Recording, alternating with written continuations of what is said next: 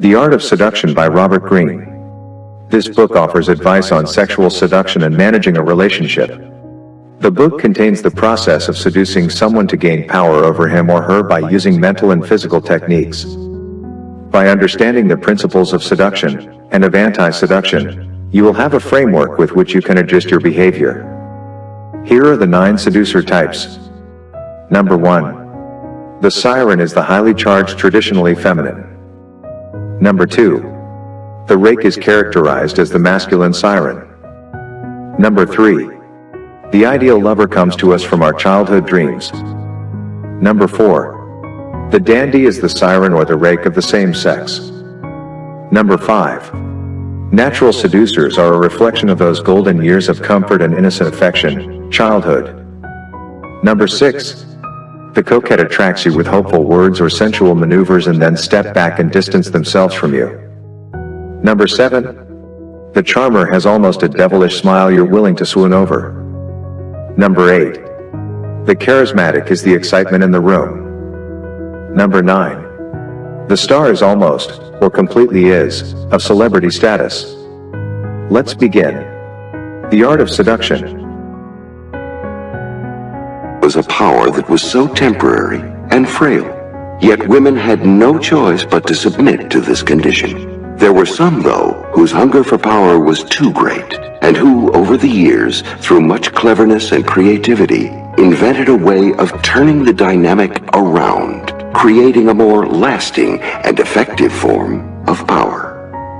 These women, among them Bathsheba from the Old Testament, Helen of Troy, the Chinese siren Xi-She, and the greatest of them all, Cleopatra, invented seduction. First, they would draw a man in with an alluring appearance, designing their makeup and adornment to fashion the image of a goddess come to life.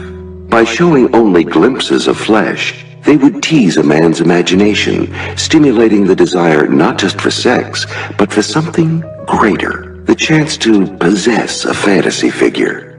Once they had their victim's interest, these women would lure them away from the masculine world of war and politics and get them to spend time in the feminine world, a world of luxury, spectacle, and pleasure. They might also lead them astray literally, taking them on a journey as Cleopatra lured Julius Caesar on a trip down the Nile. Men would grow hooked on these refined, sensual pleasures. They would fall in love. But then, invariably, the women would turn cold and indifferent, confusing their victims. Just when the men wanted more, they found their pleasures withdrawn. They would be forced into pursuit, trying anything to win back the favors they once had tasted, and growing weak and emotional in the process. Men who had physical force and all the social power, men like King David, the Trojan Paris, Julius Caesar, Mark Antony, King Fu Chai, would find themselves becoming the slave of a woman. In the face of violence and brutality, these women made seduction a sophisticated art, the ultimate form of power and persuasion. They learned to work on the mind first, stimulating fantasies, keeping a man wanting more, creating patterns of hope and despair, the essence of seduction. Their power was not physical, but psychological, not forceful, but indirect and cunning. These first great seductresses were like military generals planning the destruction of an enemy, and indeed, early accounts of seduction often compare it to battle, the feminine version of warfare. For Cleopatra, it was a means of consolidating an empire. In seduction, the woman was no longer a passive sex object. She had become an active agent, a figure of power. With a few exceptions, the Latin poet Ovid, the medieval troubadours, men did not much concern themselves with such a frivolous art as seduction. Then, in the 17th century, came a great change. Men grew interested in seduction as a way to overcome a young woman's resistance to sex. History's first great male seducers, the Duke de Lauzun, the different Spaniards who inspired the Don Juan legend, began to adopt the methods traditionally employed by women. They learned to dazzle with their appearance, often androgynous in nature, to stimulate the imagination, to play the coquette. They also added a new masculine element to the game, seductive language, for they had discovered a woman's weakness for soft words. These two forms of seduction, the feminine use of appearances and the masculine use of language, would often cross gender lines. Casanova would dazzle a woman with his clothes. Ninon de l'Enclos would charm a man with her words. At the same time that men were developing their version of seduction, others began to adapt the art for social purposes. As Europe's feudal system of government faded into the past, courtiers needed to get their way in court without the use of force. They learned the power to be gained by seducing their superiors and competitors through psychological games, soft words, a little coquetry. As culture became democratized, actors, dandies, and artists came to use the tactics of seduction as a way to charm and win over their audience and social milieu. In the 19th century, another great change occurred. Politicians like Napoleon consciously saw themselves as seducers on a grand scale.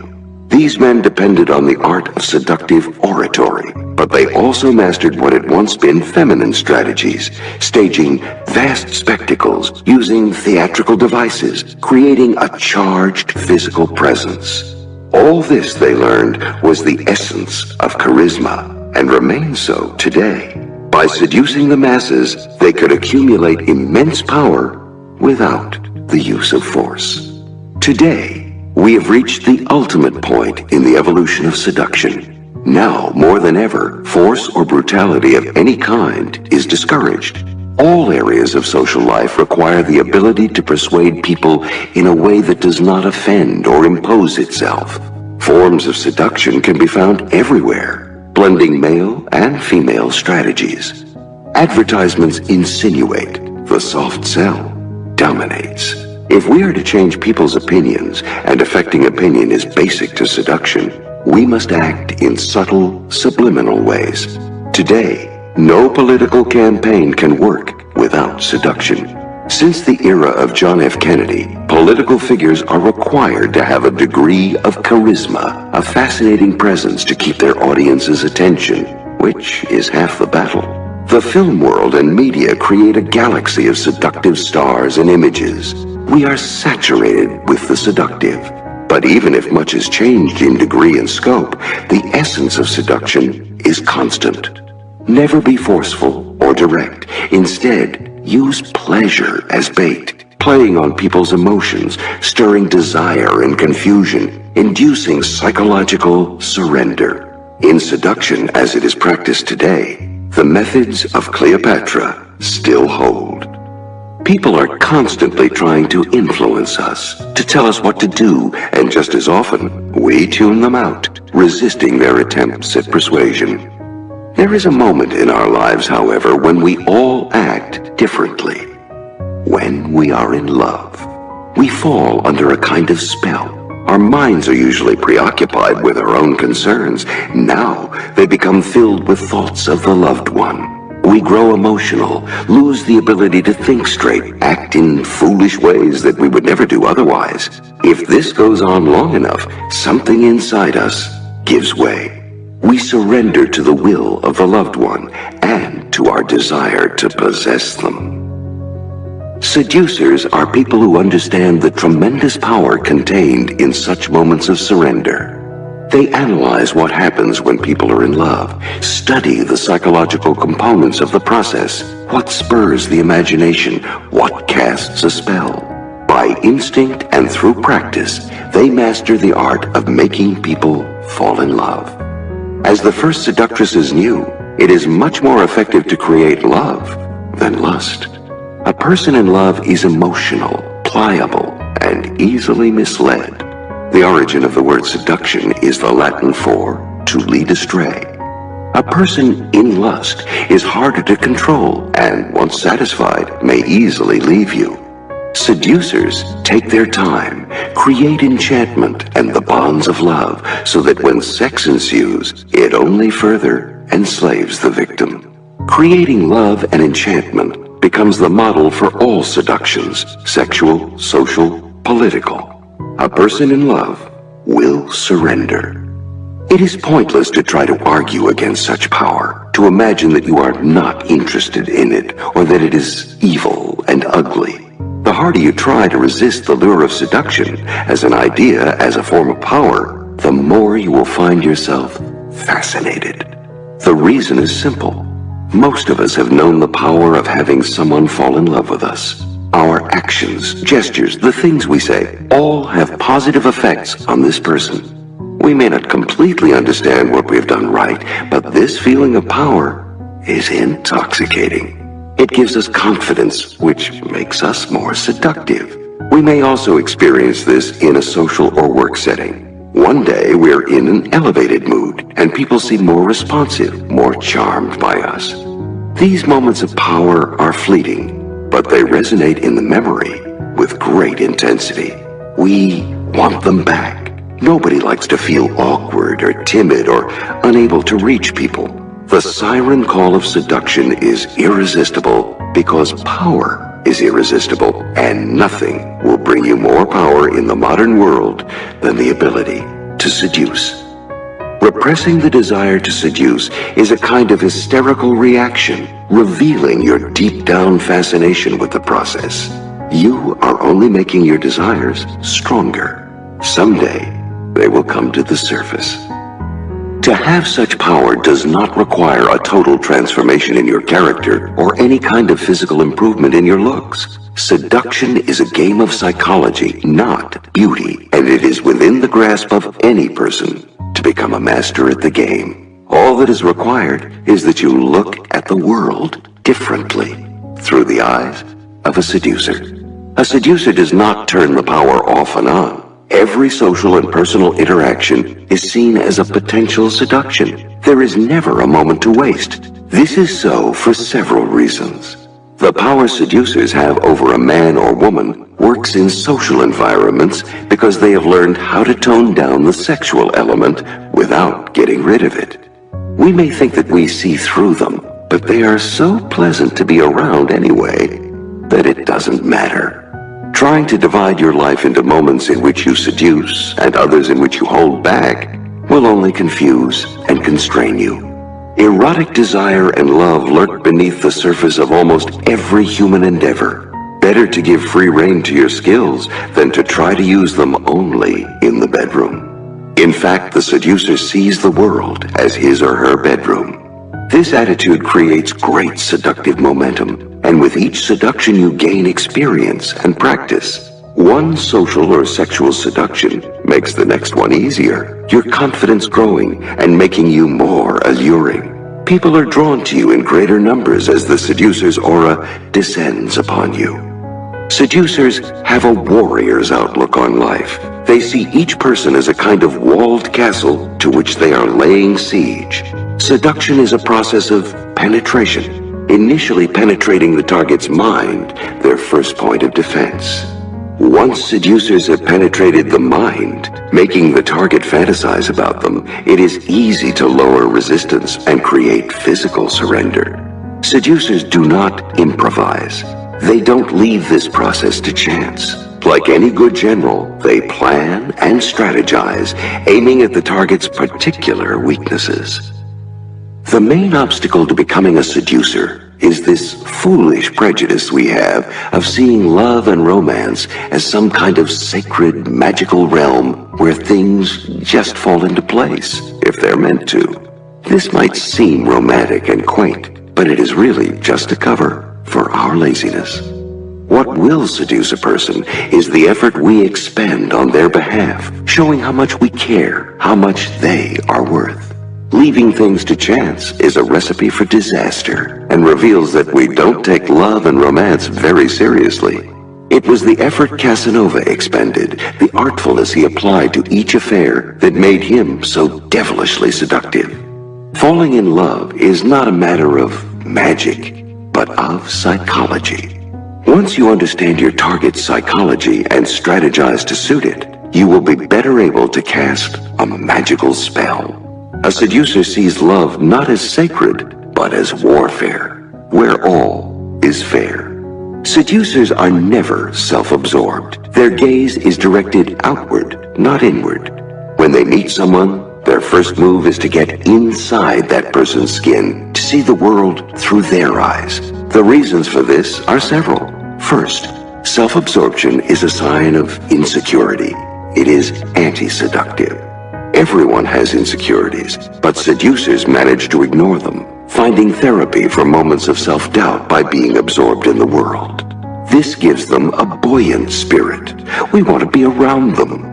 Second, getting into someone's skin, imagining what it is like to be them, helps the seducer gather valuable information, learn what makes that person tick, what will make them lose their ability to think straight and fall into a trap. Armed with such information, they can provide focused and individualized attention, a rare commodity in a world in which most people see us only from behind the screen of their own prejudices. Getting into the target's skin is the first important tactical move in the war of penetration. Seducers see themselves as providers of pleasure, like bees that gather pollen from some flowers and deliver it to others. As children, we mostly devoted our lives to play and pleasure. Adults often have feelings of being cut off from this paradise, of being weighed down by responsibilities. The seducer knows that people are waiting for pleasure. They never get enough of it from friends and lovers, and they can't get it by themselves. A person who enters their lives offering adventure and romance can't be resisted. Pleasure is a feeling of being taken past our limits, of being overwhelmed by another person, by an experience. People are dying to be overwhelmed, to let go of their usual stubbornness. Sometimes their resistance to us is a way of saying, "Please seduce me." Seducers know that the possibility of pleasure will make a person follow them, and the experience of it will make someone open up, weak to the touch. They also train themselves to be sensitive to pleasure, knowing that feeling pleasure themselves will make it that much easier for them to infect the people around them. A seducer sees all of life as a theater, everyone an actor. Most people feel they have constricted roles in life, which makes them unhappy. Seducers, on the other hand, can be anyone and can assume many roles. The archetype here is the god Zeus, insatiable seducer of young maidens, whose main weapon was the ability to assume the form of whatever person or animal would appeal most to his victim. Seducers take pleasure in performing and are not weighed down by their identity or by some need to be themselves or to be natural. This freedom of theirs, this fluidity in body and spirit, is what makes them attractive. What people lack in life is not more reality, but illusion, fantasy, play. The clothes that seducers wear, the places they take you to, their words and actions are slightly heightened, not overly theatrical, but with a delightful edge of unreality, as if the two of you were living out a piece of fiction or were characters in a film. Seduction is a kind of theater in real life, the meeting of illusion and reality. Finally, seducers are completely amoral in their approach to life. It is all a game, an arena for play. Knowing that the moralists, the crabbed, repressed types who croak about the evils of the seducer, secretly envy their power, they don't concern themselves with other people's opinions. They don't deal in moral judgments. Nothing could be less seductive. Everything is pliant, fluid, like life itself. Seduction is a form of deception, but people want to be led astray. They yearn to be seduced. If they didn't, seducers wouldn't find so many willing victims. Get rid of any moralizing tendencies. Adopt the seducer's playful philosophy, and you will find the rest of the process easy and natural.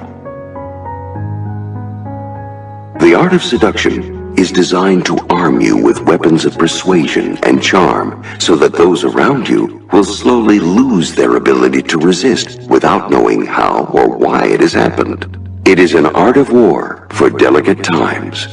Every seduction has two elements that you must analyze and understand. First, yourself and what is seductive about you.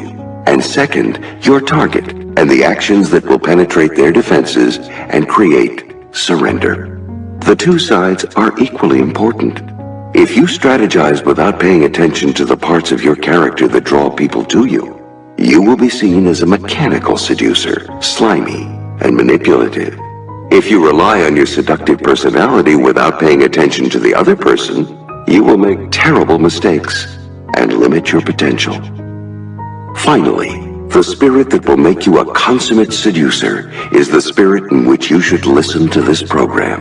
The French writer Denis Diderot once wrote, "I give my mind the liberty to follow the first wise or foolish idea that presents itself, just as in the Avenue du Foix, our dissolute youths follow close on the heels of some strumpet, then leave her to pursue another, attacking all of them and attaching themselves to none. My thoughts are my strumpets." He meant that he let himself be seduced by ideas, following whichever one caught his fancy until a better one came along, his thoughts infused with a kind of sexual excitement. Once you enter this program, do as Diderot advised. Let yourself be lured by the stories and ideas, your mind open and your thoughts fluid.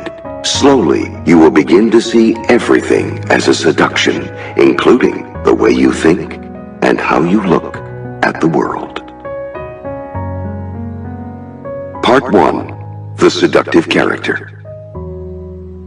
We all have the power of attraction, the ability to draw people in and hold them in our thrall. Far from all of us, though, are aware of this inner potential, and we imagine attractiveness instead as a near mystical trait that a select few are born with and the rest will never command.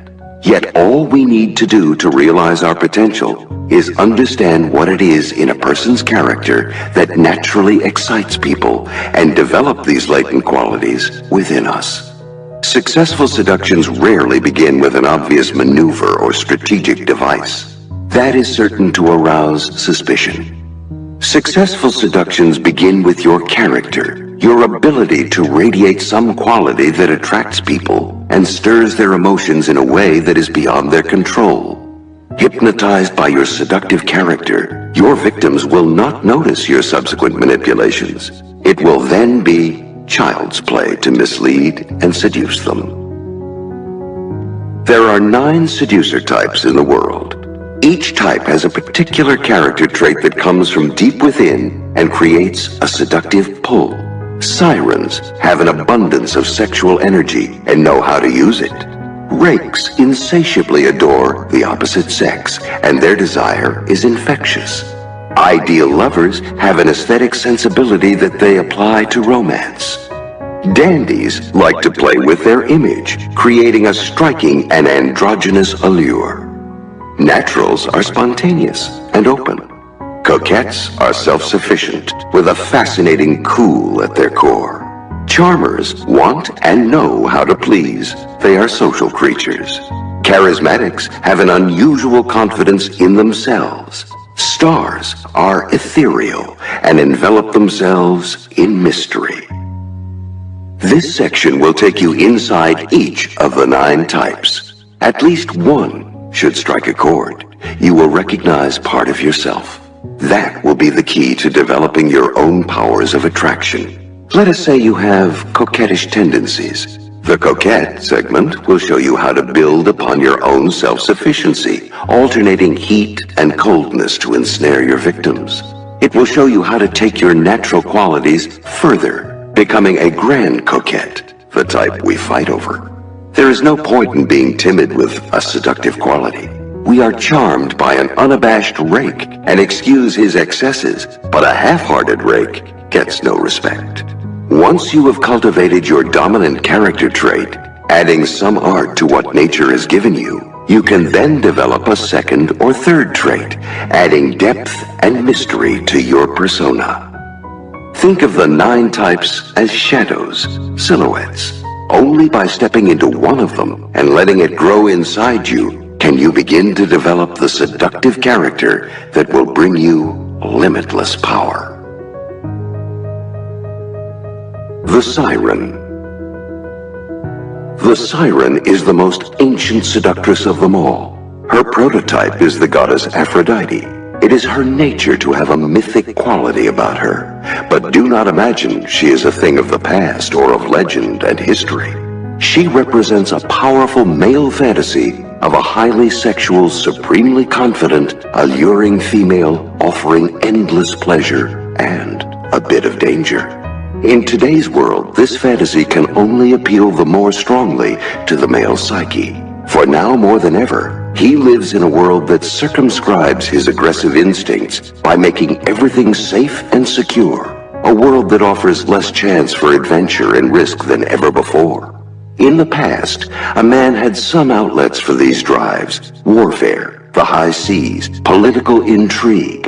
In the sexual realm, courtesans and mistresses were practically a social institution and offered him the variety and the chase that he craved. Without any outlets, his drives turn inward and gnaw at him, becoming all the more volatile for being repressed. Sometimes a powerful man will do the most irrational things, have an affair when it is least called for, just for the thrill, the danger of it all. The irrational can prove immensely seductive, and even more so for men who must always seem so reasonable. If it is seductive power you are after, the siren is the most potent of all. She operates on a man's most basic emotions, and if she plays her role properly, she can transform a normally strong and responsible male into a childish slave. The siren operates well on the rigid masculine type, the soldier or hero, just as Cleopatra overwhelmed Mark Antony and Marilyn Monroe Joe DiMaggio. But never imagine that these are the only types the siren can affect. Julius Caesar was a writer and thinker who had transferred his intellectual abilities onto the battlefield and into the political arena. The playwright Arthur Miller fell as deeply under Monroe's spell as DiMaggio. The intellectual is often the one most susceptible to the siren call of pure physical pleasure because his life so lacks it. The siren does not have to worry about finding the right victim. Her magic works on one and all. First and foremost, a siren must distinguish herself from other women. She is by nature a rare thing, mythic, only one to a group. She is also a valuable prize to be wrested away from other men. Physicality offers the best opportunities here, since a siren is preeminently a sight to behold.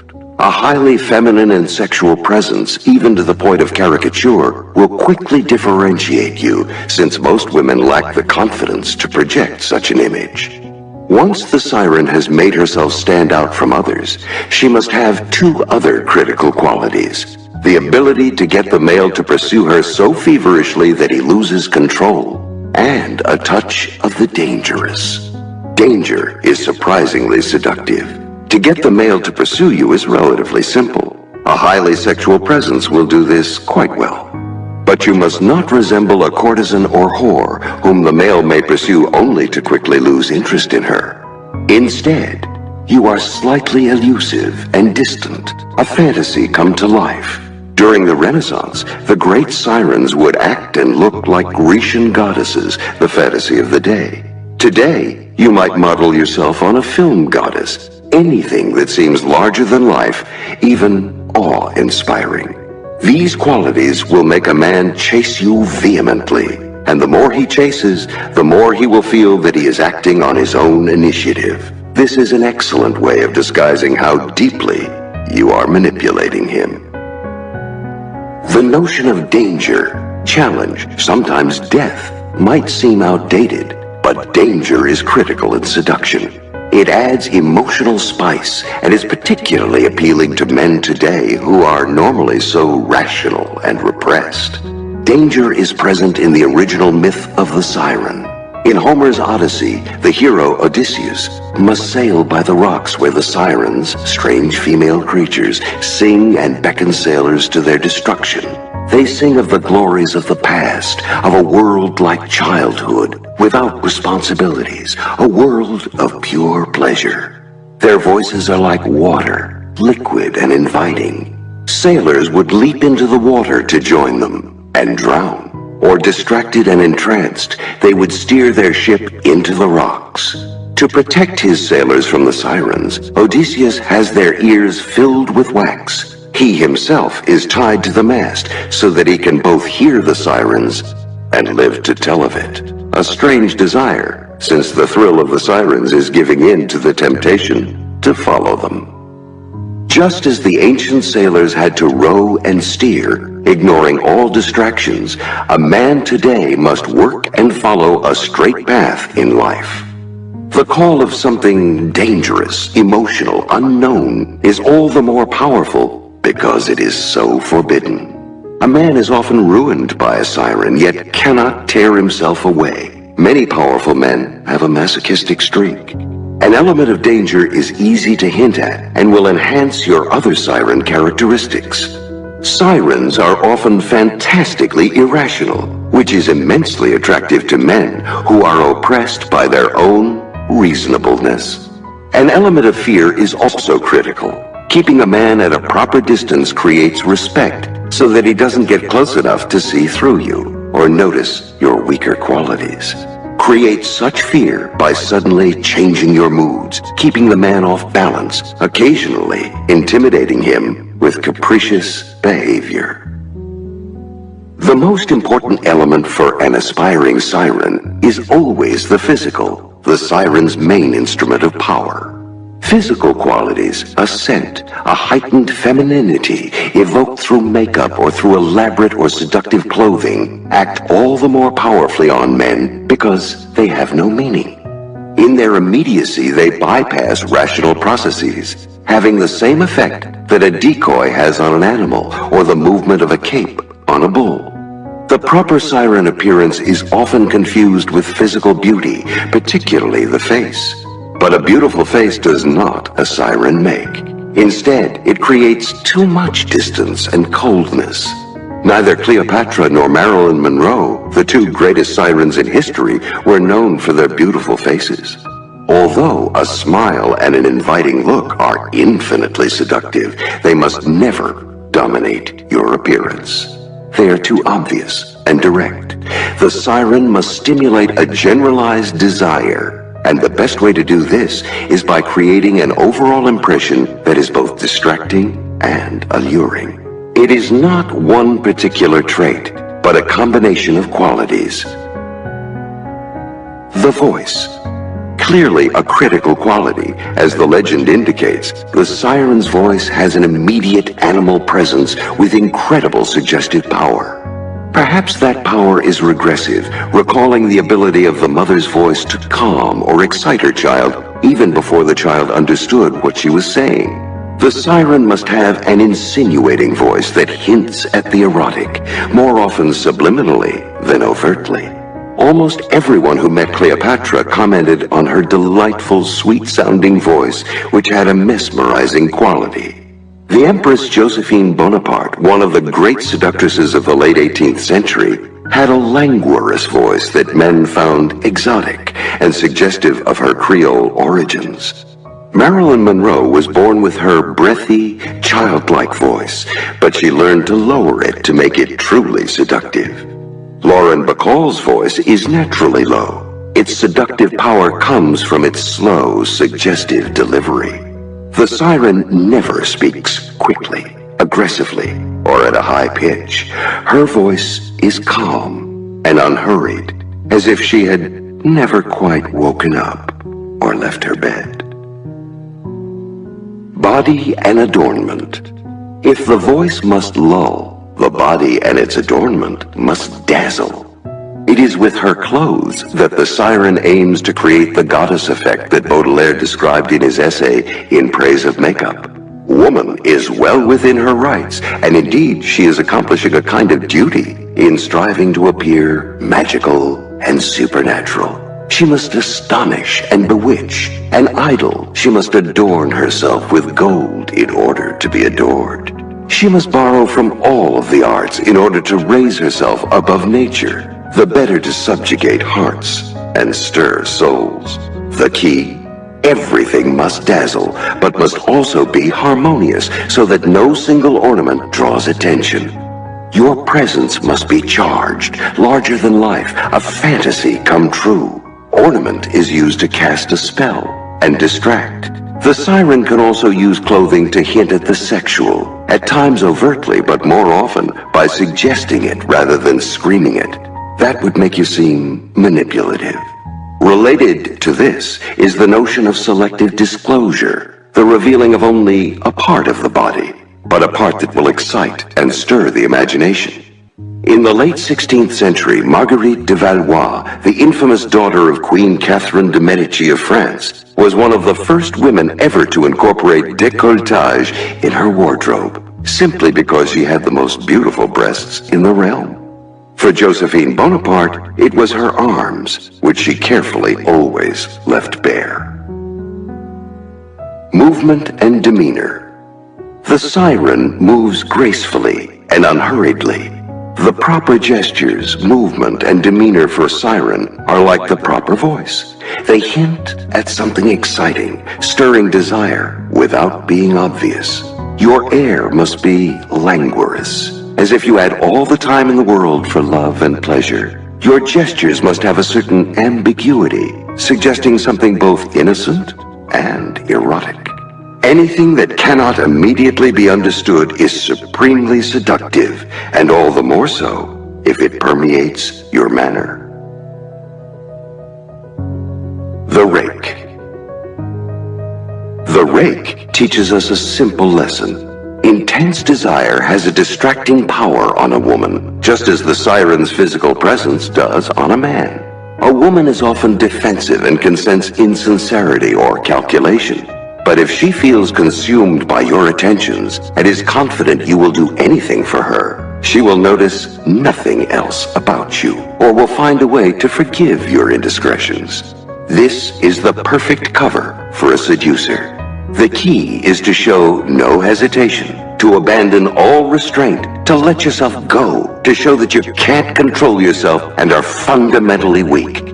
Don't worry about inspiring mistrust. As long as you are the slave to her charms, she will not think of the aftermath. At first, it may seem strange that a man who is clearly dishonest, disloyal, and has no interest in marriage would have any appeal to a woman. But throughout all of history and in all cultures, this type has had a fatal effect. What the rake offers is what society normally does not allow women: an affair of pure pleasure, an exciting brush with danger. A woman is often deeply oppressed by the role she is expected to play. She is supposed to be the tender, civilizing force in society and to want commitment and lifelong loyalty. But often her marriages and relationships give her not romance and devotion, but routine and an endlessly distracted mate. It remains an abiding female fantasy to meet a man who gives totally of himself, who lives for her, even if only for a while. This dark, repressed side of female desire found expression in the legend of Don Juan. At first, the legend was a male fantasy, the adventurous knight who could have any woman he wanted. But in the 17th and 18th centuries, Don Juan slowly evolved from the masculine adventurer to a more feminized version, a man who lived only for women. This evolution came from women's interest in the story and was a result of their frustrated desires. Marriage for them was a form of indentured servitude, but Don Juan offered pleasure for its own sake, desire with no strings attached. For the time he crossed your path, you were all that he thought about. His desire for you was so powerful that he gave you no time to think or to worry about the consequences. He would come in the night, give you an unforgettable moment, and then vanish. He might have conquered 1,000 women before you, but that only made him more interesting. Better to be abandoned than undesired by such a man. The great seducers do not offer the mild pleasures that society condones. They touch a person's unconscious, those repressed desires that cry out for liberation. Don't imagine that women are the tender creatures that some people would like them to be. Like men, they are deeply attracted to the forbidden, the dangerous, even the slightly evil. Don Juan ends by going to hell, and the word rake comes from rake hell, a man who rakes the coals of hell. The devilish component, clearly, is an important part of the fantasy.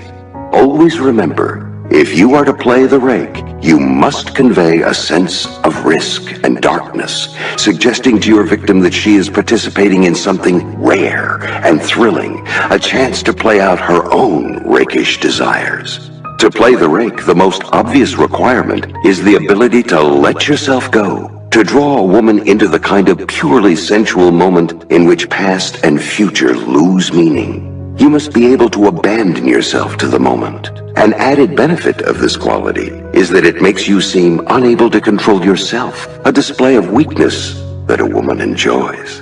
By abandoning yourself to the seduced, you make them feel that you exist for them alone, a feeling reflecting a truth, though a temporary one. Of the hundreds of women that Pablo Picasso, consummate rake, seduced over the years, most of them had the feeling that they were the only one he truly loved. The rake never worries about a woman's resistance to him, or for that matter, about any other obstacle in his path, a husband, a physical barrier. Resistance is only the spur to his desire, inflaming him all the more. When Picasso was seducing Françoise Gillot, in fact, he begged her to resist. He needed resistance to add to the thrill. In any case, an obstacle in your way gives you the opportunity to prove yourself and the creativity you bring to matters of love. If no resistances or obstacles face you, you must create them. No seduction can proceed without them. The rake is an extreme personality. Impudent, sarcastic, and bitingly witty, he cares nothing for what anyone thinks. Paradoxically, this only makes him more seductive. In the court-like atmosphere of studio-era Hollywood, when most of the actors behaved like dutiful sheep, the great rake Errol Flynn stood out in his insolence. He defied the studio chiefs, engaged in the most extreme pranks, reveled in his reputation as Hollywood's supreme seducer, all of which enhanced his popularity. The rake needs a backdrop of convention, a stultified court, a humdrum marriage, a conservative culture to shine, to be appreciated for the breath of fresh air he provides. Never worry about going too far. The rake's essence is that he goes further than anyone else. Related to the rake's extremism is the sense of danger, taboo, perhaps even the hint of cruelty about him.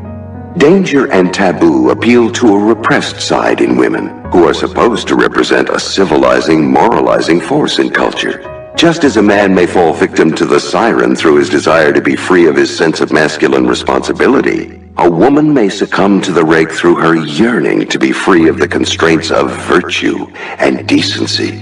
Indeed, it is often the most virtuous woman who falls most deeply in love with the rake.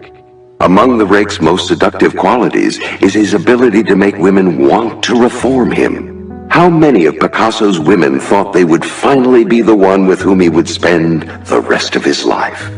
You must exploit this tendency to the fullest. When caught red-handed in rakishness, fall back on your weakness, your desire to change, and your inability to do so.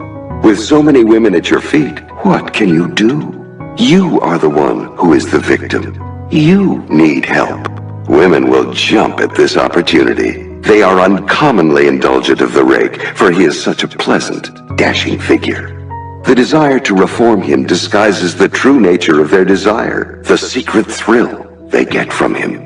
When President Bill Clinton was clearly caught as a rake, it was women who rushed to his defense, finding every possible excuse for him. The fact that the rake is so devoted to women in his own strange way makes him lovable and seductive to them. Finally, a rake's greatest asset is his reputation. Never downplay your bad name or seem to apologize for it. Instead, embrace it, enhance it. It is what draws women to you. There are several things you must be known for: your irresistible attractiveness to women, your uncontrollable devotion to pleasure. This will make you seem weak, but also exciting to be around. Your disdain for convention, a rebellious streak that makes you seem dangerous. This last element can be slightly hidden. On the surface, be polite and civil, while letting it be known that behind the scenes, you are incorrigible. A woman may feel ambivalent about President Clinton's reputation, but beneath that ambivalence is an underlying interest. Do not leave your reputation to chance or gossip. It is your life's artwork, and you must craft it, hone it, and display it with the care of an artist. The ideal lover. The ideal lover is rare in the modern world, for the role takes effort. You will have to focus intensely on the other person, fathom what she is missing, what he is disappointed by. People will often reveal this in subtle ways, through gesture, tone of voice, a look in the eye. By seeming to be what they lack, you will fit their ideal. Each of us carries inside of us an ideal, either of what we would like to become, or of what we want another person to be for us. This ideal goes back to our earliest years, to what we once felt was missing in our lives, what others did not give us, what we could not give to ourselves. Maybe we were smothered in comfort, and we long for danger and rebellion. If we want danger but it frightens us, perhaps we look for someone who seems at home with it. Or perhaps our ideal is more elevated. We want to be more creative, nobler, and kinder than we ever managed to be. Our ideal is something we feel is missing inside us. Our ideal may be buried in disappointment, but it lurks underneath, waiting to be sparked. If another person seems to have that ideal quality, or to have the ability to bring it out in us, we fall in love.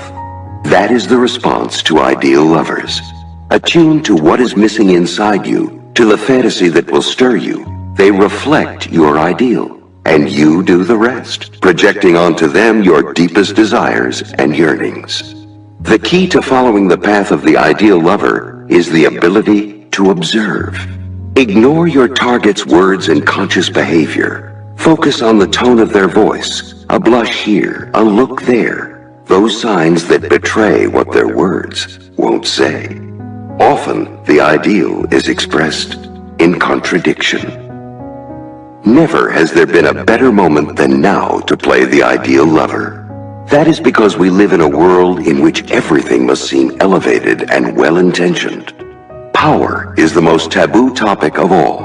Although it is the reality we deal with every day in our struggles with people, there is nothing noble, self-sacrificing, or spiritual about it.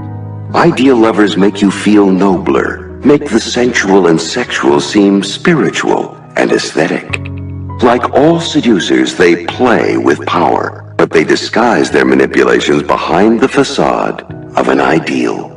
Few people see through them, and their seductions last longer. Some ideals resemble Jungian archetypes. They go back a long way in our culture, and their hold is almost unconscious. One such dream is that of the chivalrous knight. In the courtly love tradition of the Middle Ages, a troubadour knight would find a lady, almost always a married one, and would serve as her vassal. He would go through terrible trials on her behalf, undertake dangerous pilgrimages in her name, suffer awful tortures to prove his love. This could include bodily mutilation, such as tearing off of fingernails, the cutting of an ear, etc. He would also write poems and sing beautiful songs to her, for no troubadour could succeed without some kind of aesthetic or spiritual quality to impress his lady. The key to the archetype is a sense of absolute devotion. A man who will not let matters of warfare, glory, or money intrude into the fantasy of courtship has limitless power.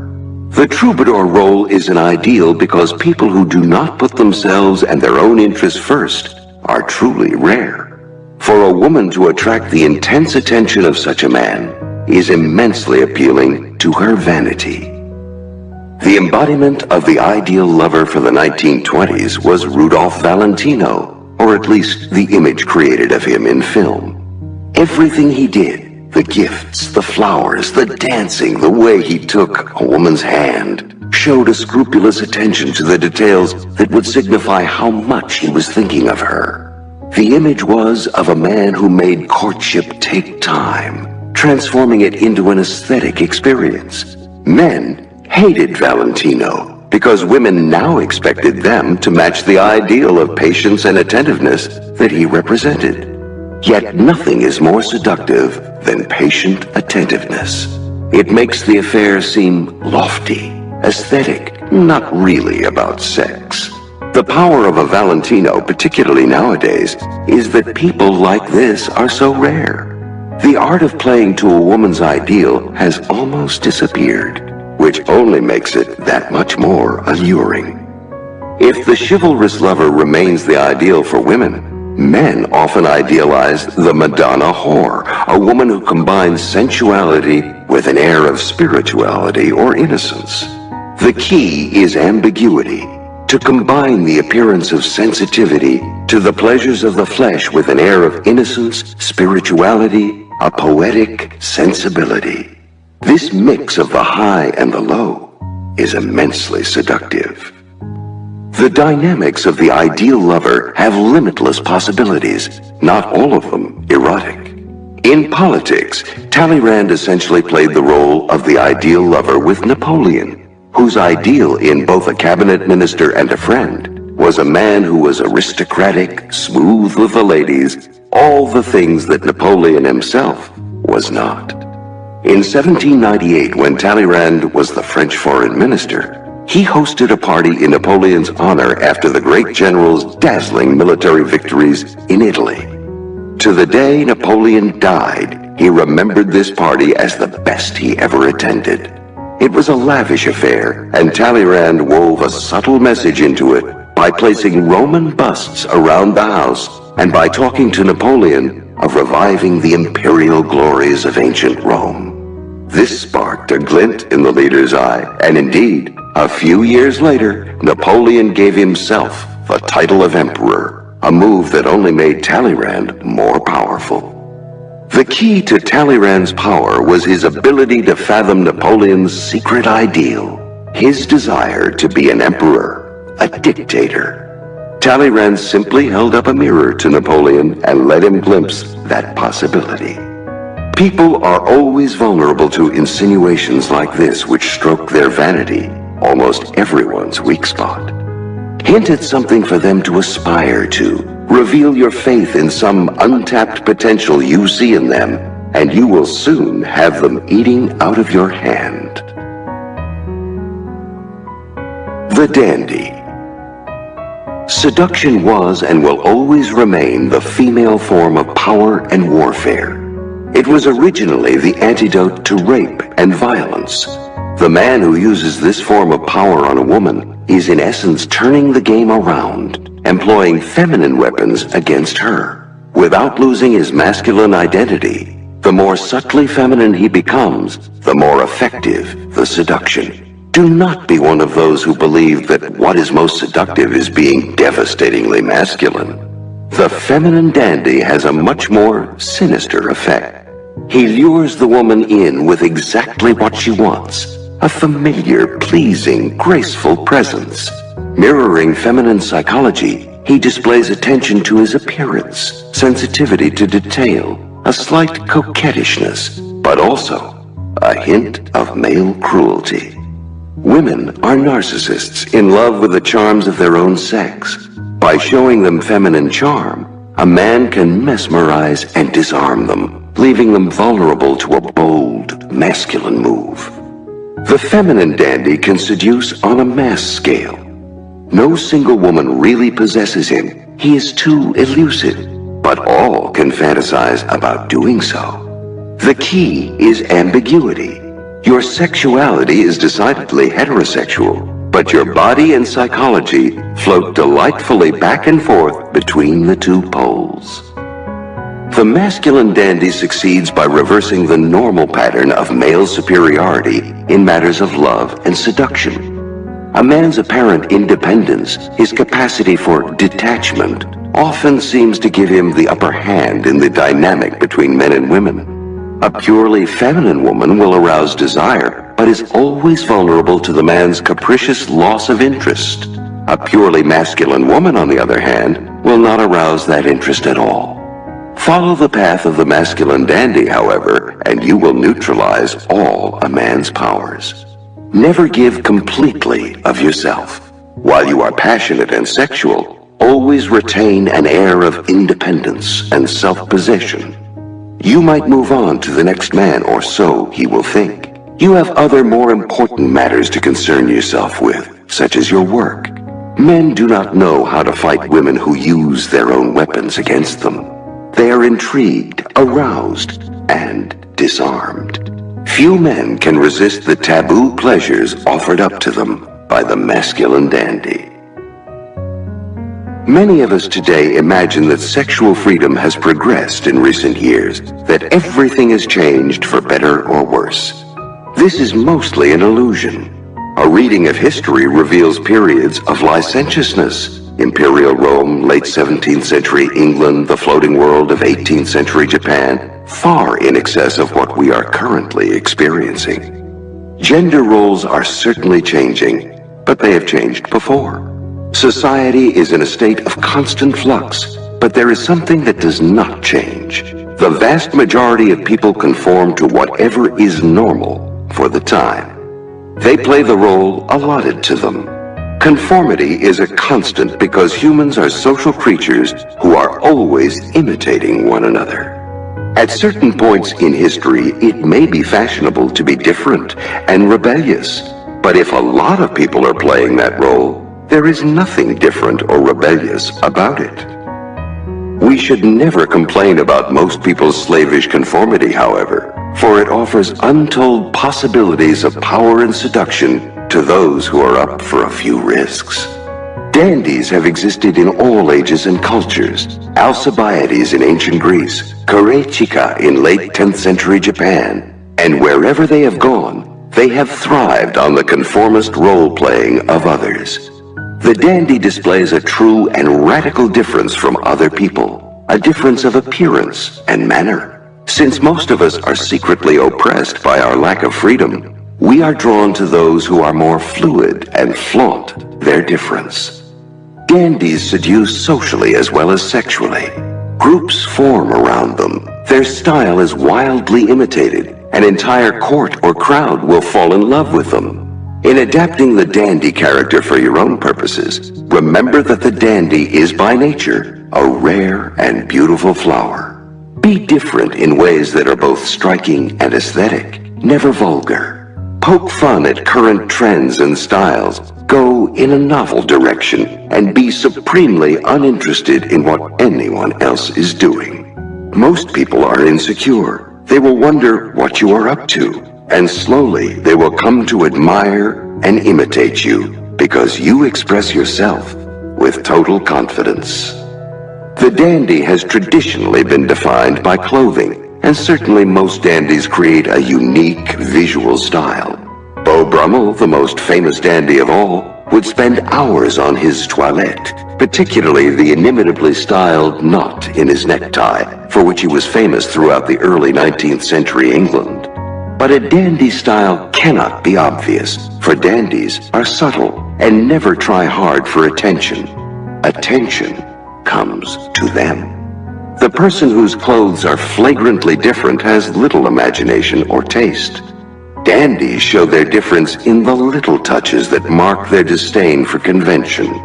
Théophile Gautier's red vest, Oscar Wilde's green velvet suit, Andy Warhol's silver wigs. The great English Prime Minister Benjamin Disraeli had two magnificent canes, one for morning, one for evening. At noon, he would change canes no matter where he was.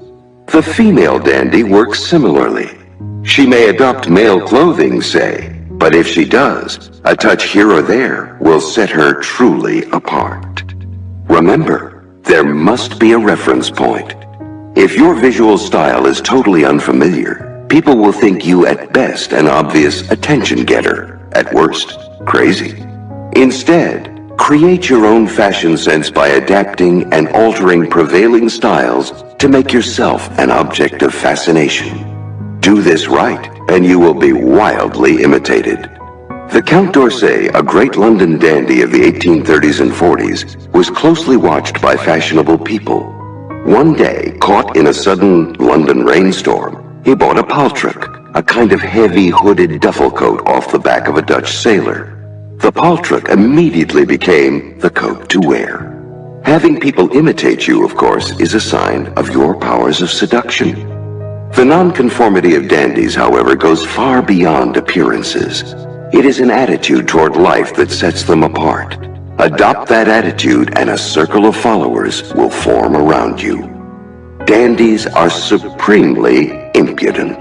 They don't give a damn about other people and never try to please. In the court of Louis XIV, the writer La Bruyere noticed that courtiers who tried hard to please were invariably on the way down. Nothing was more anti-seductive. As Barbé d'Aurevilly wrote, dandies please women by displeasing them. The insolence of the rake is tied up with his desire to conquer a woman. He cares for nothing else. The insolence of the dandy, on the other hand, is aimed at society and its conventions. It is not a woman he cares to conquer, but a whole group, an entire social world. And since people are generally oppressed by the obligation of always being polite and self-sacrificing, they are delighted to spend time around a person who disdains such niceties. Dandies are masters of the art of living. They live for pleasure, not for work. They surround themselves with beautiful objects and eat and drink with the same relish they show for their clothes. This was how the great Roman writer Petronius, author of the Satyricon, was able to seduce the Emperor Nero. Unlike the dull Seneca, the great Stoic thinker and Nero's tutor, Petronius knew how to make every detail of life a grand aesthetic adventure, from a feast to a simple conversation. This is not an attitude you should impose on those around you. You can't make yourself a nuisance, but if you simply seem socially confident and sure of your taste, people will be drawn to you. The key is to make everything an aesthetic choice. Your ability to alleviate boredom by making life an art will make your company highly prized. The opposite sex is a strange country we can never know, and this excites us, creates the proper sexual tension, but it is also a source of annoyance and frustration. Men do not understand how women think, and vice versa. Each tries to make the other act more like a member of their own sex. Dandies may never try to please, but in this one area, they have a pleasing effect. By adopting psychological traits of the opposite sex, they appeal to our inherent narcissism.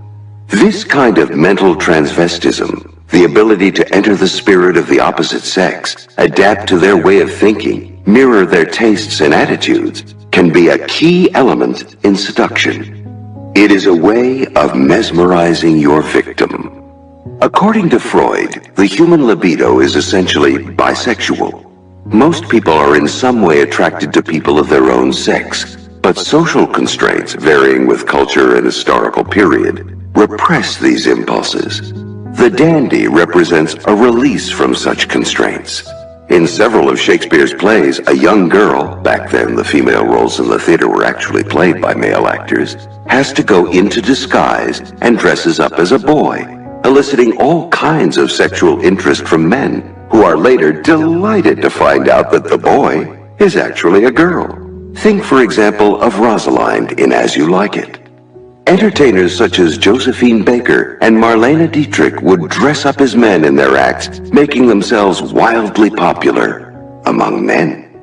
Meanwhile, the slightly feminized male, the pretty boy, has always been seductive to women. Valentino embodied this quality. Elvis Presley had feminine features, the face, the hips, wore frilly pink shirts and eye makeup, and attracted the attention of women early on. The filmmaker Kenneth Anger said of Mick Jagger that it was a bisexual charm which constituted an important part of the attraction he had over young girls, and which acted upon their unconscious. In Western culture, for centuries in fact, feminine beauty has been far more fetishized than male beauty. So it is understandable that a feminine-looking face like that of Montgomery Clift would have more seductive power than that of John Wayne. The dandy figure has a place in politics as well. John F. Kennedy was a strange mix of the masculine and feminine, virile in his toughness with the Russians and in his White House lawn football games, yet feminine in his graceful and dapper appearance. This ambiguity was a large part of his appeal. Do not be misled by the surface disapproval your dandy pose may elicit. Society may publicize its distrust of androgyny. In Christian theology, Satan is often represented as androgynous, but this conceals its fascination.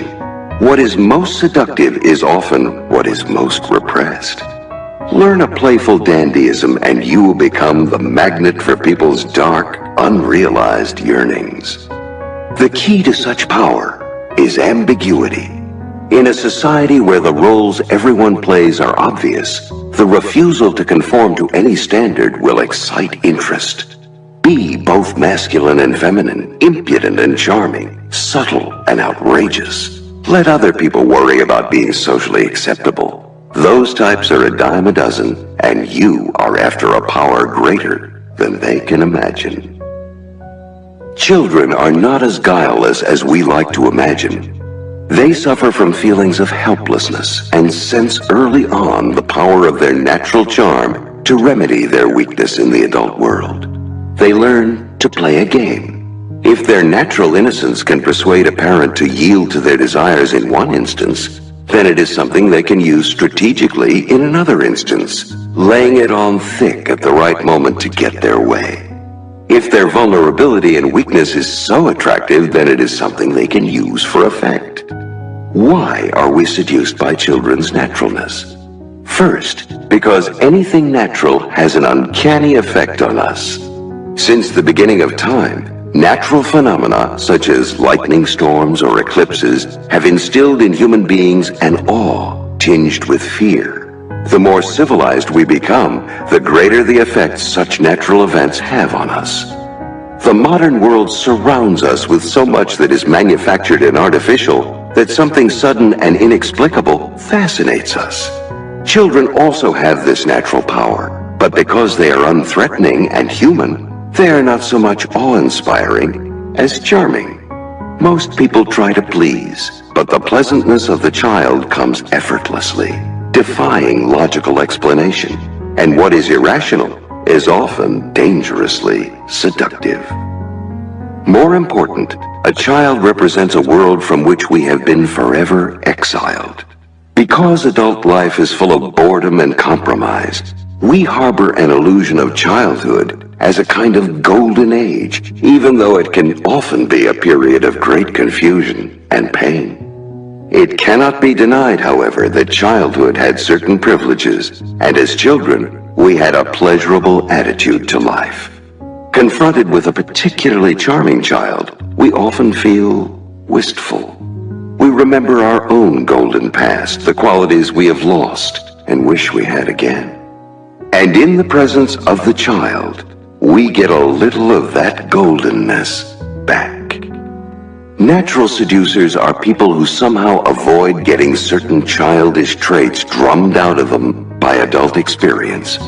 Such people can be as powerfully seductive as any child because it seems uncanny and marvelous that they have preserved such qualities. They are not literally like children, of course. That would make them obnoxious or pitiful. Rather, it is the spirit that they have retained. Do not imagine that this childishness is something beyond their control. Natural seducers learn early on the value of retaining a particular quality and the seductive power it contains. They adapt and build upon those childlike traits that they manage to preserve exactly as the child learns to play with its natural charm. This is the key. It is within your power to do the same, since there is lurking within all of us a devilish child straining to be let loose. To do this successfully, you have to be able to let go to a degree, since there is nothing less natural than seeming hesitant. Remember the spirit you once had. Let it return without self-consciousness. People are much more forgiving of those who go all the way, who seem uncontrollably foolish, than the half-hearted adult with a childish streak. Remember who you were before you became so polite and self-effacing. To assume the role of the natural, mentally position yourself in any relationship as the child, the younger one. The following are the main types of the adult natural. Keep in mind that the greatest natural seducers are often a blend of more than one of these qualities. The innocent. The primary qualities of innocence are weakness and misunderstanding of the world. Innocence is weak because it is doomed to vanish in a harsh, cruel world. The child cannot protect or hold on to its innocence. The misunderstandings come from the child's not knowing about good and evil and seeing everything through uncorrupted eyes. The weakness of children elicits sympathy. Their misunderstandings make us laugh, and nothing is more seductive than a mixture of laughter and sympathy. The adult natural is not truly innocent. It is impossible to grow up in this world and retain total innocence. Yet naturals yearn so deeply to hold on to their innocent outlook that they manage to preserve the illusion of innocence. They exaggerate their weakness to elicit the proper sympathy. They act like they still see the world through innocent eyes, which, in an adult, proves doubly humorous. Much of this is conscious, but to be effective, adult naturals must make it seem subtle and effortless. If they are seen as trying to act innocent, it will come across as pathetic. It is better for them to communicate weakness indirectly, through looks and glances, or through the situations they get themselves into, rather than anything obvious. Since this type of innocence is mostly an act, it is easily adaptable for your own purposes. Learn to play up any natural weaknesses or flaws. The imp. Impish children have a fearlessness that we adults have lost. That is because they do not see the possible consequences of their actions, how some people might be offended, or how they might physically hurt themselves in the process. Imps are brazen, blissfully uncaring. They infect you with their light-hearted spirit. Such children have not yet had their natural energy and spirit scolded out of them by the need to be polite and civil. Secretly, we envy them. We want to be naughty too. Adult imps are seductive because of how different they are from the rest of us. Breaths of fresh air in a cautious world, they go full throttle as if their impishness were uncontrollable and thus natural. If you play the part, don't worry about offending people now and then. You are too lovable and inevitably they will forgive you. Just don't apologize or look contrite, for that would break the spell. Whatever you say or do, keep a glint in your eye to show that you do not take anything seriously. The wonder. A wonder child has a special, inexplicable talent. A gift for music, for mathematics, for chess, for sport. At work in the field in which they have such prodigal skill, these children seem possessed and their actions effortless. If they are artists or musicians, Mozart types, their work seems to spring from some inborn impulse, requiring remarkably little thought. If it is a physical talent that they have, they are blessed with unusual energy, dexterity, and spontaneity. In both cases, they seem talented beyond their years. This fascinates us. Adult wonders are often former wonder children who have managed remarkably to retain their youthful impulsiveness and improvisational skills.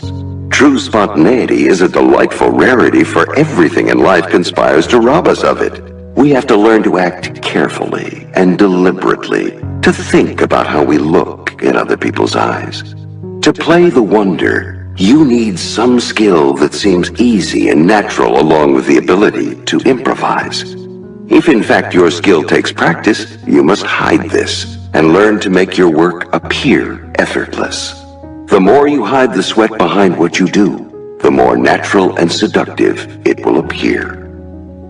The undefensive lover. As people get older, they protect themselves against painful experiences by closing themselves off. The price for this is that they grow rigid, physically and mentally. But children are by nature unprotected. and open to experience, and this receptiveness is extremely attractive. In the presence of children, we become less rigid, infected with their openness. That is why we want to be around them. Undefensive lovers have somehow circumvented the self-protective process, retaining the playful, receptive spirit of the child. They often manifest this spirit physically. They are graceful and seem to age less rapidly than other people. Of all the natural's character qualities, this one is the most useful. Defensiveness is deadly in seduction. Act defensive, and you'll bring out defensiveness in other people. The undefensive lover, on the other hand, lowers the inhibitions of his or her target, a critical part of seduction. It is important to learn to not react defensively. Bend instead of resist. Be open to influence from others, and they will more easily fall under your spell. The coquette. According to the popular concept, coquettes are consummate teasers, experts at arousing desire through a provocative appearance or an alluring attitude. But the real essence of coquettes is in fact their ability to trap people emotionally and to keep their victims in their clutches long after that first titillation of desire. This is the skill that puts them in the ranks of the most effective seducers. Their success may seem somewhat odd, since they are essentially cold and distant creatures. Should you ever get to know one well, you will sense his or her inner core of detachment and self-love. It may seem logical that once you become aware of this quality, you will see through the coquette's manipulations and lose interest. But more often, we see the opposite.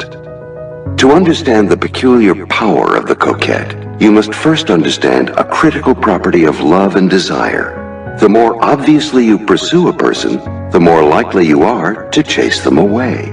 Too much attention can be interesting for a while, but it soon grows cloying and finally becomes claustrophobic and frightening. It signals weakness and neediness, an unseductive combination. How often we make this mistake, thinking our persistent presence will reassure. But coquettes have an inherent understanding of this particular dynamic. Masters of selective withdrawal, they hint at coldness, absenting themselves at times to keep their victim off balance, surprised, intrigued.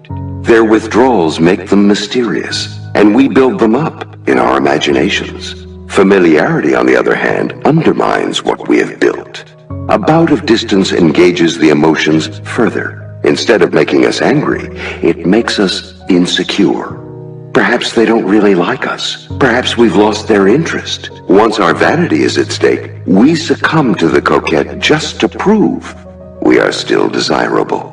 Remember, the essence of the coquette lies not in the tease and temptation, but in the subsequent step back, the emotional withdrawal. That is the key to enslaving desire.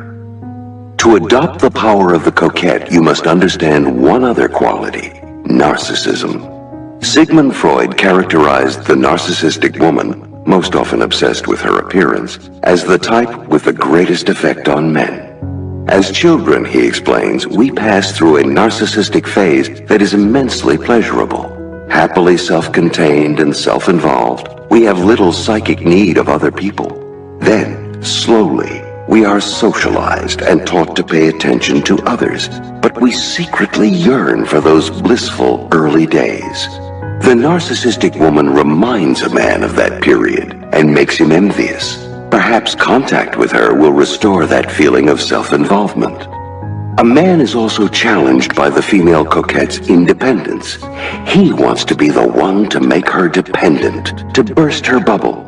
It is far more likely, though, that he will end up becoming her slave, giving her incessant attention to gain her love, and failing. For the narcissistic woman is not emotionally needy. She is self-sufficient. And this is surprisingly seductive. Self-esteem is critical in seduction. Your attitude toward yourself is read by the other person in subtle and unconscious ways. Low self-esteem repels, confidence and self-sufficiency attract. The less you seem to need other people, the more likely others will be drawn to you. Understand the importance of this in all relationships, and you will find your neediness easier to suppress. But do not confuse self-absorption with seductive narcissism. Talking endlessly about yourself is eminently anti-seductive, revealing not self-sufficiency, but insecurity. The coquette is traditionally thought of as female, and certainly the strategy was for centuries one of the few weapons women had to engage and enslave a man's desire. One ploy of the coquette is the withdrawal of sexual favors, and we see women using this trick throughout history. The great 17th century French courtesan Ninon de L'Enclos was desired by all the preeminent men of France, but only attained real power when she made it clear that she would no longer sleep with a man as part of her duty. This drove her admirers to despair, which she knew how to make worse by favoring a man temporarily, granting him access to her body for a few months, then returning him to the pack of the unsatisfied. Queen Elizabeth I of England took coquettishness to the extreme, deliberately arousing the desire of her courtiers, but sleeping with none of them. Long a tool of social power for women, coquettishness was slowly adapted by men, particularly the great seducers of the 17th and 18th centuries who envied the power of such women. Today, coquetry is genderless. In a world that discourages direct confrontation, teasing, coldness, and selective aloofness are a form of indirect power that brilliantly disguises its own aggression. The coquette must first and foremost be able to excite the target of his or her attention. The attraction can be sexual, the lure of celebrity, whatever it takes. At the same time, the coquette sends contrary signals that stimulate contrary responses, plunging the victim into confusion. Remember, obvious flirting will reveal your intentions too clearly. Better to be ambiguous and even contradictory, frustrating at the same time that you stimulate. Coquetry depends on developing a pattern to keep the other person off balance. The strategy is extremely effective. Experiencing a pleasure once, we yearn to repeat it. So the coquette gives us pleasure, then withdraws it. The alternation of heat and cold is the most common pattern and has several variations. The 8th century Chinese coquette Yang Guifei totally enslaved the Emperor Ming Huang through a pattern of kindness and bitterness. Having charmed him with kindness, she would suddenly get angry, blaming him harshly for the slightest mistake. Unable to live without the pleasure she gave him, the emperor would turn the court upside down to please her when she was angry or upset. Her tears had a similar effect. What had he done? Why was she so sad? He eventually ruined himself and his kingdom by trying to keep her happy. Tears, anger, and the production of guilt are all the tools of the coquette. A similar dynamic appears in a lover's quarrel. When a couple fights, then reconciles, the joys of reconciliation only make the attachment stronger. Sadness of any sort is also seductive, particularly if it seems deep-rooted, even spiritual, rather than needy or pathetic. It makes people come to you. Coquettes are never jealous. That would undermine their image of fundamental self-sufficiency. But they are masters at inciting jealousy. By paying attention to a third party, creating a triangle of desire, they signal to their victims that they may not be that interested.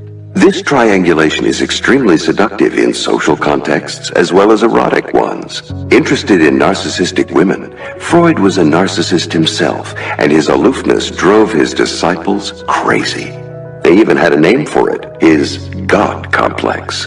Behaving like a kind of messiah, too lofty for petty emotions, Freud always maintained a distance between himself and his students, hardly ever inviting them over for dinner, say, and keeping his private life shrouded in mystery.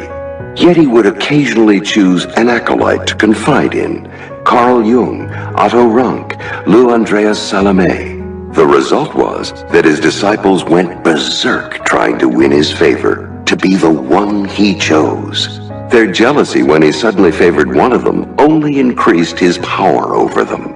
People's natural insecurities are heightened in group settings. By maintaining aloofness, coquettes start a competition to win their favor. If the ability to use third parties to make targets jealous is a critical seductive skill, Sigmund Freud was a grand coquette. All of the tactics of the coquette have been adapted by political leaders to make the public fall in love. While exciting the masses, these leaders remain inwardly detached, which keeps them in control. Napoleon played the coquette with the French. After the grand successes of the Italian campaign had made him a beloved hero, he left France to conquer Egypt, knowing that in his absence, the government would fall apart, the people would hunger for his return, and their love would serve as the base for an expansion of his power. After exciting the masses with a rousing speech, Mao Zedong would disappear from sight for days on end, making himself an object of cultish worship. And no one was more of a coquette than Yugoslav leader Joseph Tito, who alternated between distance from and emotional identification with his people. All of these political leaders were confirmed narcissists. In times of trouble, when people feel insecure, the effect of such political coquetry is even more powerful. It is important to realize that coquetry is extremely effective on a group, stimulating jealousy, love, and intense devotion. If you play such a role with a group, remember to keep an emotional and physical distance. This will allow you to cry and laugh on command, project self-sufficiency, and with such detachment, you will be able to play people's emotions like a piano. The Charmer. Sexuality is extremely disruptive. The insecurities and emotions it stirs up can often cut short a relationship that would otherwise be deeper and longer lasting.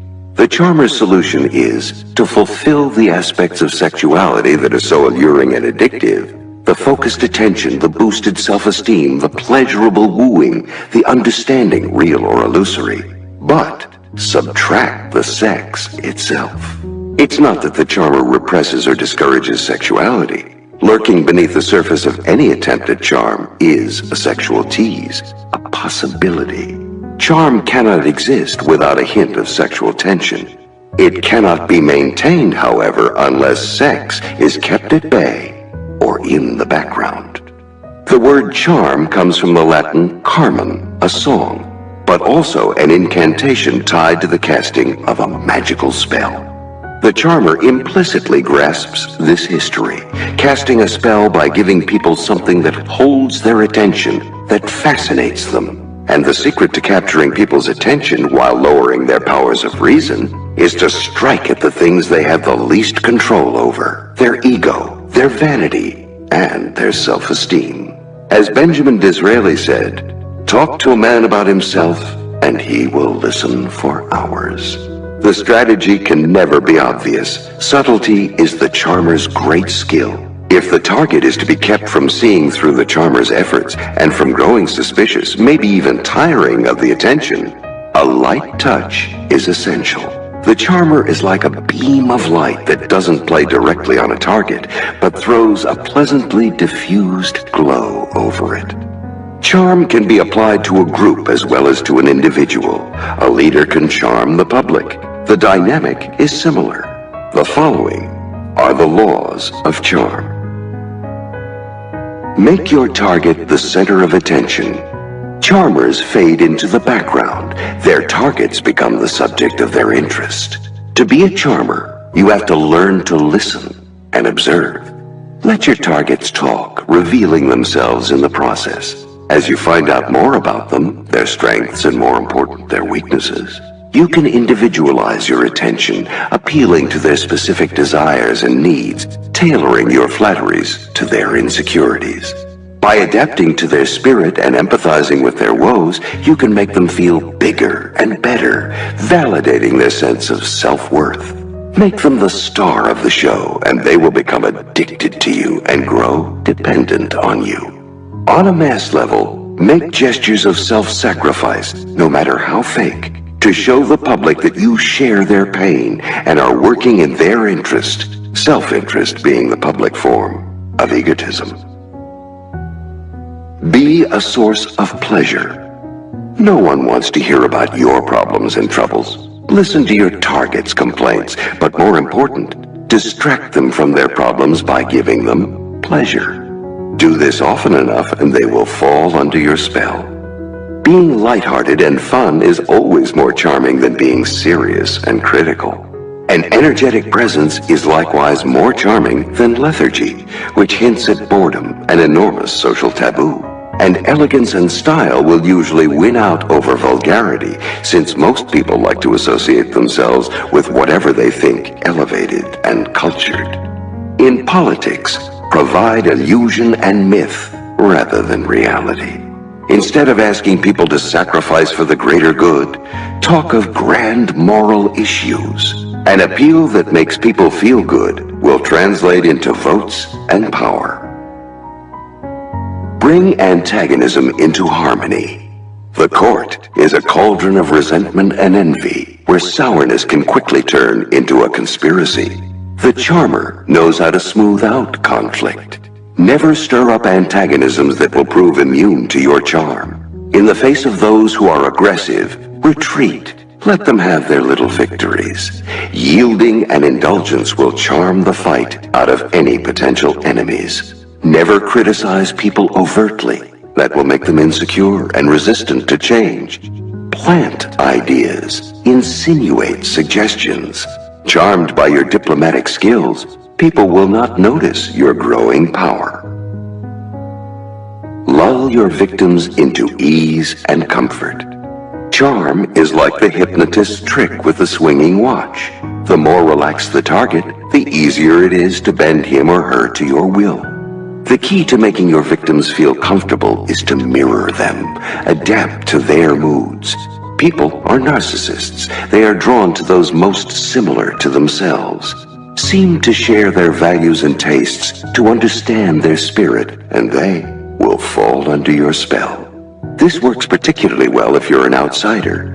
Showing that you share the values of your adopted group or country, you have learned their language, you prefer their customs, etc., is immensely charming, since for you this preference is a choice, not a question of birth. Never pester or be overly persistent. These uncharming qualities will disrupt the relaxation you need to cast your spell. Show calm and self-possession in the face of adversity. Adversity and setbacks actually provide the perfect setting for charm. Showing a calm, unruffled exterior in the face of unpleasantness puts people at ease. You seem patient, as if waiting for destiny to deal you a better card, or as if you were confident you could charm the fates themselves. Never show anger, ill temper, or vengefulness, all disruptive emotions that will make people defensive. In the politics of large groups, welcome adversity as a chance to show the charming qualities of magnanimity and poise. Let others get flustered and upset. The contrast will redound to your favor. Never whine, never complain, never try to justify yourself. Make yourself useful. If done subtly, your ability to enhance the lives of others will be devilishly seductive. Your social skills will prove important here, creating a wide network of allies who will give you the power to link people up with each other, which will make them feel that by knowing you, they can make their lives easier. This is something no one can resist. Follow-through is key. So many people will charm by promising a person great things, a better job, a new contact, a big favor. But if they do not follow through, they make enemies instead of friends. Anyone can make a promise. What sets you apart and makes you charming is your ability to come through in the end, following up your promise with a definite action. Conversely, if someone does you a favor, show your gratitude concretely. In a world of bluff and smoke, real action and true helpfulness are perhaps the ultimate charm. The charismatic. Charisma is seduction on a mass level. Charismatics make crowds of people fall in love with them, then lead them along. The process of making them fall in love is simple and follows a path similar to that of a one-on-one seduction. Charismatics have certain qualities that are powerfully attractive and that make them stand out. This could be their self-belief, their boldness, their serenity. They keep the source of these qualities mysterious. They do not explain where their confidence or contentment comes from, but it can be felt by everyone. It radiates outward without the appearance of conscious effort. The face of the charismatic is usually animated, full of energy, desire, alertness, the look of a lover, one that is instantly appealing, even vaguely sexual. We happily follow charismatics because we like to be led, particularly by people who promise adventure or prosperity. We lose ourselves in their cause, become emotionally attached to them, feel more alive by believing in them. We fall in love. Charisma plays on repressed sexuality, creates an erotic charge, yet the origins of the word lie not in sexuality, but in religion, and religion remains deeply embedded in modern charisma. Thousands of years ago, people believed in gods and spirits, but few could ever say that they had witnessed a miracle, a physical demonstration of divine power. A man, however, who seemed possessed by a divine spirit, speaking in tongues, ecstatic raptures, the expression of intense visions, would stand out as one whom the gods had singled out. And this man, a priest or a prophet, gained great power over others. What made the Hebrews believe in Moses, follow him out of Egypt, and remain loyal to him despite their endless wandering in the desert? The look in his eye, his inspired and inspiring words, the face that literally glowed when he came down from Mount Sinai, all these things gave him the appearance of having direct communication with God and were the source of his authority. And these were what was meant by charisma, a Greek word referring to prophets and to Christ himself. In early Christianity, charisma was a gift or talent vouchsafed by God's grace and revealing his presence. Most of the great religions were founded by a charismatic, a person who physically displayed the signs of God's favor. Over the years, the world became more rational. Eventually, people came to hold power not by divine right, but because they won votes or proved their competence. The great early 20th century German sociologist Max Weber, however, noticed that despite our supposed progress, there were more charismatics than ever. What characterized a modern charismatic, according to Weber, was the appearance of an extraordinary quality in their character, the equivalent of a sign of God's favor. How else to explain the power of a Robespierre or a Lenin? More than anything else, it was the force of their magnetic personalities that made these men stand out and was the source of their power. They did not speak of God, but of a great cause, visions of a future society. Their appeal was emotional. They seemed possessed, and their audiences reacted as euphorically as earlier audiences had to a prophet. When Lenin died in 1924, a cult formed around his memory, transforming the communist leader into a deity. Today, anyone who has presence, who attracts attention when he or she enters a room, is said to possess charisma. But even these less exalted types reveal a trace of the quality suggested by the word's original meaning. Their charisma is mysterious and inexplicable, never obvious. They have an unusual confidence. They have a gift, often a smoothness with language, that makes them stand out from the crowd. They express a vision. We may not realize it, but in their presence, we have a kind of religious experience. We believe in these people without having any rational evidence for doing so. When trying to concoct an effective charisma, never forget the religious source of its power. You must radiate an inward quality that has a saintly or spiritual edge to it. Your eyes must glow with the fire of a prophet. Your charisma must seem natural, as if it came from something mysteriously beyond your control, a gift of the gods. In our rational, disenchanted world, people crave a religious experience, particularly on a group level. Any sign of charisma plays to this desire to believe in something. And there is nothing more seductive than giving people something to believe in and follow. Charisma must seem mystical, but that doesn't mean you can't learn certain tricks that will enhance the charisma you already possess, or will give you the outward appearance of it.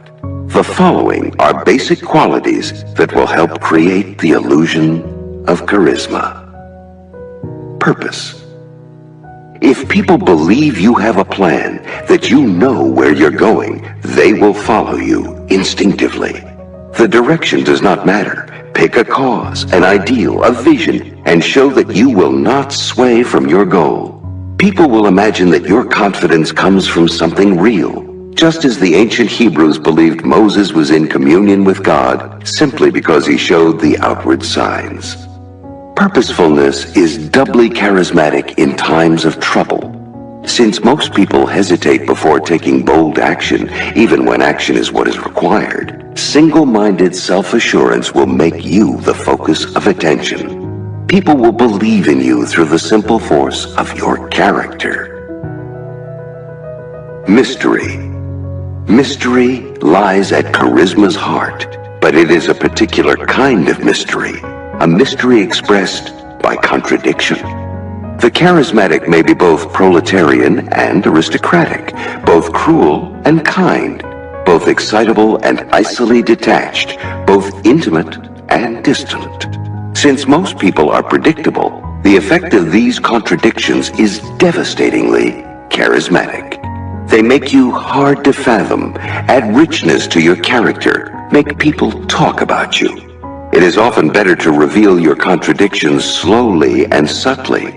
If you throw them out one on top of the other, people may think that you have an erratic personality. Show your mysteriousness gradually, and word will spread. You must also keep people at arm's length, to keep them from figuring you out. Another aspect of mystery is a hint of the uncanny. The appearance of prophetic or psychic gifts will add to your aura. Predict things authoritatively, and people will often imagine that what you have said has come true. Saintliness. Most of us must compromise constantly to survive. Saints do not. They must live out their ideals without caring about the consequences. The saintly effect bestows charisma. Saintliness goes far beyond religion. Politicians as disparate as George Washington and Lenin won saintly reputations by living simply, despite their power, by matching their political values to their personal lives. Both men were virtually deified after they died. Albert Einstein, too, had a saintly aura, childlike, unwilling to compromise, lost in his own world. The key is that you must already have some deeply held values. That part cannot be faked, at least not without risking accusations of charlatanry that will destroy your charisma in the long run.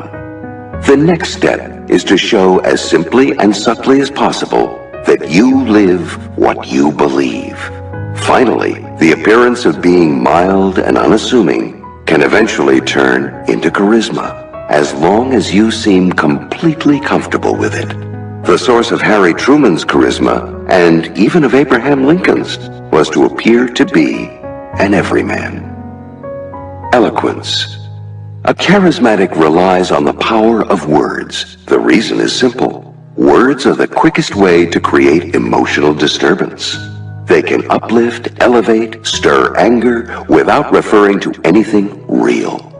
During the Spanish Civil War, Dolores Gomez Ibarruri, known as La Pasionaria, gave pro-communist speeches that were so emotionally powerful as to determine several key moments in the war. To bring off this kind of eloquence, it helps if the speaker is as emotional, as caught up in words as the audience is.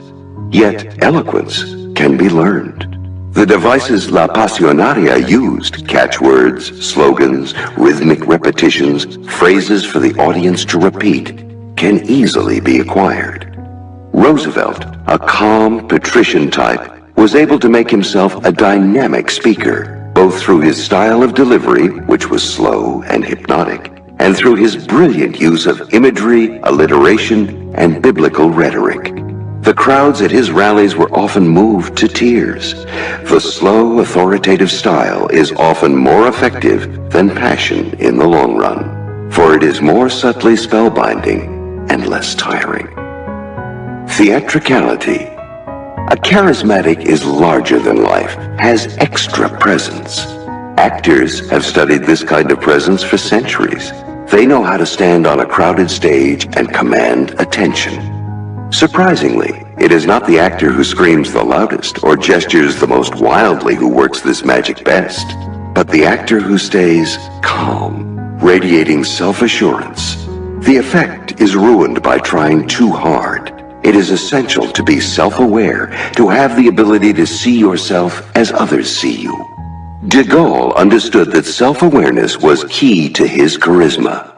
In the most turbulent circumstances, the Nazi occupation of France, the national reconstruction after World War II, an army rebellion in Algeria, he retained an Olympian composure that played beautifully against the hysteria of his colleagues. When he spoke, no one could take their eyes off him. Once you know how to command attention this way, heighten the effect by appearing in ceremonial and ritual events that are full of exciting imagery, making you look regal and godlike. Flamboyancy has nothing to do with charisma. It attracts the wrong kind of attention. Uninhibitedness. Most people are repressed and have little access to their unconscious, a problem that creates opportunities for the charismatic, who can become a kind of screen on which others project their secret fantasies and longings. You will first have to show that you are less inhibited than your audience, that you radiate a dangerous sexuality, have no fear of death, are delightfully spontaneous. Even a hint of these qualities will make people think you are more powerful than you are. In the 1850s, a bohemian American actress, Ada Isaacs Menken, took the world by storm through her unbridled sexual energy and her fearlessness. She would appear on stage half-naked, performing death-defying acts. Few women could dare such things in the Victorian period, and a rather mediocre actress became a figure of cult-like adoration. An extension of your being uninhibited is a dreamlike quality in your work and character that reveals your openness to your unconscious. It was the possession of this quality that transformed artists like Wagner and Picasso into charismatic idols.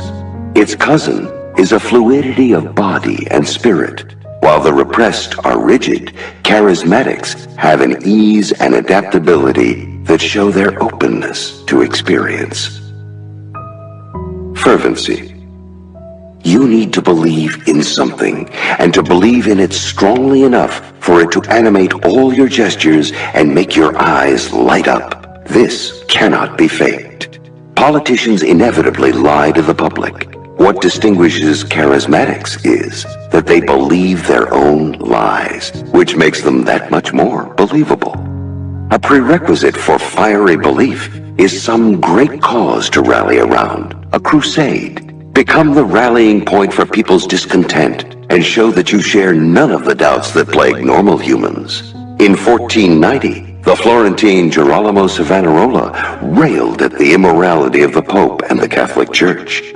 Claiming to be divinely inspired, he became so animated during his sermons that hysteria would sweep the crowd. Savonarola developed such a following that he briefly took over the city until a pope had him captured and burned at the stake. People believed in him because of the depth of his conviction. His example has more relevance today than ever. People are more and more isolated and long for communal experience. Let your own fervent and contagious faith in virtually anything give them something to believe in. Vulnerability. Charismatics display a need for love and affection. They are open to their audience and, in fact, feed off its energy. The audience, in turn, is electrified by the charismatic, the current increasing as it passes back and forth. This vulnerable side to charisma softens the self-confident side, which can seem fanatical and frightening. Since charisma involves feelings akin to love, you in turn must reveal your love for your followers. This was a key component to the charisma that Marilyn Monroe radiated on camera. "I knew I belonged to the public," she wrote in her diary, "and to the world, not because I was talented or even beautiful, but because I had never belonged to anything or anyone else. The public was the only family, the only Prince Charming, and the only home I had ever dreamed of." In front of a camera, Monroe suddenly came to life, flirting with and exciting her unseen public. If the audience does not sense this quality in you, they will turn away from you. On the other hand, you must never seem manipulative or needy. Imagine your public as a single person whom you are trying to seduce. Nothing is more seductive to people than the feeling that they are desired. Adventurousness. Charismatics are unconventional. They have an air of adventure and risk that attracts the bored. Be brazen and courageous in your actions. Be seen taking risks for the good of others. Napoleon made sure his soldiers saw him at the cannons in battle. Lenin walked openly on the streets despite the death threats he had received. Charismatics thrive in troubled waters. A crisis situation allows them to flaunt their daring, which enhances their aura. John F. Kennedy came to life in dealing with the Cuban Missile Crisis. Charles de Gaulle when he confronted rebellion in Algeria. They needed these problems to seem charismatic, and in fact, some have even accused them of stirring up situations. Kennedy through his brinkmanship style of diplomacy, for instance, that played to their love of adventure. Show heroism to give yourself a charisma that will last you a lifetime. Conversely, the slightest sign of cowardice or timidity will ruin whatever charisma you had. Magnetism. If any physical attribute is crucial in seduction, it is the eyes. They reveal excitement, tension, detachment without a word being spoken. Indirect communication is critical in seduction and also in charisma. The demeanor of charismatics may be poised and calm, but their eyes are magnetic. They have a piercing gaze that disturbs their target's emotions, exerting force without words or action. Fidel Castro's aggressive gaze can reduce his opponents to silence. When Benito Mussolini was challenged, he would roll his eyes, showing the whites in a way that frightened people. President Sukarno of Indonesia had a gaze that seemed as if it could have read thoughts. Roosevelt could dilate his pupils at will, making his stare both hypnotizing and intimidating. The eyes of the charismatic never show fear or nerves. All of these skills are acquirable. The key is self-control. The look does not necessarily have to be aggressive. It can show contentment. Remember, your eyes can emanate charisma, but they can also give you away as a faker. Do not leave such an important attribute to chance. Practice the effect you desire. The star. Of all the character types, the star is perhaps the most powerful of all. People are divided by all kinds of consciously recognized categories: race, gender, class, religion, politics. It is impossible then to gain power on a grand scale or to win an election by drawing on conscious awareness. An appeal to any one group will only alienate another. Unconsciously, however, there is much we share. All of us are mortal. All of us know fear. All of us have been stamped with the imprint of parent figures, and nothing conjures up this shared experience more than myth. The patterns of myth, born out of warring feelings of helplessness on the one hand and thirst for immortality on the other, are deeply engraved in us all. Stars are figures of myth come to life. To appropriate their power, you must first study their physical presence. How they adopt a distinctive style, are cool and visually arresting. Then you must assume the pose of a mythic figure. The rebel, the wise patriarch, the adventurer. The pose of a star who has struck one of these mythic poses might do the trick. Make these connections vague. They should never be obvious to the conscious mind. Your words and actions should invite interpretation beyond their surface appearance. You should seem to be dealing not with specific nitty-gritty issues and details, but with matters of life and death, love and hate, authority and chaos. Your opponent, similarly, should be framed not merely as an enemy for reasons of ideology or competition, but as a villain, a demon. People are hopelessly susceptible to myth, so make yourself the hero of a great drama and keep your distance. Let people identify with you without being able to touch you. They can only watch and dream. We sometimes experience the uncanny in waking life. In a déjà vu, a miraculous coincidence, a weird event that recalls a childhood experience, people can have a similar effect. The gestures, the words, the very being of men like Kennedy or Andy Warhol, for example, evoke both the real and the unreal. We may not realize it, and how could we really? But they are like dream figures to us. They have qualities that anchor them in reality: sincerity, playfulness, sensuality. But at the same time, their aloofness, their superiority, and their almost surreal quality makes them seem like something out of a movie. These types have a haunting, obsessive effect on people. Whether in public or in private, they seduce us, making us want to possess them both physically and psychologically. But how can we possess a person from a dream, or a movie star, or a political star who may cross our path? Unable to have them, we become obsessed with them. They haunt our thoughts, our dreams, our fantasies. We imitate them unconsciously. The psychologist Sandor Ferenczi calls this introjection. Another person becomes part of our ego. We internalize their character. The star is a creation of modern cinema. That is no surprise. Film recreates the dream world. We watch a movie in the dark in a semi-somnolent state. The images are real enough, and to varying degrees depict realistic situations, but they are projections, flickering lights, images. We know they are not real. It's as if we were watching someone else's dream. It was the cinema, not the theater, that created the star.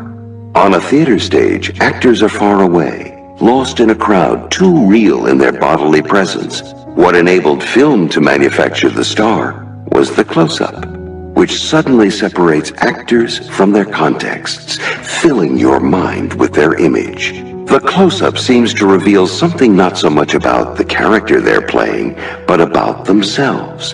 We glimpse something of Greta Garbo herself when we look so closely into her face. Never forget this while fashioning yourself as a star. First, you must have such a large presence that you can fill your target's mind the way a close-up fills the screen. You must have a style or presence that makes you stand out from everyone else. Be vague and dreamlike, yet not distant or absent. You don't want people to be unable to focus on or remember you. They have to be seeing you in their minds when you're not there. Second, cultivate a blank, mysterious face, the center that radiates starness. This allows people to read into you whatever they want to, imagining they can see your character, even your soul. Instead of signaling moods and emotions, instead of emoting or over-emoting, the star draws in interpretations. That is the obsessive power in the face of Garbo or Dietrich, or even of Kennedy, who molded his expressions on James Dean's. A living thing is dynamic and changing, while an object or image is passive. But in its passivity, it stimulates our fantasies. A person can gain that power by becoming a kind of object. A star must stand out, and this may involve a certain dramatic flair. Sometimes, though, a more haunting, dreamlike effect can be created by subtle touches. The way you smoke a cigarette, or vocal inflection, a way of walking. It is often the little things that get under people's skin and make them imitate you. The lock of hair over Veronica Lake's right eye, Cary Grant's voice, Kennedy's ironic smile. Although these nuances may barely register to the conscious mind, subliminally, they can be as attractive as an object with a striking shape or odd color. Unconsciously, we are strangely drawn to things that have no meaning beyond their fascinating appearance. Stars make us want to know more about them. You must learn to stir people's curiosity by letting them glimpse something in your private life, something that seems to reveal an element of your personality. Let them fantasize and imagine. A trait that often triggers this reaction is a hint of spirituality, which can be devilishly seductive, like James Dean's interest in Eastern philosophy and the occult. Hints of goodness and big-heartedness can have a similar effect. Stars are like the gods on Mount Olympus who live for love and play. The things you love, people, hobbies, animals, reveal the kind of moral beauty that people like to see in a star. Exploit this desire by showing people peaks of your private life, the causes you fight for, the person you are in love with, for the moment. Another way stars seduce is by making us identify with them, giving us a vicarious thrill. The key is to represent a type, as Jimmy Stewart represented the quintessential middle American, Cary Grant the smooth aristocrat. People of your type will gravitate to you, identify with you, share your joy or pain. The attraction must be unconscious, conveyed not in your words, but in your pose, your attitude. Now, more than ever, people are insecure and their identities are in flux. Help them fix on a role to play in life, and they will flock to identify with you. Simply make your type dramatic, noticeable, and easy to imitate. The power you have in influencing people's sense of self in this manner is insidious and profound. Remember, everyone is a public performer. People never know exactly what you think or feel. They judge you on your appearance. You are an actor, and the most effective actors have an inner distance. They can mold their physical presence as if they perceived it from the outside. This inner distance fascinates us. Stars are playful about themselves, always adjusting their image, adapting it to the times. Nothing is more laughable than an image that was fashionable 10 years ago, but isn't anymore. Stars must always renew their luster or face the worst possible fate, oblivion. Part 2. The Seductive Process. Most of us understand that certain actions on our part will have a pleasing and seductive effect on the person we would like to seduce. The problem is that we're generally too self-absorbed. We think more about what we want from others than what they could want from us. We may occasionally do something that is seductive, but often we follow this up with a selfish or aggressive action. We're in a hurry to get what we want, or, unaware of what we're doing, we show a side of ourselves that is petty and banal, deflating any illusions or fantasies a person might have about us. Our attempts at seduction usually do not last long enough to create much of an effect. You will not seduce anyone by simply depending on your engaging personality, or by occasionally doing something noble or alluring. Seduction is a process that occurs over time. The longer you take and the slower you go, the deeper you will penetrate into the mind of your victim. It is an art that requires patience, focus, and strategic thinking. You need to always be one step ahead of your victim, throwing dust in their eyes, casting a spell, keeping them off balance. The 24 parts of this section will arm you with a series of tactics that will help you get out of yourself and into the mind of your victim so that you can play it like an instrument. They are placed in a loose order, going from the initial contact with your victim to the successful conclusion. This order is based on certain timeless laws of human psychology. Because people's thoughts tend to revolve around their daily concerns and insecurities, you can't proceed with the seduction until you slowly put their anxieties to sleep. and fill their distracted minds with thoughts of you. There is a natural tendency in relationships for people to become so familiar with one another that boredom and stagnation set in. Mystery is the lifeblood of seduction, and to maintain it, you have to constantly surprise your victims, stir things up, even shock them. A seduction should never settle into a comfortable routine. The middle and later sections will instruct you in the art of alternating hope and despair, pleasure and pain, until your victims weaken and succumb. In each instance, one tactic is setting up the next one, allowing you to push it further with something bolder and more violent. A seducer can't be timid or merciful. To help you move the seduction along, the sections are arranged in 4 phases, each phase with a summary and a particular goal to aim for. Getting the victim to think of you, gaining access to their emotions by creating moments of pleasure and confusion, going deeper by working on their unconscious, stirring up repressed desires, and finally, inducing physical surrender.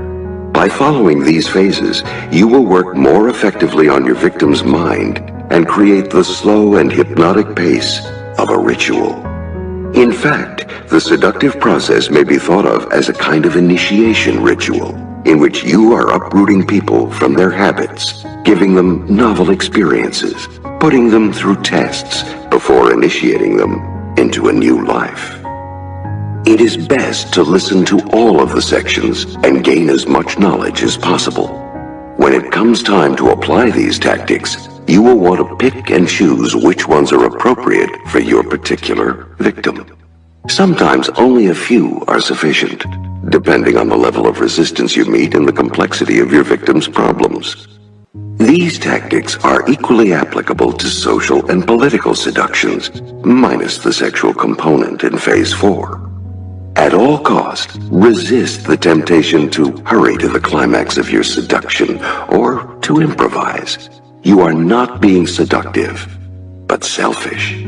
Everything in daily life is hurried and improvised, and you need to offer something different. By taking your time and respecting the seductive process, you will not only break down your victim's resistance, you will make them fall in love. Phase 1. Separation, stirring interest and desire. Your victims live in their own worlds, their minds occupied with anxieties and daily concerns. Your goal in this initial phase is to slowly separate them from that closed world and fill their minds with thoughts of you.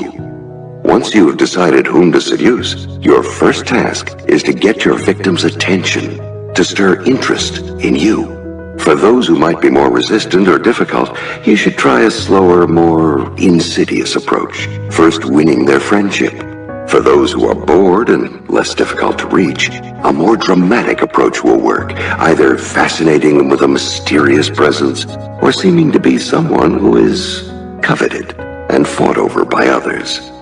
Once the victim is properly intrigued, you need to transform their interest into something stronger: desire.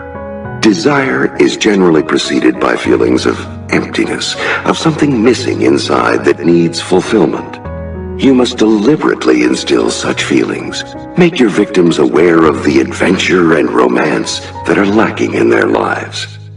If they see you as the one to fill their emptiness, interest will blossom into desire. The desire should be stoked by subtly planting ideas in their minds, hints of the seductive pleasures that await them. Mirroring your victim's values, indulging them in their wants and moods, will charm and delight them. Without realizing how it has happened, more and more of their thoughts now revolve around you. The time has come for something stronger. Lure them with an irresistible pleasure or adventure, and they will follow your lead. 1. Choose the right victim. Everything depends on the target of your seduction. Study your prey thoroughly and choose only those who will prove susceptible to your charms. The right victims are those for whom you can fill a void, who see in you something exotic. They're often isolated or at least somewhat unhappy, perhaps because of recent adverse circumstances, or can easily be made so, for the completely contented person is almost impossible to seduce. The perfect victim has some natural quality that attracts you. The strong emotions this quality inspires will help make your seductive maneuvers seem more natural and dynamic. The perfect victim allows for the perfect chase. Throughout life, we find ourselves having to persuade people to seduce them. Some will be relatively open to our influence, if only in subtle ways, while others seem impervious to our charms. Perhaps we find this a mystery beyond our control, but that is an ineffective way of dealing with life. Seducers, whether sexual or social, prefer to pick the odds. As often as possible, they go toward people who betray some vulnerability to them, and avoid the ones who cannot be moved. To leave people who are inaccessible to you alone is a wise path. You can't seduce everyone. On the other hand, you must actively hunt out the prey that responds the right way. This will make your seductions that much more pleasurable and satisfying. How do you recognize your victims? By the way they respond to you. You should not pay so much attention to their conscious responses. A person who is obviously trying to please or charm you is probably playing to your vanity and wants something from you. Instead, pay greater attention to those responses outside conscious control. A blush, an involuntary mirroring of some gesture of yours, an unusual shyness, even perhaps a flash of anger or resentment. All of these show that you are having an effect on a person who is open to your influence. You can also recognize the right targets by the effect they are having on you. Perhaps they make you uneasy. Perhaps they correspond to a deep-rooted childhood ideal, or represent some kind of personal taboo that excites you, or suggest the person you imagine you would be if you were the opposite sex. When a person has such a deep effect on you, it transforms all of your subsequent maneuvers. Your face and gestures become more animated. You have more energy. When victims resist you, as a good victim should, you in turn will be more creative, more motivated to overcome their resistance. The seduction will move forward like a good play.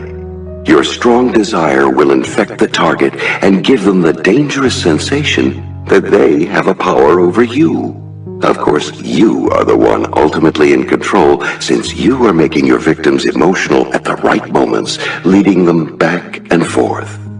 Good seducers choose targets that inspire them, but they know how and when to restrain themselves. Never rush into the waiting arms of the first person who seems to like you. That is not seduction, but insecurity. The need that draws you will make for a low-level attachment, and interest on both sides will sag. Look at the types you have not considered before. That is where you will find challenge and adventure. Experienced hunters do not choose their prey by how easily it is caught. They want the thrill of the chase, a life and death struggle. The fiercer, the better. Although the victim who is perfect for you depends on you, certain types lend themselves to a more satisfying seduction. Casanova liked young women who were unhappy or had suffered a recent misfortune. Such women appealed to his desire to play the savior, but it also responded to necessity. Happy people are much harder to seduce. Their contentment makes them inaccessible. It is always easier to fish in troubled waters. Also, an air of sadness is itself quite seductive. Genji, the hero of the Japanese novel The Tale of Genji, could not resist a woman with a melancholic air. In Kierkegaard's book, The Seducer's Diary, the narrator, Johannes, has one main requirement in his victim. She must have imagination. That is why he chooses a woman who lives in a fantasy world, a woman who will envelop his every gesture in poetry, imagining far more than is there. Just as it is hard to seduce a person who is happy, It is hard to seduce a person who has no imagination. For women, the manly man is often the perfect victim. Mark Antony was of this type. He loved pleasure, was quite emotional, and when it came to women, found it hard to think straight. He was easy for Cleopatra to manipulate. Once she gained a hold on his emotions, she kept him permanently on a string. A woman should never be put off by a man who seems overly aggressive. He is often the perfect victim. It is easy with a few coquettish tricks to turn that aggression around and make him your slave. Such men actually enjoy being made to chase after a woman. Be careful with appearances. The person who seems volcanically passionate is often hiding insecurity and self-involvement. This was what most men failed to perceive in the 19th century courtesan, Lola Montez. She seemed so dramatic, so exciting. In fact, she was a troubled, self-obsessed woman, but by the time men discovered this, it was too late. They had become involved with her and could not extricate themselves without months of drama and torture. People who are outwardly distant or shy are often better targets than extroverts. They are dying to be drawn out, and still waters run deep. People with a lot of time on their hands are extremely susceptible to seduction. They have mental space for you to fill. Tulia d'Aragona, the infamous 16th century Italian courtesan, preferred young men as her victims. Besides the physical reason for such a preference, they were more idle than working men with careers. On the other hand, you should generally avoid people who are preoccupied with business or work. Seduction demands attention, and busy people have too little space in their minds for you to occupy. According to Freud, seduction begins early in life, in our relationship with our parents. They seduce us physically, both with bodily contact and by satisfying desires such as hunger. And we in turn try to seduce them into paying attention to us. We are creatures by nature vulnerable to seduction throughout our lives. We all want to be seduced. We yearn to be drawn out of ourselves, out of our routines, and into the drama of Eros. And what draws us more than anything is the feeling that someone has something we don't, a quality we desire. Your perfect victims are often people who think you have something they don't, and who will be enchanted to have it provided for them. Such victims may have a temperament quite the opposite of yours, and this difference will create an exciting tension. 2. Create a false sense of security. Approach indirectly. If you are too direct early on, you risk stirring up a resistance that will never be lowered. At first, there must be nothing of the seducer in your manner. The seduction should begin at an angle, indirectly, so that the target only gradually becomes aware of you. Haunt the periphery of your target's life. Approach through a third party, or seem to cultivate a relatively neutral relationship, moving gradually from friend to lover. Arrange an occasional chance encounter, as if you and your target were destined to become acquainted. Nothing is more seductive than a sense of destiny. Lull the target into feeling secure, then strike. What you are after as a seducer is the ability to move people in the direction you want them to go. But the game is perilous. The moment they suspect that they are acting under your influence, they will become resentful. We are creatures who cannot stand feeling that we're obeying someone else's will. Should your targets catch on, sooner or later, they'll turn against you. But what if you can make them do what you want them to without their realizing it? What if they think they are in control? That is the power of indirection, and no seducer can work his or her magic without it. The first move to master is simple. Once you have chosen the right person, you must make the target come to you. If in the opening stages you can make your targets think that they are the ones making the first approach, you have won the game. There will be no resentment, no perverse counter-reaction, no paranoia. To make them come to you requires giving them space. This can be accomplished in several ways. You can haunt the periphery of their existence, letting them notice you in different places but never approaching them. You will get their attention this way, and if they want to bridge the gap, they will have to come to you.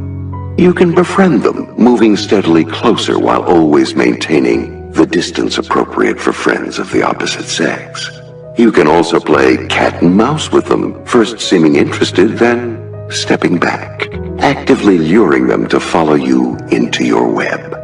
Whatever you do, and whatever kind of seduction you are practicing, you must at all cost avoid the natural tendency to crowd your targets.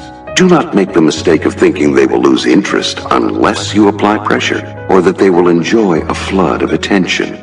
Too much attention early on will actually just suggest insecurity and raise doubts as to your motives. Worst of all, it gives your targets no room for imagination. Take a step back. Let the thoughts you are provoking come to them as if they were their own. This is doubly important if you are dealing with someone who has a deep effect on you. We can never really understand the opposite sex. They are always mysterious to us, and it is this mystery that provides the tension so delightful in seduction. But it is also a source of unease. Freud famously wondered what women really wanted. Even to this most insightful of psychological thinkers, the opposite sex was a foreign land. For both men and women, there are deep-rooted feelings of fear and anxiety in relation to the opposite sex.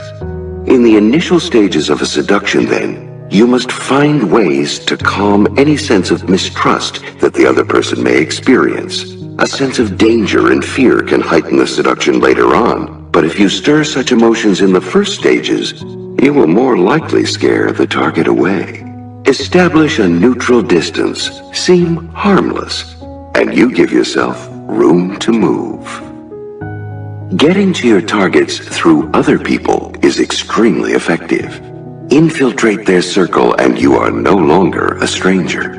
Before the 17th century seducer, Count de Gramont, made a move, he would befriend his target's chambermaid, her valet, a friend, even a lover. In this way, he could gather information, finding a way to approach her in an unthreatening manner.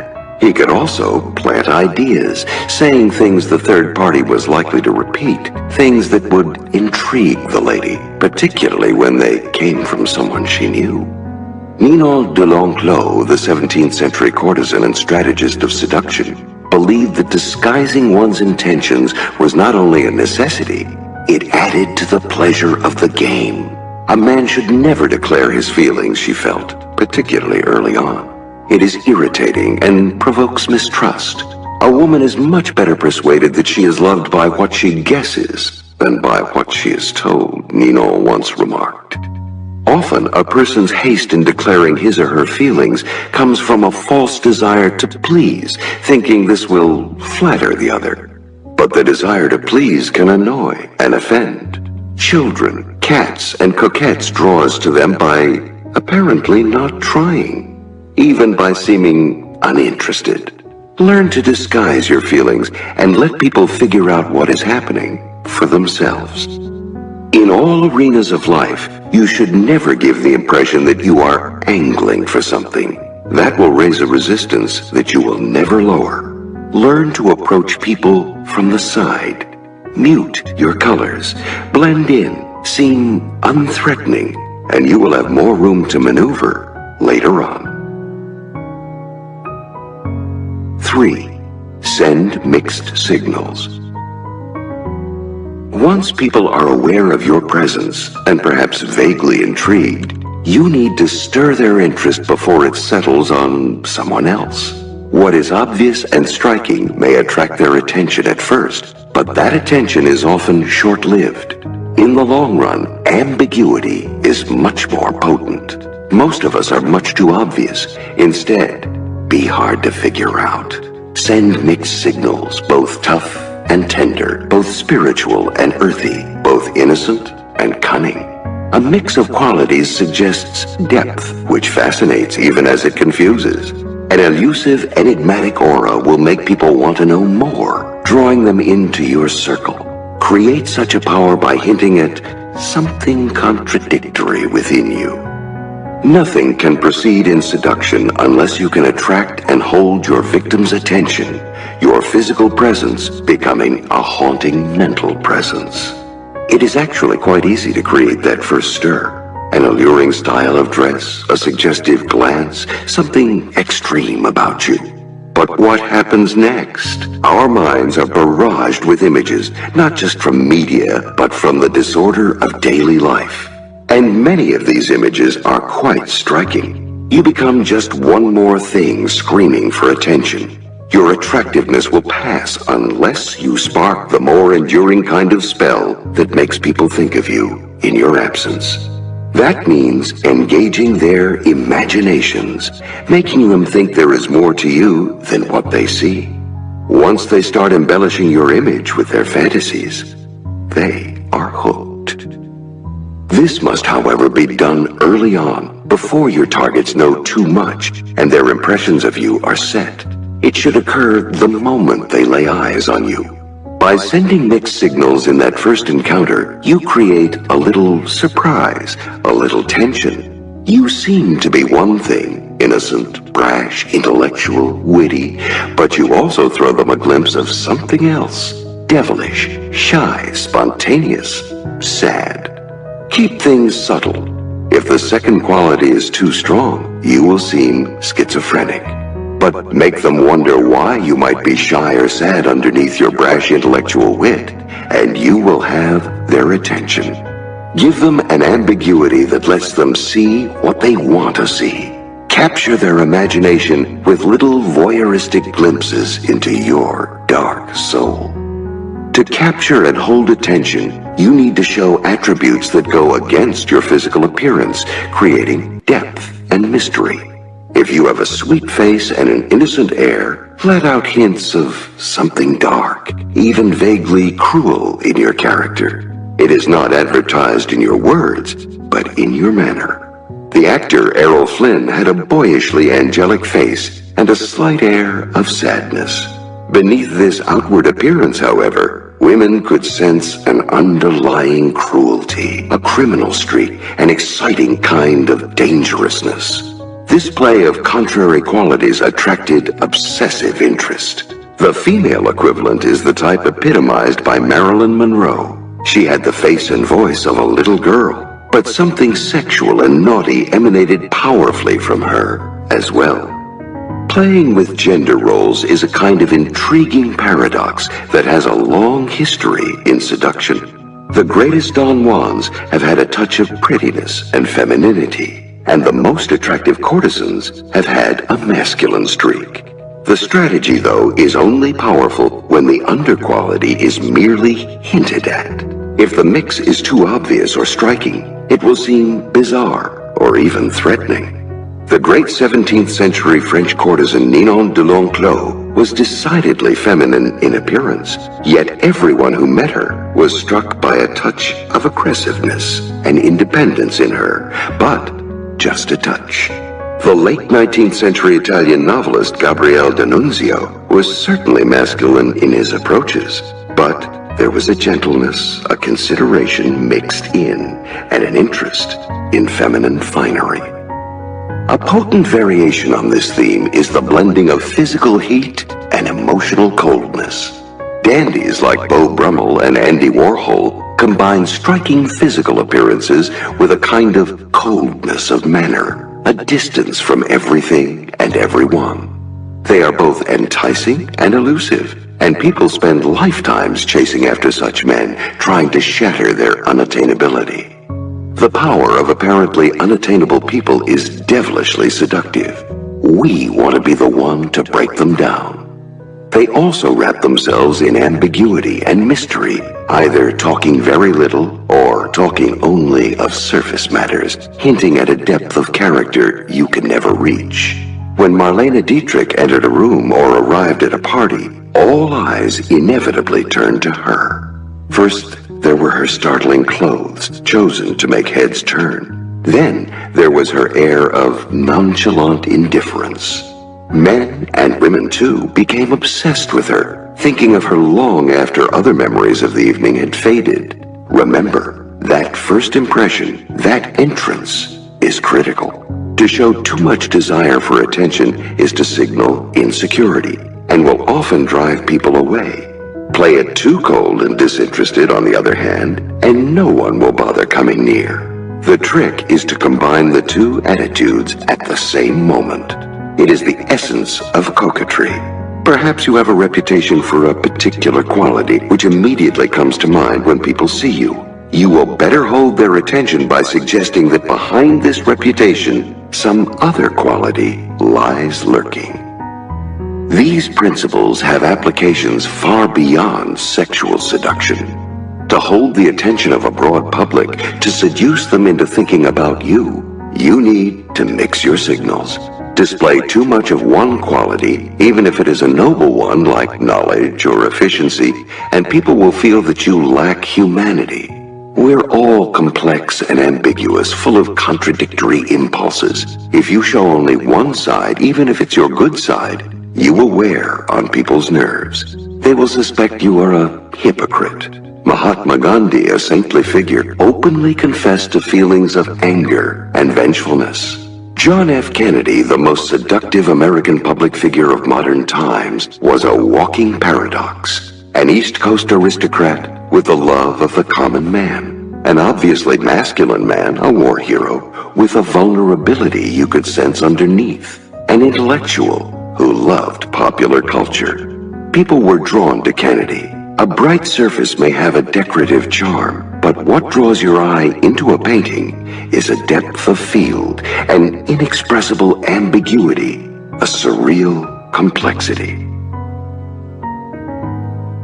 4. Appear to be an object of desire. Create triangles. We are social creatures and are immensely influenced by the tastes and desires of other people. Imagine a large social gathering. You see a man alone, whom nobody talks to for any length of time, and who is wandering around without company. Isn't there a kind of self-fulfilling isolation about him? Why is he alone? Why is he avoided? There has to be a reason. Until someone takes pity on this man and starts up a conversation with him, he will look unwanted and unwantable. But over there, in another corner, is a woman surrounded by people. They laugh at her remarks, and as they laugh, others join the group, attracted by its gaiety. When she moves around, people follow. Her face is glowing with attention. There has to be a reason. In both cases, of course, there doesn't actually have to be a reason at all. The neglected man may have quite charming qualities, supposing you ever talk to him, but most likely, you won't. Desirability is a social illusion. Its source is less what you say or do or any kind of boasting or self-advertisement than the sense that other people desire you. To turn your target's interest into something deeper, into desire, you must make them see you as a person whom others cherish and covet. Desire is both imitative, we like what others like, and competitive, we want to take away from others what they have. As children, we wanted to monopolize the attention of a parent, to draw it away from other siblings. This sense of rivalry pervades human desire, repeating throughout our lives. Make people compete for your attention. Make them see you as sought after by everyone else. The aura of desirability will envelop you. Your admirers can be friends, or even suitors. Call it the harem effect. Pauline Bonaparte, sister of Napoleon, raised her value in men's eyes by always having a group of worshipful men around her at balls and parties. If she went for a walk, it was never with one man, always with 2 or 3. Perhaps these men were simply friends, or even just props and hangers-on. The sight of them was enough to suggest that she was prized and desired, a woman worth fighting over. Andy Warhol, too, surrounded himself with the most glamorous, interesting people he could find. To be part of his inner circle meant that you were desirable as well. By placing himself in the middle but keeping himself aloof from it all, he made everyone compete for his attention. He stirred people's desire to possess him by holding back. Practices like these not only stimulate competitive desires, they take aim at people's prime weakness, their vanity and self-esteem. We can endure feeling that another person has more talent or more money, but the sense that a rival is more desirable than we are, that is unbearable. In the early 18th century, the Duc de Richelieu, a great rake, managed to seduce a young woman who was rather religious, but whose husband, a dolt, was often away. He then proceeded to seduce her upstairs neighbor, a young widow. When the two women discovered that he was going from one to the other in the same night, they confronted him. A lesser man would have fled, but not the Duke. He understood the dynamic of vanity and desire. Neither woman wanted to feel that he preferred the other, and so he managed to arrange a little ménage à trois, knowing that now they would struggle between themselves to be the favorite. When people's vanity is at risk, you can make them do whatever you want. If there is a woman you're interested in, pay attention to her sister. That will stir a triangular desire. Your reputation, your illustrious past as a seducer, is an effective way of creating an aura of desirability. Women threw themselves at Errol Flynn's feet, not because of his handsome face, and certainly not because of his acting skills, but because of his reputation. They knew that other women had found him irresistible. Once he had established that reputation, he did not have to chase women anymore. They came to him. Men who believe that a rakish reputation will make women fear or distrust them and should be played down are quite wrong. On the contrary, it makes them more attractive.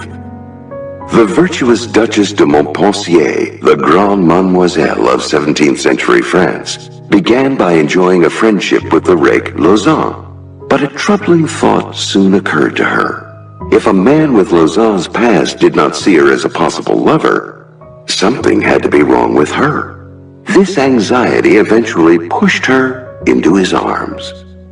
To be part of a great seducer's club of conquests can be a matter of vanity and pride. We are happy to be in such company, to have our name broadcast as this man or this woman's lover. Your own reputation may not be so alluring, but you must find a way to suggest to your victim that others, many others, have found you desirable. It is reassuring. There is nothing like a restaurant full of empty tables to persuade you not to go in. A variation on the triangle strategy is the use of contrasts.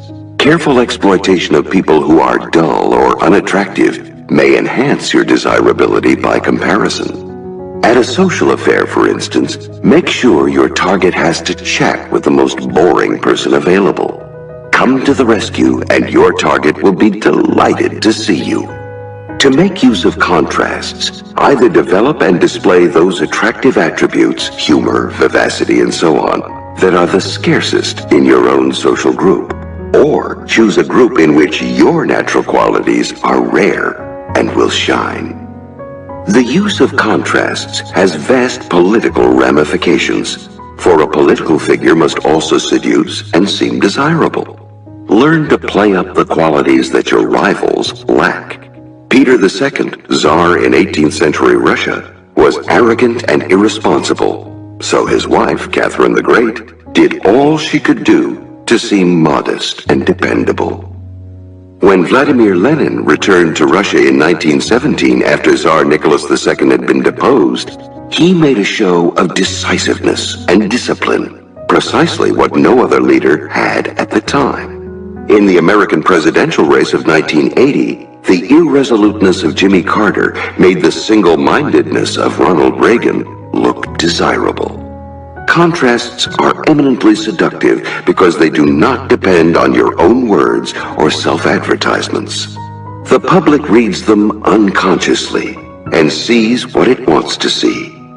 Finally, appearing to be desired by others will raise your value, but often how you carry yourself can influence this as well. Don't let your targets see you so often. Keep your distance seem unattainable, out of their reach. An object that is rare and hard to obtain is generally more prized. 5. Create a need, stir anxiety and discontent. A perfectly satisfied person cannot be seduced. Tension and disharmony must be instilled in your target's minds. Stir within them feelings of discontent and unhappiness with their circumstances and with themselves. Their life lacks adventure. They have strayed from the ideals of their youth. They have become boring. The feelings of inadequacy that you create will give you space to insinuate yourself, to make them see you as the answer to their problems. Pain and anxiety are the proper precursors to pleasure. Learn to manufacture the need that you can fill. Everyone wears a mask in society. We pretend to be more sure of ourselves than we are. We don't want other people to glimpse that doubting self within us. In truth, our egos and personalities are much more fragile than they appear to be. They cover up feelings of confusion and emptiness. As a seducer, you must never mistake a person's appearance for the reality. People are always susceptible to being seduced because, in fact, everyone lacks a sense of completeness, feels something missing deep inside. Bring their doubts and anxieties to the surface, and they can be led and lured to follow you.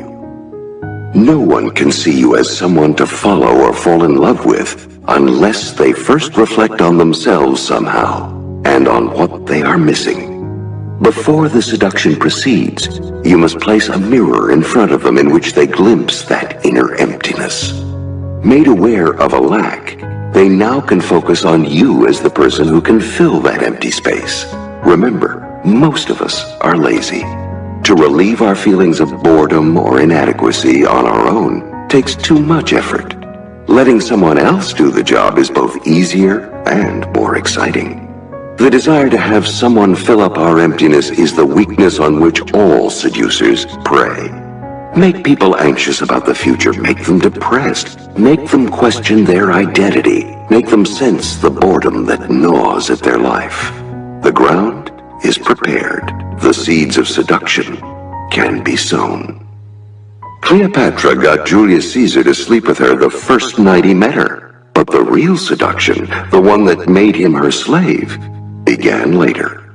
In their ensuing conversations, she talked repeatedly of Alexander the Great, the hero from whom she supposedly descended.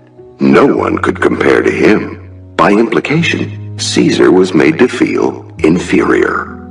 Understanding that beneath his bravado, Caesar was insecure, Cleopatra awakened in him an anxiety, a hunger to prove his greatness. Once he felt this way, he was easily further seduced. Doubts about his masculinity was his tender spot. When Caesar was assassinated, Cleopatra turned her sights on Mark Antony, one of Caesar's successors in the leadership of Rome. Antony loved pleasure and spectacle, and his tastes were crude. She appeared to him first on her royal barge, then wined and dined and banqueted him. Everything was geared to suggest to him the superiority of the Egyptian way of life over the Roman, at least when it came to pleasure. The Romans were boring and unsophisticated by comparison. And once Antony was made to feel how much he was missing in spending his time with his dull soldiers and his matronly Roman wife, he could be made to see Cleopatra as the incarnation of all that was exciting. He became her slave. This is the lure of the exotic. In your role of seducer, try to position yourself as coming from outside, as a stranger of sorts. You represent change, difference, a breakup of routines. Make your victims feel that by comparison, their lives are boring, and their friends less interesting than they had thought. There are many legends of Don Juan, but they often describe him seducing a village girl by making her feel her life is horribly provincial. He, meanwhile, wears glittering clothes and has a noble bearing. Strange and exotic, he's always from somewhere else. First, she feels the boredom of her life. Then, she sees him as her salvation.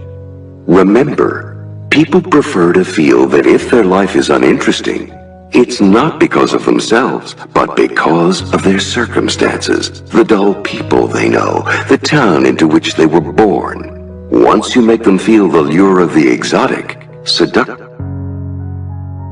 Another devilishly seductive area to aim at is the victim's past. To grow old is to renounce or compromise youthful ideals, to become less spontaneous, less alive in a way. This knowledge lies dormant in all of us. As a seducer, you must bring it to the surface, make it clear how far people have strayed from their past goals and ideals. You, in turn, present yourself as representing that ideal, as offering a chance to recapture lost youth through adventure, through seduction. Old age is constantly seduced by youth, but first, the young people must make it clear what the older ones are missing, how they have lost their ideals. Only then will they feel that the presence of the young will let them recapture that spark, the rebellious spirit that age and society have conspired to repress. This concept has infinite applications.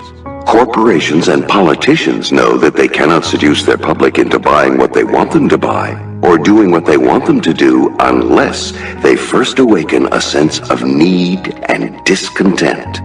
Make the masses uncertain about their identity, and you can help define it for them. It is as true of groups or nations as it is of individuals. They can't be seduced without being made to feel some lack. A group, like an individual, can get mired in routine, losing track of its original goals. Too much prosperity saps it of strength. You can seduce an entire nation by aiming at its collective insecurity, that latent sense that not everything is what it seems. Stirring dissatisfaction with the present and reminding people about the glorious past can unsettle their sense of identity. Then you can be the one to redefine it. A grand seduction. 6. Master the art of insinuation. You can't pass through life without in one way or another trying to persuade people of something. Take the direct route, saying exactly what you want, and your honesty may make you feel good, but you are probably not getting anywhere. People have their own sets of ideas which are hardened into stone by habit. Your words entering their minds compete with the thousands of preconceived notions that are already there and get nowhere. Besides, people resent your attempt to persuade them as if they were incapable of deciding by themselves, as if you knew better. Consider instead the power of insinuation and suggestion. It requires some patience and art, but the results are more than worth it. The way insinuation works is simple. Disguised in a banal remark or encounter, a hint is dropped.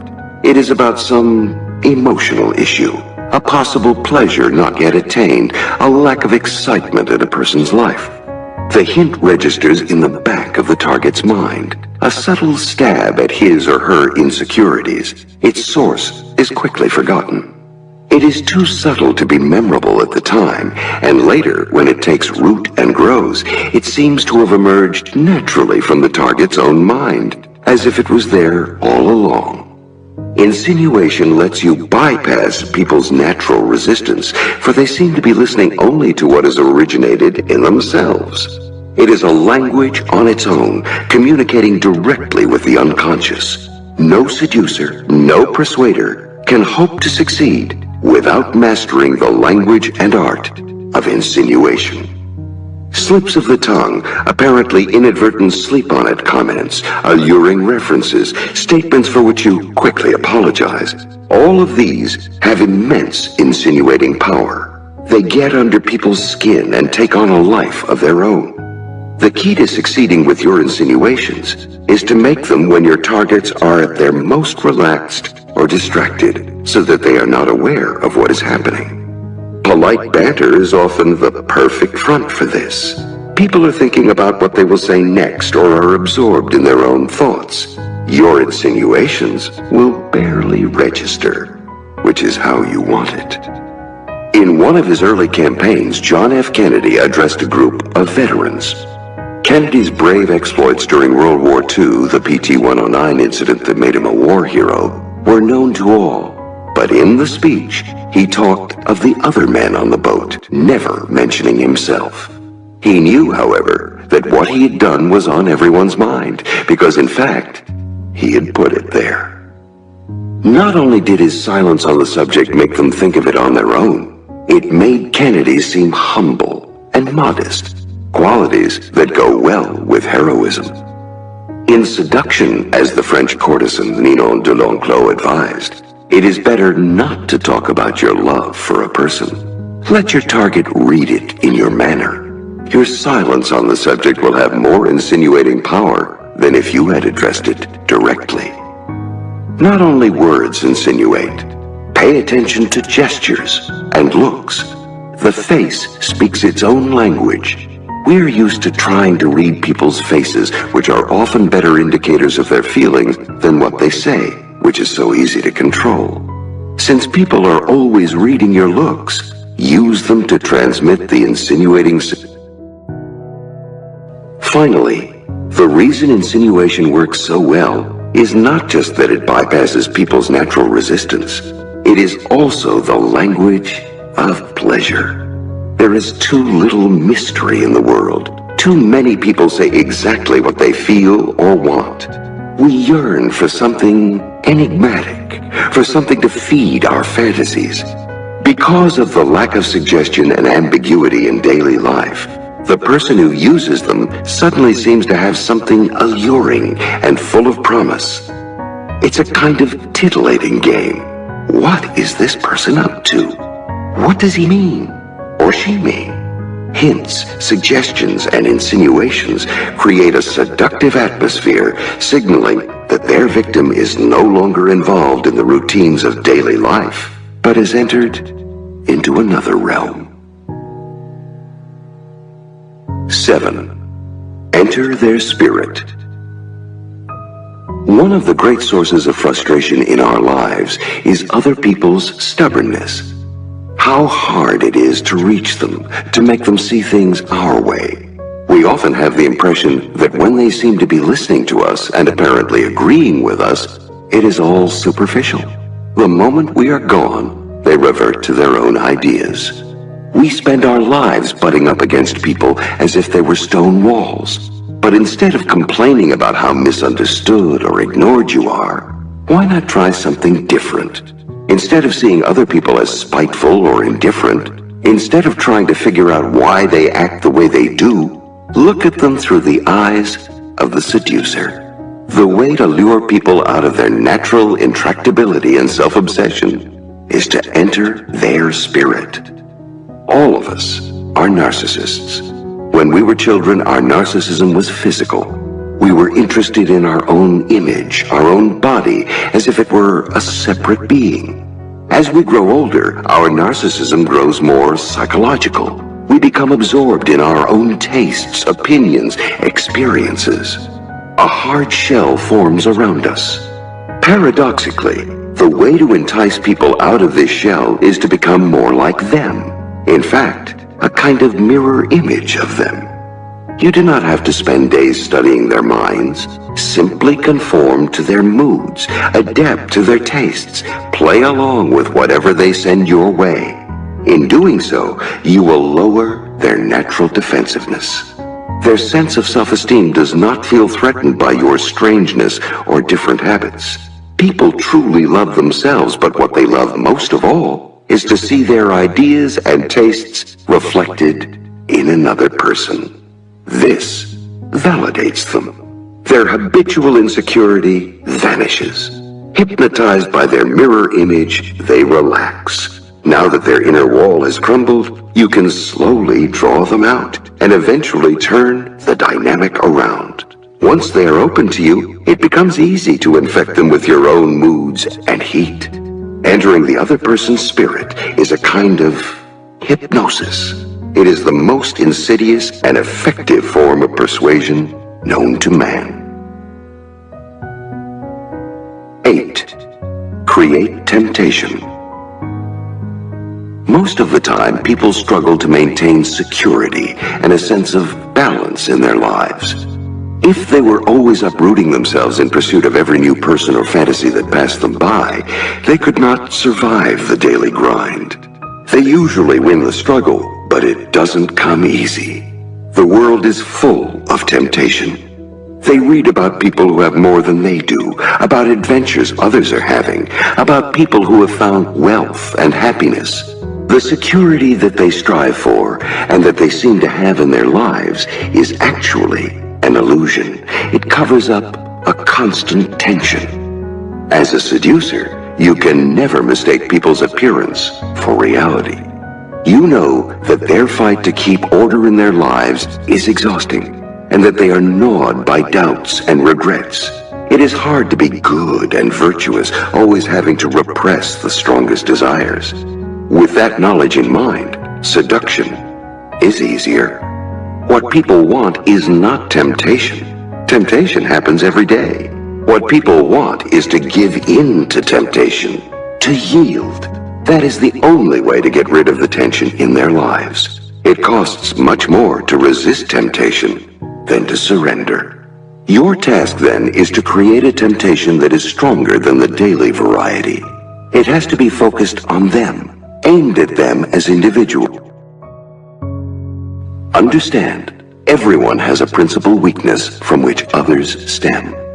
Find that childhood insecurity, that lack in their life, and you hold the key to tempting them. Their weakness may be greed, vanity, boredom, some deeply repressed desire, a hunger for forbidden fruit. They signal it in little details that elude their conscious control. Their style of clothing, an offhand comment. Their past, and particularly their past romances, will be littered with clues. Give them a potent temptation tailored to their weakness, and you can make the hope of pleasure that you stir in them figure more prominently than the doubts and anxieties that accompany it. Many such social barriers are gone today, so they have to be manufactured. It is the only way to put spice into seduction. Taboos of any kind are a source of tension, and they are psychological now, not religious. You are looking for some repression, some secret desire that will make your victims squirm uncomfortably if you hit upon it, but will tempt them all the more. Search in their past. Whatever they seem to fear or flee from might hold the key. It could be a yearning for a mother or father figure, or a latent homosexual desire. Perhaps you can satisfy that desire by presenting yourself as a masculine woman or a feminine man. For others, you play the Lolita or the daddy, someone they're not supposed to have, the dark side of their personality. Keep the connection vague. You want them to reach for something elusive, something that comes out of their own mind. Phase 2. Lead astray, creating pleasure and confusion. Your victims are sufficiently intrigued and their desire for you is growing, but their attachment is weak, and at any moment they could decide to turn back. The goal in this phase is to lead your victims so far astray, keeping them emotional and confused, giving them pleasure but making them want more, that retreat is no longer possible. Springing on them a pleasant surprise will make them see you as delightfully unpredictable, but will also keep them off balance. The artful use of soft and pleasant words will intoxicate them and stimulate fantasies. Aesthetic touches and pleasant little rituals will titillate their senses, distract their minds. Your greatest danger in this phase is the mere hint of routine or familiarity. You need to maintain some mystery, to keep a little distance so that in your absence, your victims become obsessed with you. They may realize that they are falling for you, but they must never suspect how much of this has come from your manipulations. A well-timed display of your weakness, of how emotional you have become under their influence, will help cover your tracks. To excite your victims and make them highly emotional, you must give them the feeling that they are actually living some of the fantasies you have stirred in their imagination. By giving them only a part of the fantasy, you will keep them coming back for more. Focusing your attention on them so that the rest of the world fades away, even taking them on a trip, will lead them far astray. There is no turning back. 9. Keep them in suspense. What comes next? The moment people feel they know what to expect from you, your spell on them is broken. More, you have ceded them power. The only way to lead the seduced along and keep the upper hand is to create suspense, a calculated surprise. People love a mystery, and this is the key to luring them further into your web. Behave in a way that leaves them wondering, what are you up to? Doing something they don't expect from you will give them a delightful sense of spontaneity.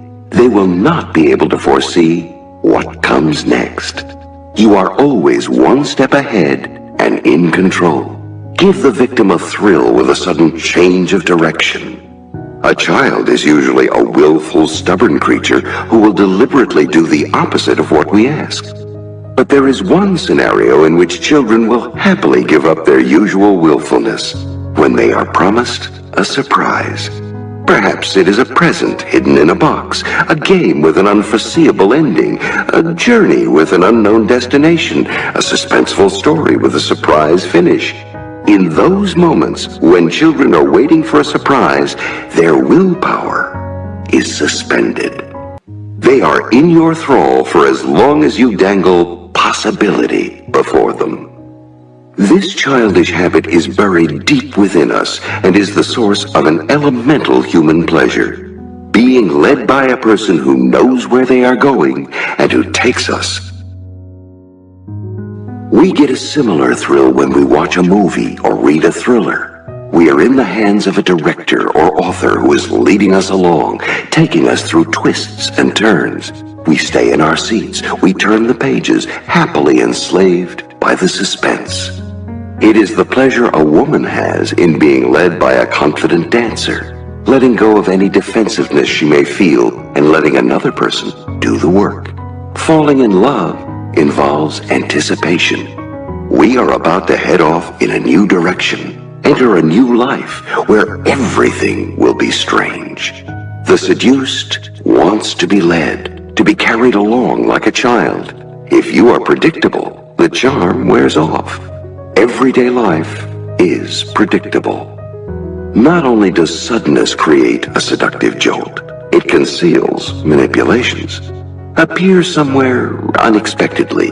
Say or do something sudden, and people will not have time to figure out that your move was calculated. Take them to some new place as if it only just occurred to you. Suddenly reveals some secret. Made emotionally vulnerable, they will be too bewildered to see through you. Anything that happens suddenly seems natural, and anything that seems natural has a seductive charm. Finally, you might think it wiser to present yourself as someone reliable, not given to caprice. If so, you are in fact merely timid. It takes courage and effort to mount a seduction. Reliability is fine for drawing people in, but stay reliable and you stay a bore. Dogs are reliable, a seducer is not. If, on the other hand, you prefer to improvise, imagining that any kind of planning or calculation is antithetical to the spirit of surprise, you are making a grave mistake. Constant improvisation simply means you are lazy and thinking only about yourself. What often seduces a person is the feeling that you have expended effort on their behalf. You don't need to trumpet this too loudly, but make it clear in the gifts you make, the little journeys you plan, the little teases you lure people with. Little efforts like these will be more than amply rewarded by the conquest of the heart and willpower of the seduced. 10. Use the demonic power of words to sow confusion. We rarely think before we talk. It is human nature to say the first thing that comes into our head, and usually what comes first is something about ourselves. We primarily use words to express our own feelings, ideas, and opinions, also to complain and to argue. This is because we are generally self-absorbed. The person who interests us most is our own self. To a certain extent, this is inevitable, and through much of our lives there is nothing much wrong with it. We can function quite well this way. In seduction, however, it limits our potential. You can't seduce without an ability to get outside your own skin and inside another person's, piercing their psychology. The key to seductive language is not the words you utter or your seductive tone of voice. It is a radical shift in perspective and habit. You have to stop saying the first thing that comes to your mind. You have to control the urge to prattle and vent your opinions. The key is to see words as a tool not for communicating true thoughts and feelings, but for confusing, delighting, and intoxicating. The difference between normal language and seductive language is like the difference between noise and music. Noise is a constant in modern life, something irritating we tune out if we can.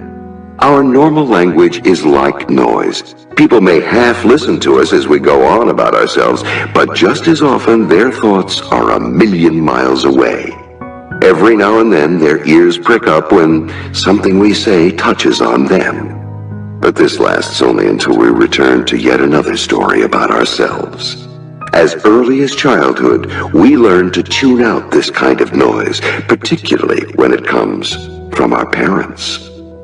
Music, on the other hand, is seductive and gets under our skin. It is intended for pleasure. A melody or a rhythm stays in our blood for days after we have heard it, altering our moods and emotions, relaxing or exciting us.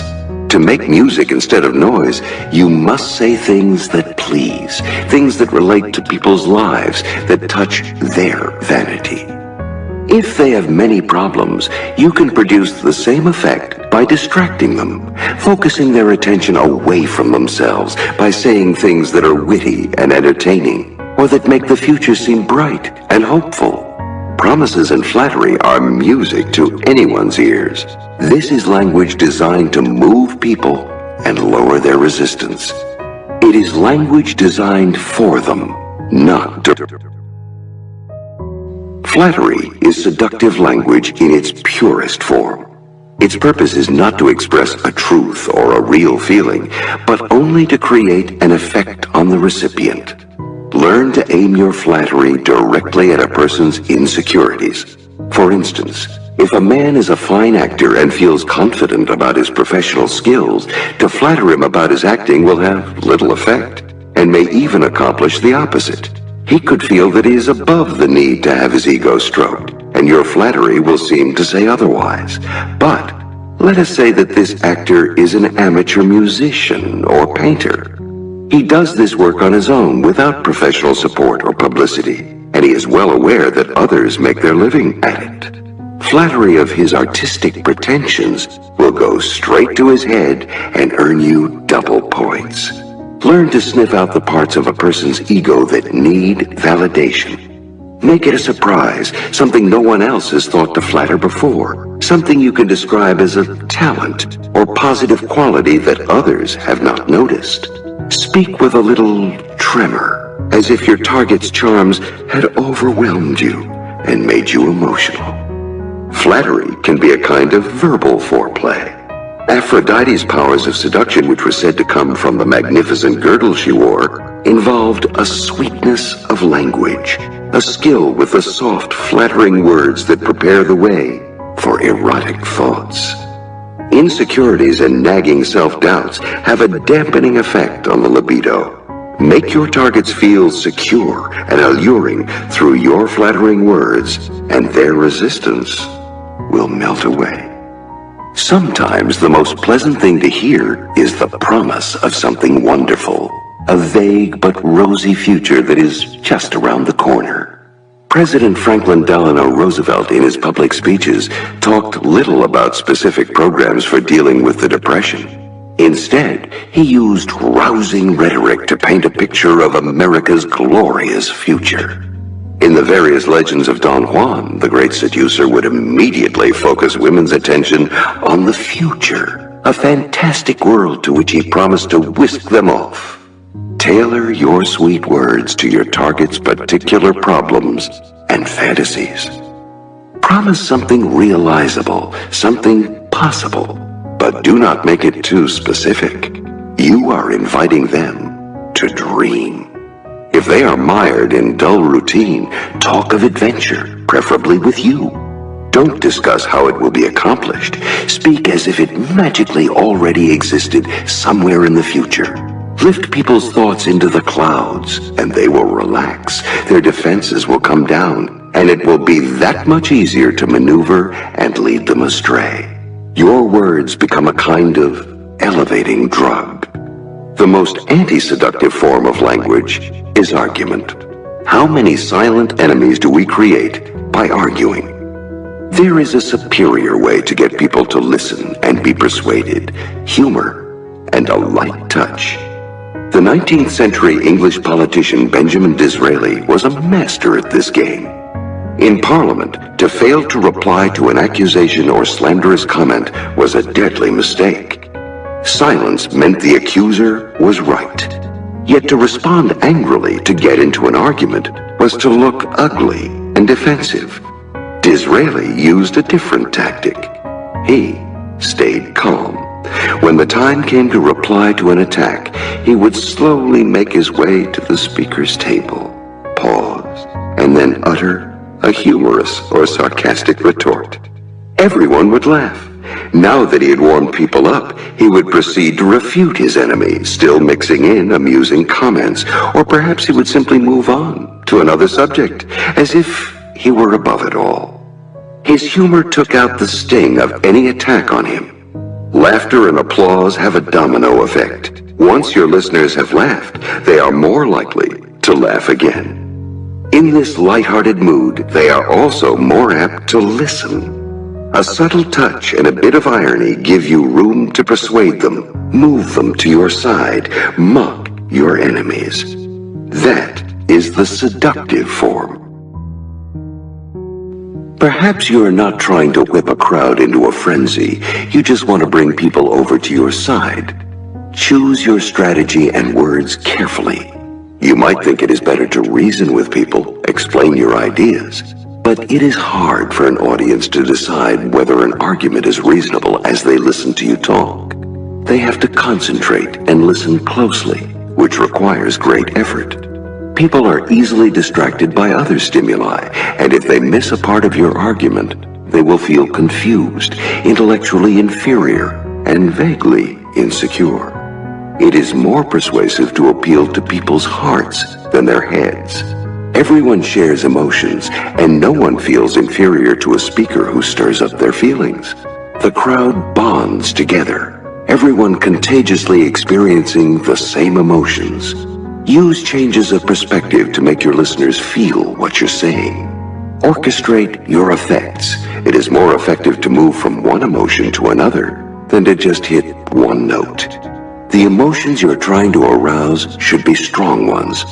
Don't speak of friendship and disagreement. Speak of love and hate. And it is crucial to try to feel something of the emotions you're trying to elicit. You will be more believable that way. This shouldn't be difficult. Imagine the reasons for loving or hating before you speak. If necessary, think of something from your past that fills you with rage. Emotions are contagious. It is easier to make someone cry if you are crying yourself. Make your voice an instrument and train it to communicate emotion. Learn to seem sincere. Napoleon studied the greatest actors of his time, and when he was alone, he would practice putting emotion into his voice. The goal of seductive speech is often to create a kind of hypnosis. You are distracting people, lowering their defenses, making them more vulnerable to suggestion. Learn the hypnotist's lessons of repetition and affirmation, key elements in putting a subject to sleep. Repetition involves using the same words over and over, preferably a word with emotional content. Texas, liberals, bigots. The effect is mesmerizing. Ideas can be permanently implanted in people's unconscious simply by being repeated often enough. Affirmation is simply the making of strong, positive statements like the hypnotist's commands. Seductive language should have a kind of boldness which will cover up a multitude of sins. Your audience will be so caught up in your bold language that they won't have time to reflect on whether or not it is true. Never say, "I don't think the other side made a wise decision." Say, "We deserve better," or "They have made a mess of things." Affirmative language is active language full of verbs, imperatives, and short sentences. Cut out "I believe," "perhaps," "in my opinion." Head straight for the heart. You are learning to speak a different kind of language. Most people employ symbolic language. Their words stand for something real, the feelings, ideas, and beliefs they really have. Or they stand for concrete things in the real world. The origin of the word symbolic lies in a Greek word meaning to bring things together. In this case, a word and something real. As a seducer, you are using the opposite, diabolic language. Your words don't stand for anything real. Their sound and the feelings they evoke are more important than what they are supposed to stand for. The word diabolic ultimately means to separate, to throw things apart. Here, words and reality. The more you make people focus on your sweet-sounding language and on the illusions and fantasies it conjures, the more you diminish their contact with reality. You lead them into the clouds, where it is hard to distinguish truth from untruth, real from unreal. Keep your words vague and ambiguous so people are never quite sure what you mean. Envelop them in demonic, diabolical language, and they will not be able to focus on your maneuvers, on the possible consequences of your seduction. And the more they lose themselves in illusion, the easier it will be to lead them astray and seduce them. 11. Pay attention to detail. Lofty words and grand gestures can be suspicious. Why are you trying so hard to please? The details of a seduction, the subtle gestures, the offhand things you do, are often more charming and revealing. You must learn to distract your victims with a myriad of pleasant little rituals, thoughtful gifts tailored just for them, clothes and adornments designed to please them, gestures that show the time and attention you are paying them. All of their senses are engaged in the details you orchestrate. Create spectacles to dazzle their eyes. Mesmerized by what they see, they will not notice what you are really up to. Learn to suggest the proper feelings and moods through details. When we were children, our senses were much more active. The colors of a new toy or a spectacle such as a circus held us in thrall. A smell or a sound could fascinate us. In the games we created, many of them reproducing something in the adult world on a smaller scale, what pleasure we took in orchestrating every detail. We noticed everything. As we grow older, our senses get dulled. We no longer notice as much, for we are constantly hurrying to get things done to move on to the next task. In seduction, You are always trying to bring the target back to the golden moments of childhood. A child is less rational, more easily deceived. A child is also more attuned to the pleasures of the senses. So when your targets are with you, you must never give them the feeling that they normally get in the real world, where we are all rushed, ruthless, out for ourselves. You need to deliberately slow things down and return them to the simpler times of their youth. The details that you orchestrate, colors, gifts, little ceremonies, are aimed at their senses, at the childish delight we take in the immediate charms of the natural world. Their senses filled with delightful things, they grow less capable of reason and rationality. Pay attention to detail, and you will find yourself assuming a slower pace. Your targets will not focus on what you might be after, sexual favors, power, etc., because you seem so considerate, so attentive. In the childish realm of the senses in which you envelop them, they get a clear sense that you are involving them in something distinct from the real world, an essential ingredient of seduction. Remember, the more you get people to focus on the little things, the less they will notice your larger direction. The seduction will assume the slow, hypnotic pace of a ritual, in which the details have a heightened importance and the moments are full of ceremony. Since time immemorial, women have known that within the most apparently self-possessed man is an animal whom they can lead by filling his senses with the proper physical lures. The key is to attack on as many fronts as possible. Don't ignore your voice, your gestures, your walk, your clothes, your glances. Some of the most alluring women in history have so distracted their victims with sensual detail that the men fail to notice it is all an illusion. From the 1940s on into the early 1960s, Pamela Churchill Harriman had a series of affairs with some of the most prominent and wealthy men in the world. Averil Harriman, whom years later she married. Gianni Agnelli, heir to the Fiat fortune. Baron Elie de Rothschild. What attracted these men and kept them in thrall was not her beauty or her lineage or her vivacious personality, but her extraordinary attention to detail. It began with her attentive look as she listened to your every word, soaking up your tastes. Once she found her way into your home, she would fill it with your favorite flowers, get your chef to cook that dish you had tasted only in the finest restaurants. You mentioned an artist you liked. A few days later, that artist would be attending one of your parties. She found the perfect antiques for you, dressed in the way that most pleased or excited you. And she did this without your saying a word. She spied, gathered information from third parties, overheard you talking to someone else. Harriman's attention to detail had an intoxicating effect on all the men in her life.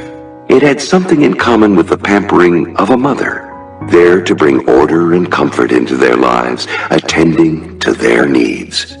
Life is harsh and competitive. Attending to detail in a way that is soothing to the other person makes them dependent on you.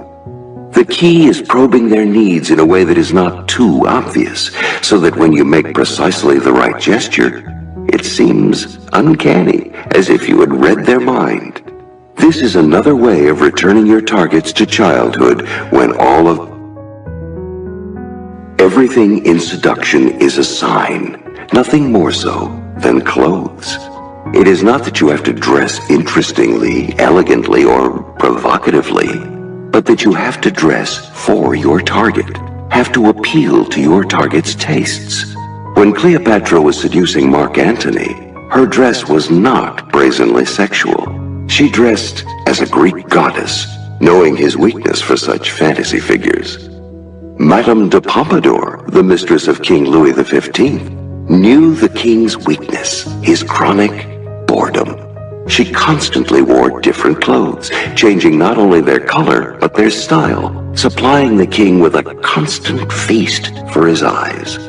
Pamela Harriman was subdued in the fashion she wore, befitting her role as a high society geisha and reflecting the sober tastes of the men. she seduced. Contrast works well here. At work or at home, you might dress nonchalantly. Marilyn Monroe, for example, wore jeans and a t-shirt at home. But when you are with the target, you wear something elaborate, as if you were putting on a costume. Your Cinderella transformation will stir excitement and the feeling that you have done something just for the person you are with. Whenever your attention is individualized, you would not dress like that for anyone else. It is infinitely more seductive. In the 1870s, Queen Victoria found herself wooed by Benjamin Disraeli, her own prime minister. Disraeli's words were flattering and his manner insinuating. He also sent her flowers, valentines, gifts, but not just any flowers or gifts, the kind that most men would send. The flowers were primroses, symbols of their simple yet beautiful friendship. From then on, whenever Victoria saw a primrose, she thought of Disraeli. Or he would write on a valentine that he, no longer in the sunset but the twilight of his existence, must encounter a life of anxiety and toil. But this too has its romance when he remembers that he labors for the most gracious of beings. Or he might send her a little box with no inscription, but with a heart transfixed by an arrow on one side and the word fideliter, or faithfully, on the other. Victoria fell in love with Disraeli.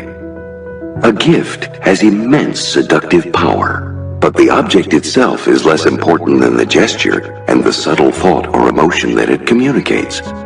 Perhaps the choice relates to something from the target's past, or symbolizes something between you, or merely represents the lengths you will go to please.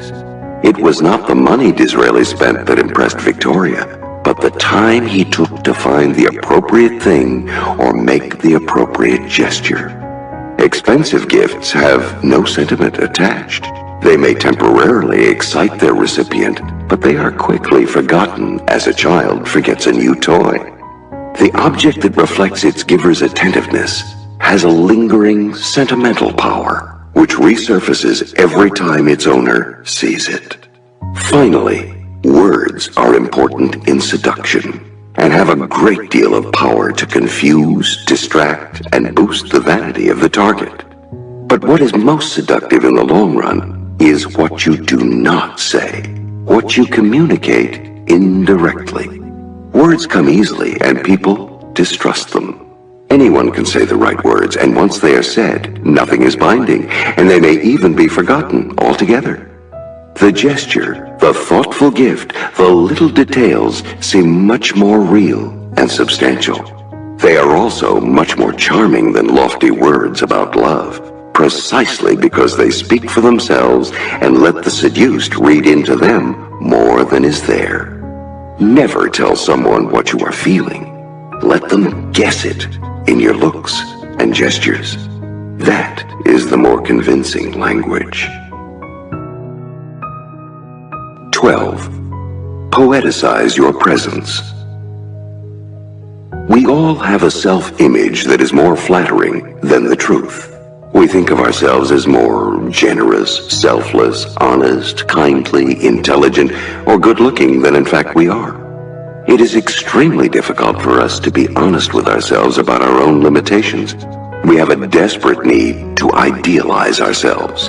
As the writer Angela Carter remarks, we would rather align ourselves with angels than with the higher primates from which we are actually descended.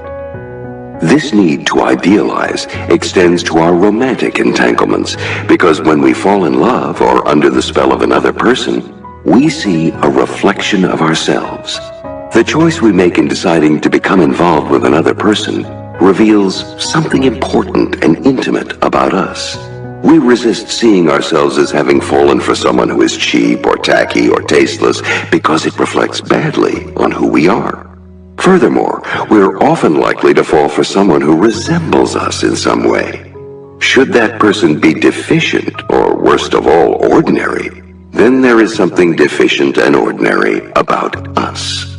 No, at all costs, the loved one must be overvalued and idealized, at least for the sake of our own self-esteem. Besides, in a world that is harsh and full of disappointment, it is a great pleasure to be able to fantasize about a person you are involved with. This makes the seducer's task easy. People are dying to be given the chance to fantasize about you. Don't spoil this golden opportunity by overexposing yourself or becoming so familiar and banal that the target sees you exactly as you are. You do not have to be an angel or a paragon of virtue. That would be quite boring. You can be dangerous, naughty, even somewhat vulgar, depending on the tastes of your victim. But never be ordinary or limited. In poetry, as opposed to reality, anything is possible. Soon after we fall under a person's spell, we form an image in our minds of who they are and what pleasures they might offer. Thinking of them when we are alone, we tend to make this image more and more idealized. Remember, if you're easily had, you can't be worth that much. It's hard to wax poetic about a person who comes so cheaply. If after the initial interest you make it clear that you can't be taken for granted, if you stir a bit of doubt, the target will imagine there is something special, lofty, and unattainable about you. Your image will crystallize in the other person's mind. Any kind of heightened experience, artistic or spiritual, lingers in the mind much longer than normal experience. You must find a way to share such moments with your targets. A concert, a play, a spiritual encounter, whatever it takes, so that they associate something elevated with you. Shared moments of exuberance have immense seductive pull. Also, any kind of object can be imbued with poetic resonance and sentimental associations, as discussed in the last section. The gifts you give and other objects can become imbued with your presence. If they are associated with pleasant memories, the sight of them keeps you in mind and accelerates the poeticization process. Although it is said that absence makes the heart grow fonder, an absence too early will prove deadly to the crystallization process. You must surround your targets with focused attention so that in those critical moments when they are alone, their mind is spinning with a kind of afterglow. Do everything you can to keep the target thinking about you. Letters, mementos, gifts, unexpected meetings, all of these give you an omnipresence. Everything must remind them of you. Finally, if your target should see you as elevated and poetic, there is much to be gained by making them feel elevated and poeticized in their turn. The French writer Chateaubriand would make a woman feel like a goddess. She had such a powerful effect on him. He would send her poems that she supposedly had inspired. To make Queen Victoria feel as if she were both a seductive woman and a great leader, Benjamin Disraeli would compare her to mythological figures and great predecessors such as Queen Elizabeth I. By idealizing your targets this way, you will make them idealize you in return, since you must be equally great to be able to appreciate and see all of their fine qualities. They will also grow addicted to the elevated feeling you give them. 13. Disarm through strategic weakness and vulnerability. Too much maneuvering on your part may raise suspicion. The best way to cover your tracks is to make the other person feel superior and stronger. If you seem to be weak, vulnerable, enthralled by the other person, and unable to control yourself, you will make your actions look more natural, less calculated. Physical weakness, tears, bashfulness, paleness will help create the effect. To further win trust, exchange honesty for virtue. Establish your sincerity by confessing some sin on your part. It doesn't have to be real. Sincerity is more important than goodness. Play the victim, then transform your target's sympathy into love. We all have weaknesses, vulnerabilities, frailnesses in our mental makeup. Perhaps we are shy or oversensitive or need attention. Whatever the weakness is, it is something we cannot control. We may try to compensate for it or to hide it, but this is often a mistake. People sense something inauthentic or unnatural. Remember, what is natural to your character is inherently seductive.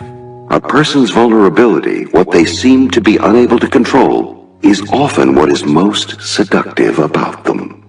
People who display no weaknesses, on the other hand, often elicit envy, fear, and anger. We want to sabotage them just to bring them down. Don't struggle against your vulnerabilities or try to repress them, but put them into play. Learn to transform them into power. The game is subtle.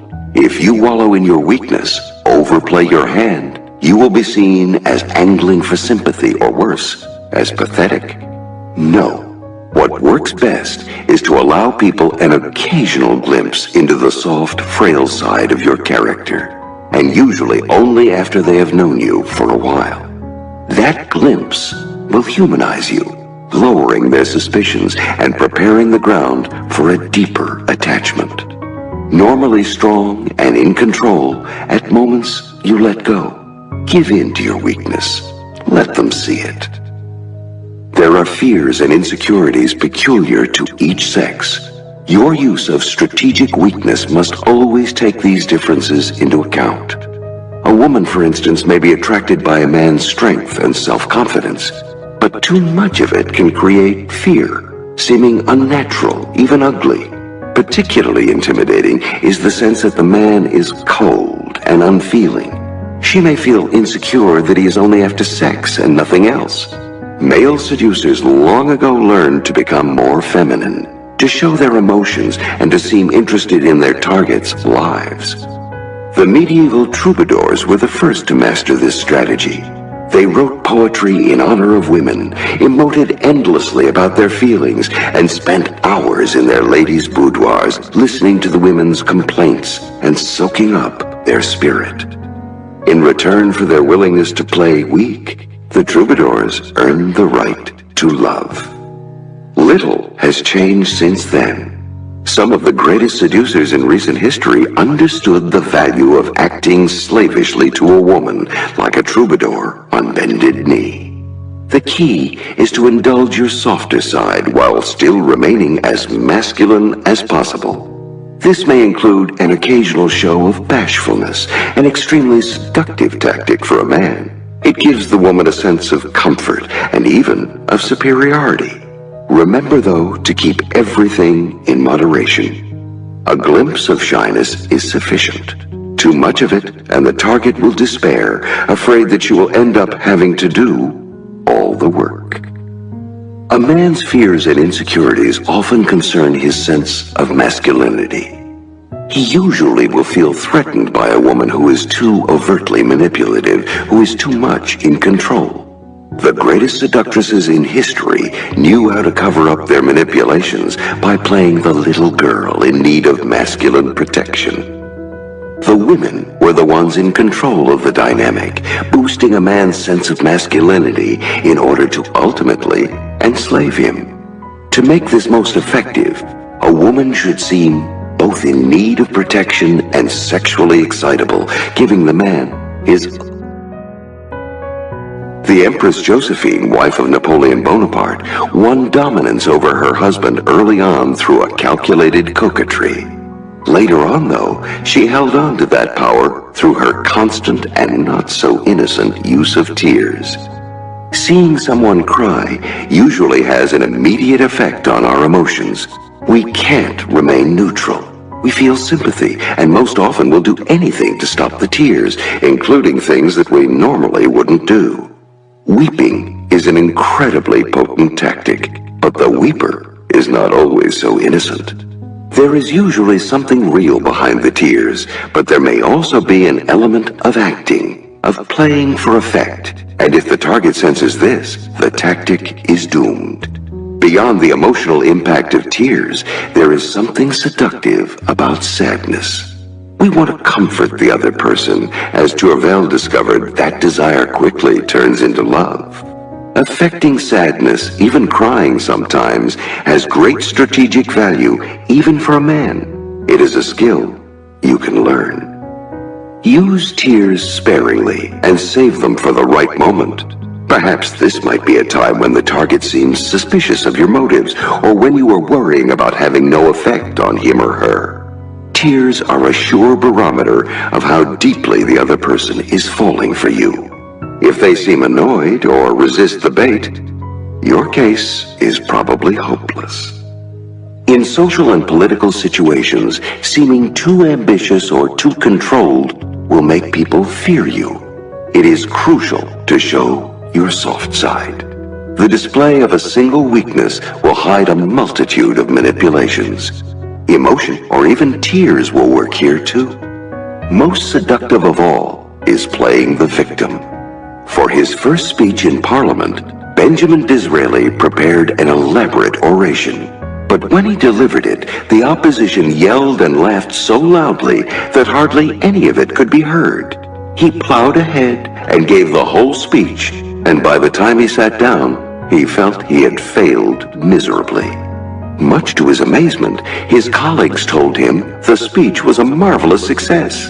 It would have been a failure if he had complained or given up, but by going ahead as he did, he positioned himself as the victim of a cruel and unreasonable faction. Almost everyone sympathized with him now, which would serve him well in the future. Attacking your mean-spirited opponents can make you seem ugly as well. Instead, soak up their blows and play the victim. The public will rally to your side in an emotional response that will lay the groundwork for a grand political seduction. 14. Confuse desire and reality, the perfect illusion. The real world can be unforgiving. Events occur over which we have little control. Other people ignore our feelings in their quests to get what they need. Time runs out before we accomplish what we had wanted. If we ever stopped to look at the present and future in a completely objective way, we would despair. Fortunately, we develop the habit of dreaming early on. In this other mental world that we inhabit, the future is full of rosy possibilities. Perhaps tomorrow we will sell that brilliant idea or meet the person who will change our lives. Our culture stimulates these fantasies with constant images and stories of marvelous occurrences and happy romances. The problem is, these images and fantasies exist only in our minds or on screen. They really aren't enough. We crave the real thing, not this endless daydreaming and titillation. Your task as a seducer is to bring some flesh and blood into someone's fantasy life by embodying a fantasy figure or creating a scenario resembling that person's dreams. No one can resist the pull of a secret desire that has come to life before their eyes. You must first choose targets who have some repression or dream unrealized, always the most likely victims of a seduction. Slowly and gradually, you will build up the illusion that they are getting to see and feel and live those dreams of theirs. Once they have this sensation, they will lose contact with reality and begin to see your fantasy as more real than anything else. Most people have a misconception about illusion. As any magician knows, it need not be built out of anything grand or theatrical. The grand and theatrical can, in fact, be destructive, calling too much attention to you and your schemes. Instead, create the appearance of normality. Once your targets feel secure, nothing is out of the ordinary. You have room to deceive them. In animating a fantasy, the great mistake is imagining that it must be larger than life. That would border on camp, which is entertaining but rarely seductive. Instead, what you aim for is what Freud called the uncanny. Something strange and familiar at the same time, like a déjà vu or a childhood memory, anything slightly irrational and dreamlike. The uncanny, the mix of the real and the unreal, has immense power over our imaginations. The fantasies you bring to life for your targets should not be bizarre or exceptional. They should be rooted in reality, with a hint of the strange, the theatrical, the occult, in Talk of Destiny, for example. You vaguely remind people of something in their childhood, or a character in a film or book. The secret to creating an uncanny effect is to keep it subtle. Role-playing is immensely pleasurable.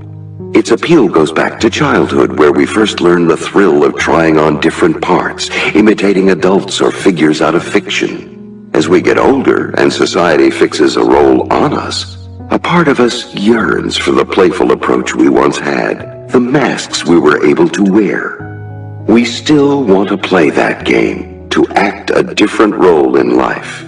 Indulge your targets in this wish by first making it clear that you are playing a role, then inviting them to join you in a shared fantasy. The more you set things up like a play or a piece of fiction, the better. Everyone has lost something in life, has felt the pangs of disappointment. The idea that we can get something back, that a mistake can be righted, is immensely seductive. The mind is infinitely vulnerable to suggestion, and even more so when strong desires are involved. And nothing is stronger than the desire to change the past, right a wrong, satisfy a disappointment. Find these desires in your victim, and creating a believable fantasy will be simple for you. Few have the power to see through an illusion they desperately want to believe in. 15. Isolate the victim. An isolated person is weak. By slowly isolating your victims, you make them more vulnerable to your influence. Their isolation may be psychological.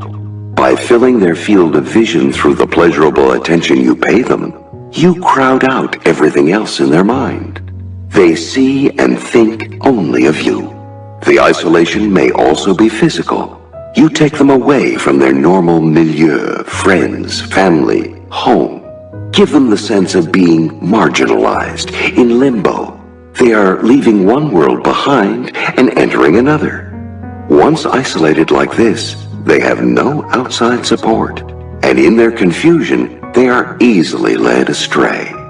Lure the seduced into your lair, where nothing is familiar. The people around you may seem strong and more or less in control of their lives, but that is merely a facade. Underneath, people are more brittle than they let on. What lets them seem strong is a series of nests and safety nets they envelop themselves in. Their friends, their families, their daily routines, which give them a feeling of continuity, safety, and control. Suddenly, pull the rug out from under them. Drop them alone into some foreign place where the familiar signposts are gone or scrambled, and you will see a very different person. A target who is strong and settled is hard to seduce. But even the strongest people can be made vulnerable if you can isolate them from their nests and safety nets. Block out their friends and family with your constant presence. Alienate them from the world they are used to and take them to places they do not know. Get them to spend time in your environment. Deliberately disturb their habits. Get them to do things they have never done. They will grow emotional, making it easier to lead them astray.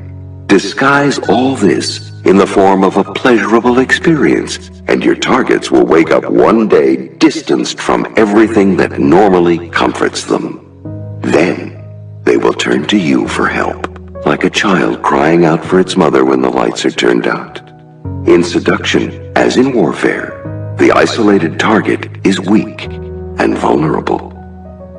Your worst enemies in a seduction are often your target's family and friends. They are outside your circle and immune to your charms.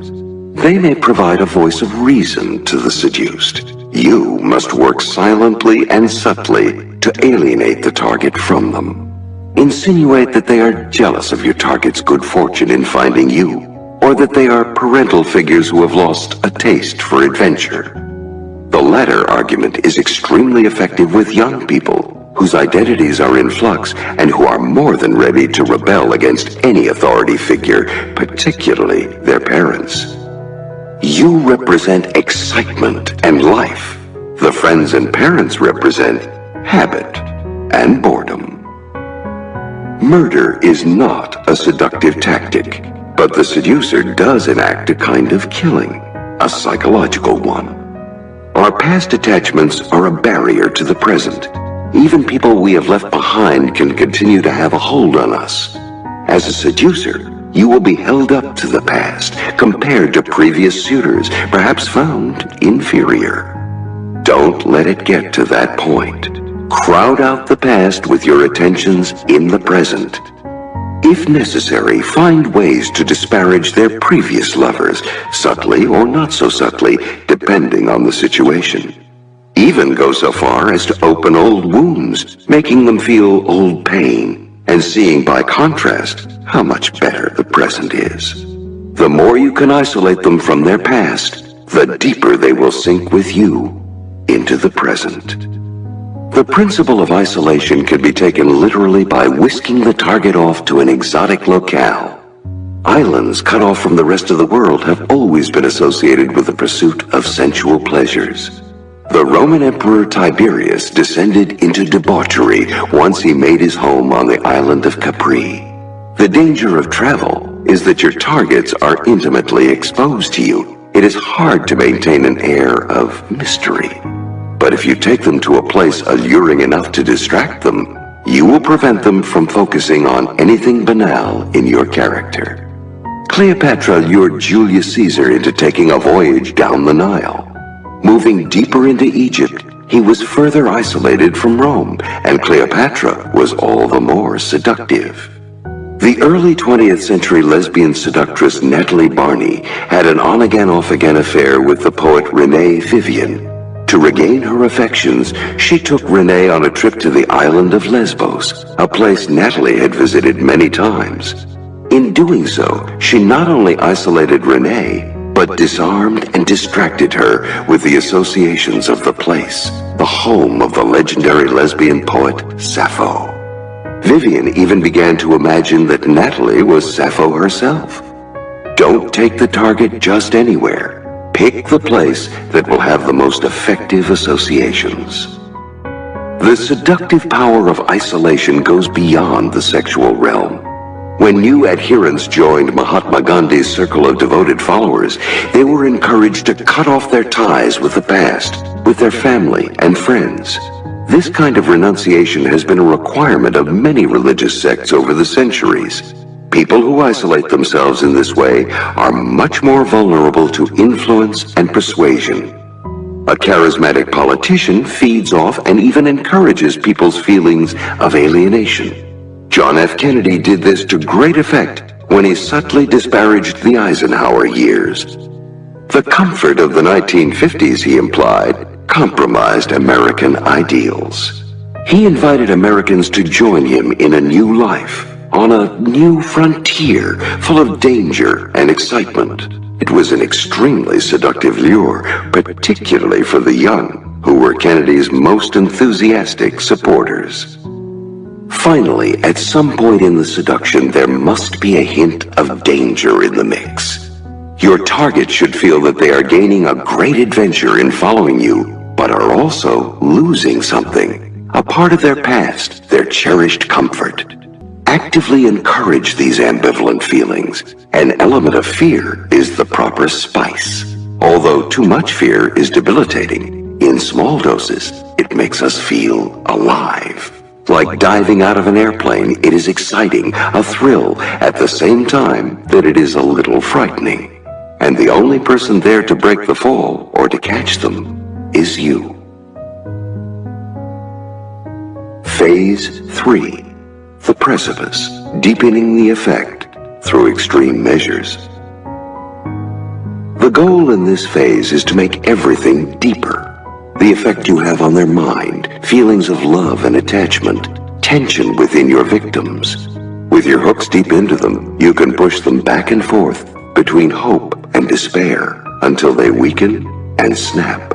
Showing how far you are willing to go for your victims, doing some noble or chivalrous deed will create a powerful jolt, spark an intensely positive reaction. Everyone has scars, repressed desires, and unfinished business from childhood. Bring these desires and wounds to the surface. Make your victims feel that they are getting what they never got as a child, and you will penetrate deep into their psyche, stir uncontrollable emotions. Now you can take your victims past their limits, getting them to act out their dark sides, adding a sense of danger to your seduction. You need to deepen the spell, and nothing will more confuse and enchant your victims than giving your seduction a spiritual veneer. It is not lust that motivates you, but destiny. Divine thoughts and everything elevated. The erotic lurks beneath the spiritual. Now your victims have been properly set up. By deliberately hurting them, instilling fears and anxieties, you will lead them to the edge of the precipice from which it will be easy to push and make them fall. They feel great tension and are yearning for relief. 16. Prove yourself. Anyone can talk big, say lofty things about their feelings, insist on how much they care for us, and also for all oppressed peoples in the far reaches of the planet. But if they never behave in a way that will back up their words, we begin to doubt their sincerity. Perhaps we're dealing with a charlatan, or a hypocrite, or a coward. Flattery and fine words can only go so far. A time will eventually arrive when you will have to show your victim some evidence to match your words with deeds. This kind of evidence has two functions. First, it allays any lingering doubts about you. Second, an action that reveals some positive quality in you is immensely seductive in and of itself. Brave or selfless deeds create a powerful and positive emotional reaction. Don't worry. Your deeds don't have to be so brave and selfless that you lose everything in the process. The appearance alone of nobility will often suffice.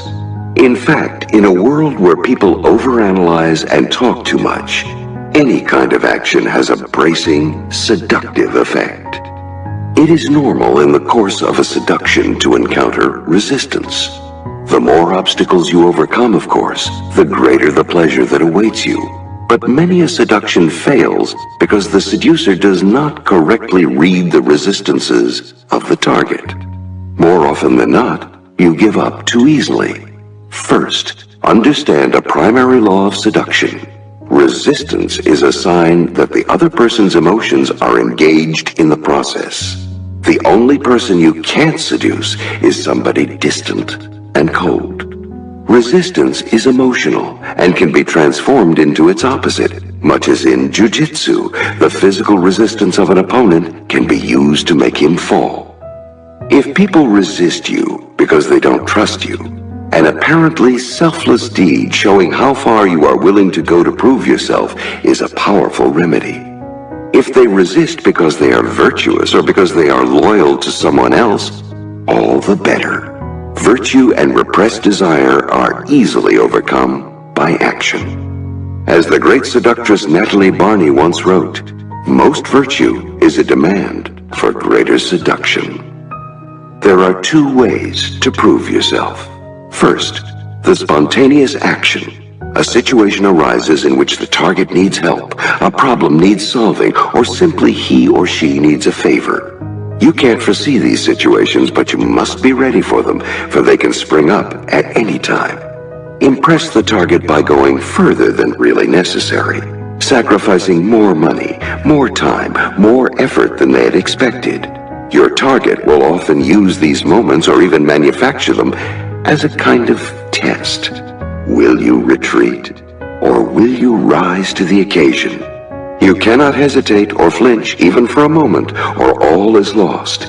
If necessary, make the deed seem to have cost you more than it has, never with words, but indirectly. Exhausted looks, reports spread through a third party, whatever it takes.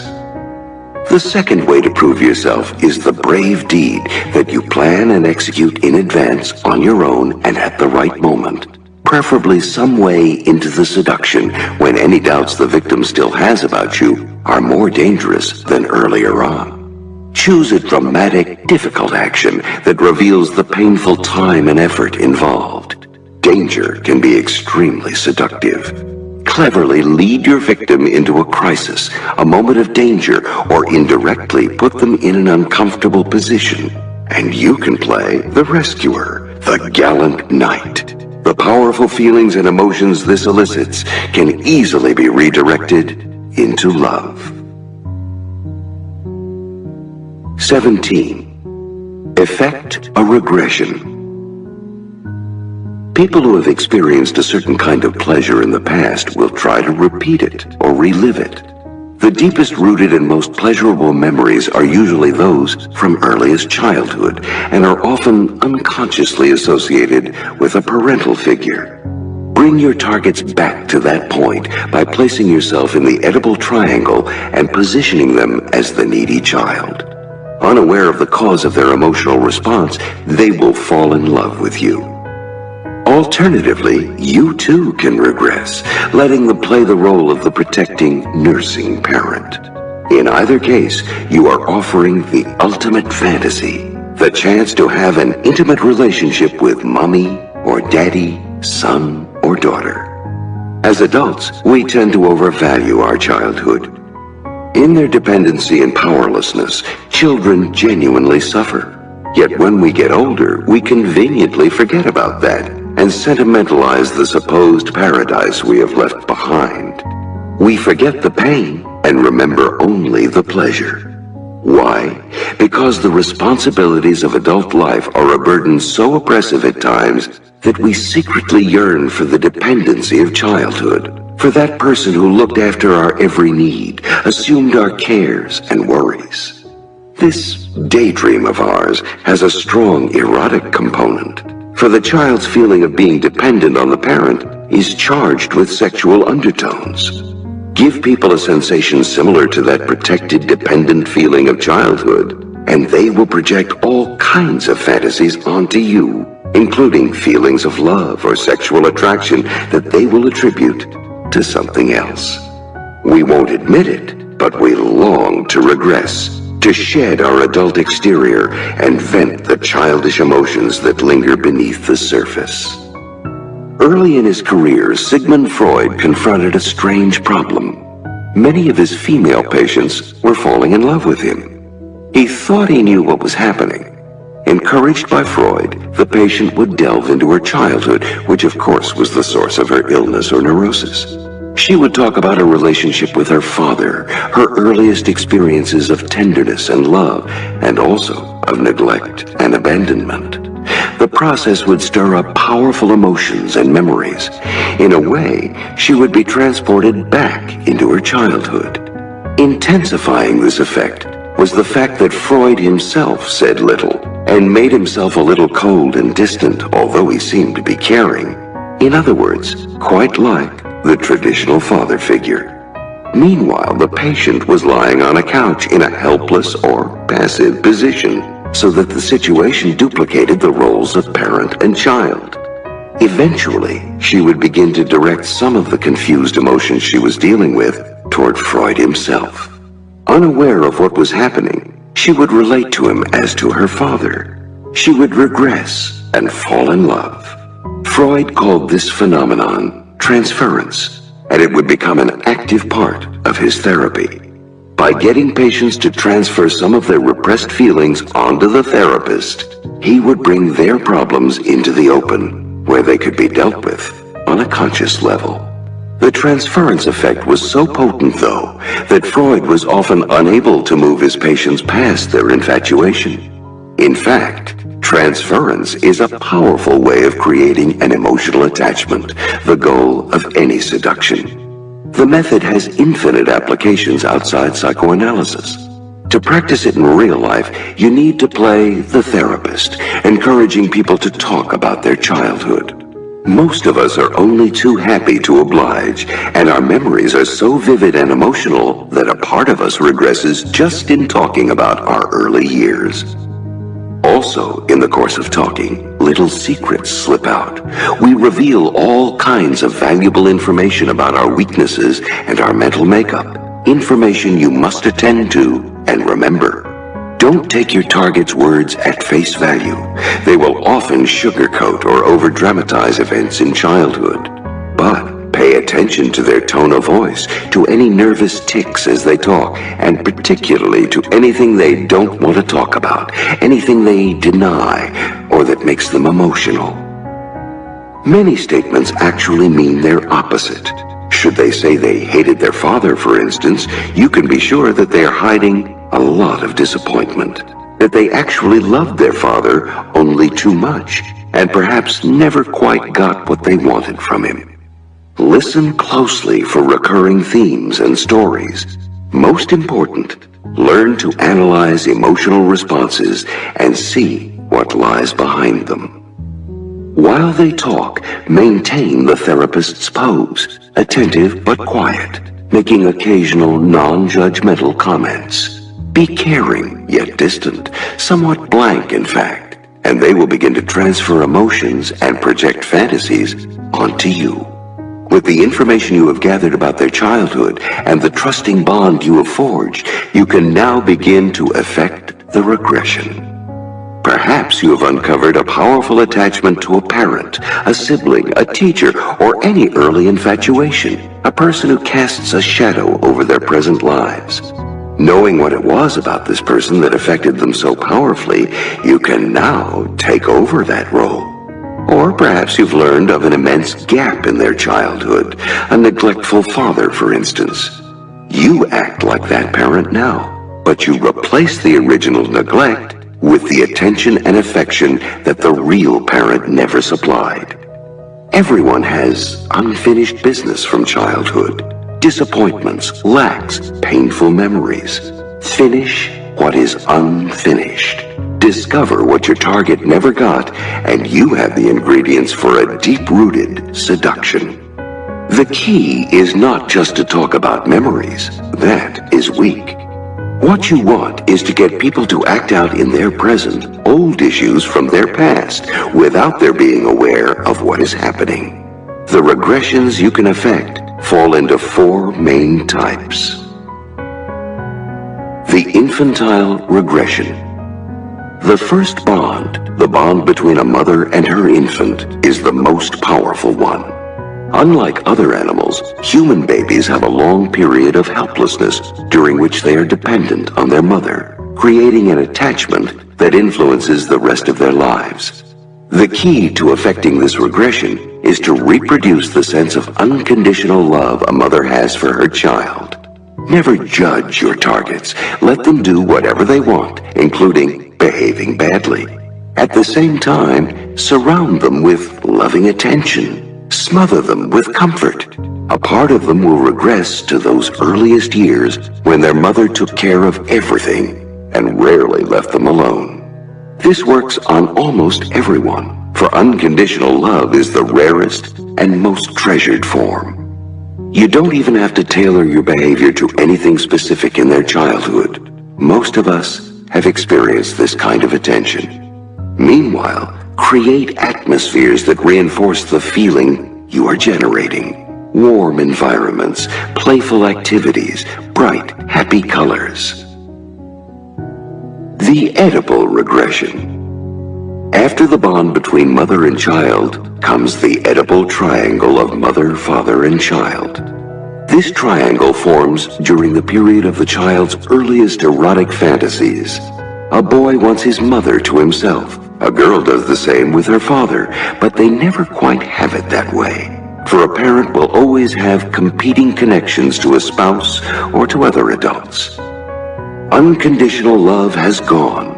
Now, inevitably, the parent must sometimes deny what the child desires.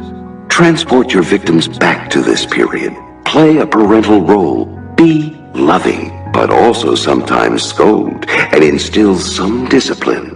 Children actually love a little discipline. It makes them feel that the adult cares about them.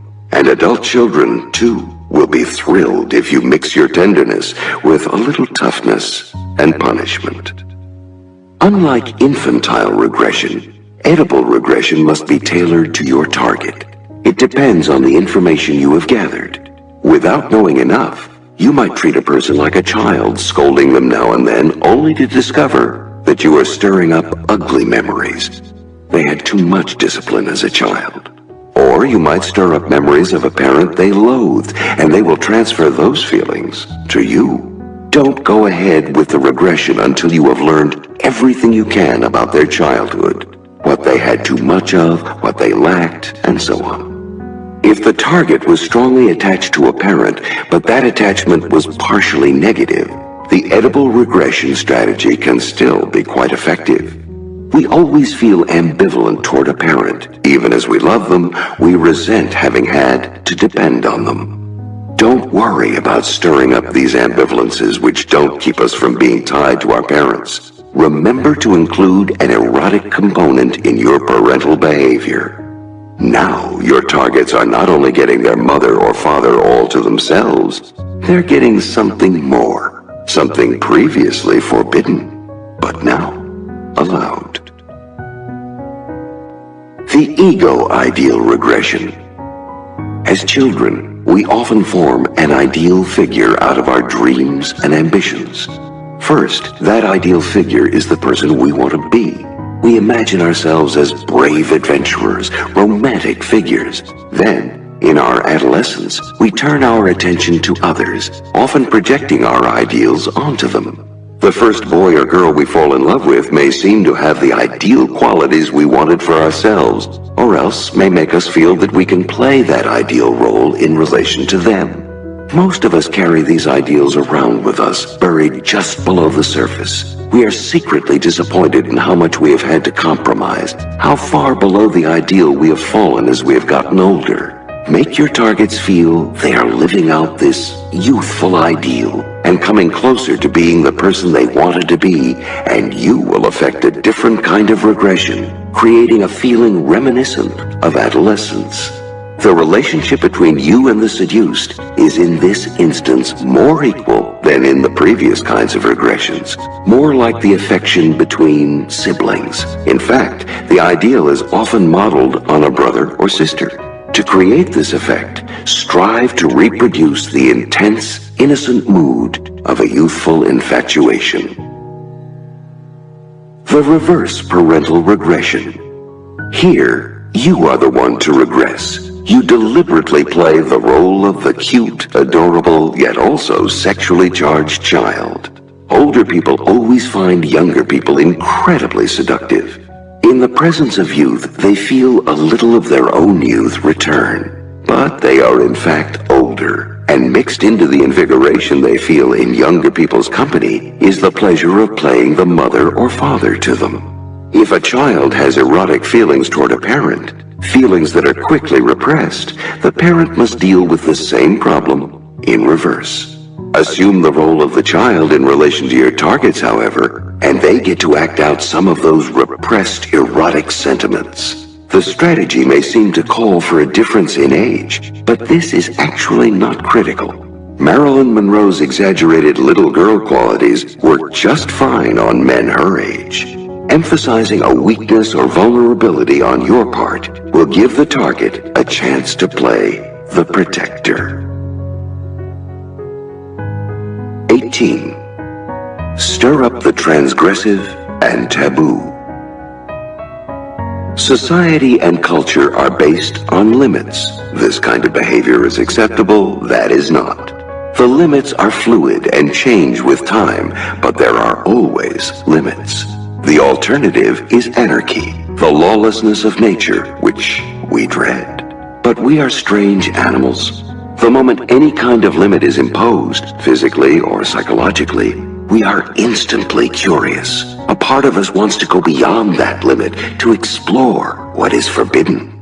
If as children we are told not to go past a certain point in the woods, that is precisely where we want to go. But we grow older and become polite and deferential. More and more boundaries encumber our lives. Don't confuse politeness with happiness, however. It covers up frustration, unwanted compromise. How can we explore the shadow side of our personality without incurring punishment or ostracism? It seeps out in our dreams. We sometimes wake up with a sense of guilt at the murder, incest, adultery, and mayhem that goes on in our dreams until we realize no one needs to know about it but ourselves. But give a person the sense that with you, they will have a chance to explore the outer reaches of acceptable, polite behavior, that with you they can vent some of their closeted personality, and you create the ingredients for a deep and powerful seduction. You will have to go beyond the point of merely teasing them with an elusive fantasy. The shock and seductive power will come from the reality of what you are offering them. At a certain point, you can even press it further than they may want to go. If they have followed you merely out of curiosity, they may feel some fear and hesitation, but once they are hooked, they will find you hard to resist, for it is hard to return to a limit once you have transgressed and gone past it. The human cries out for more and does not know when to stop. You will determine for them when it is time to stop. The moment people feel that something is prohibited, a part of them will want it. That is what makes a married man or woman such a delicious target. The more someone is prohibited, the greater the desire. George Villiers, the Earl of Buckingham, was the favorite first of King James I, then of James' son, King Charles I. Nothing was ever denied him. In 1625, on a visit to France, he met the beautiful Queen Anne and fell hopelessly in love. What could be more impossible, more out of reach, than the queen of a rival power? He could have had almost any other woman, but the prohibited nature of the queen completely inflamed him until he embarrassed himself and his country by trying to kiss her in public. Since what is forbidden is desired, somehow you must make yourself seem forbidden. The most blatant way to do this is to engage in behavior that gives you a dark and forbidden aura. Theoretically, you are someone to avoid. In fact, you are too seductive to resist. That was the allure of the actor Errol Flynn, who often found himself the pursued rather than the pursuer. Flynn was devilishly handsome, but he also had something else, a definite criminal streak. In his wild youth, he engaged in all kinds of shady activities. In the 1950s, he was charged with rape, a permanent stain on his reputation, even though he was acquitted. But his popularity among women only increased. Play up your dark side, and you will have a similar effect. For your targets to be involved with you means going beyond their limits, doing something naughty and unacceptable to society, to their peers. For many, that is the reason to bite the bait. One of the most seductive men of the 20th century, Rudolph Valentino, was known as the sex menace. His appeal for women was twofold. He could be tender and attentive, but he also hinted of cruelty.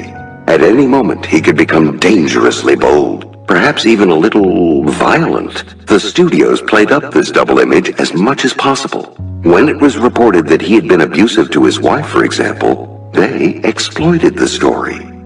A mix of the masculine and the feminine, the violent and the tender, will always seem transgressive and appealing. Love is supposed to be tender and delicate, but in fact, it can release violent and destructive emotions. And the possible violence of love, the way it breaks down our normal reasonableness, is just what attracts us.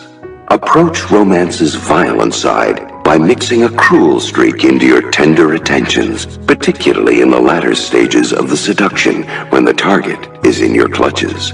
A masochistic involvement can represent a great transgressive release. The more illicit your seduction feels, the more powerful its effect. Give your targets the feeling that they are committing a kind of crime, a deed whose guilt they share with you. Create public moments in which the two of you know something that those around you do not. It could be phrases and looks that only you recognize, a secret. Johannes, the protagonist of Soren Kierkegaard's The Seducer's Diary, sent a message to his target, the young Cordelia, in the middle of a dinner party where they were both attending. She could not reveal to the other guests that it was from him, for then she would have to do some explaining. He might also say something in public that would have a special meaning for her, since it referred to something in one of his letters. All of this added spice to the affair by giving it a feeling of a shared secret, even a guilty crime. It is critical to play on tensions like these in public, creating a sense of complicity and collusion against the world. In the Tristan and Isolde legend, the famous lovers reach the heights of bliss and exhilaration exactly because of the taboos they break. Isolde is engaged to King Mark.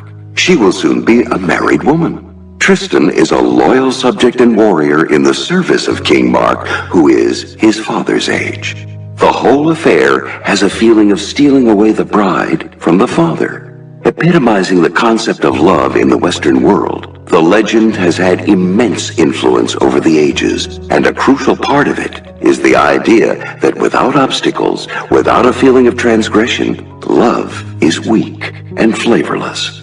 People may be straining to remove restrictions on private behavior to make everything freer in the world today, but that only makes seduction more difficult and less exciting. Do what you can to reintroduce a feeling of transgression and crime, even if it is only psychological or illusory.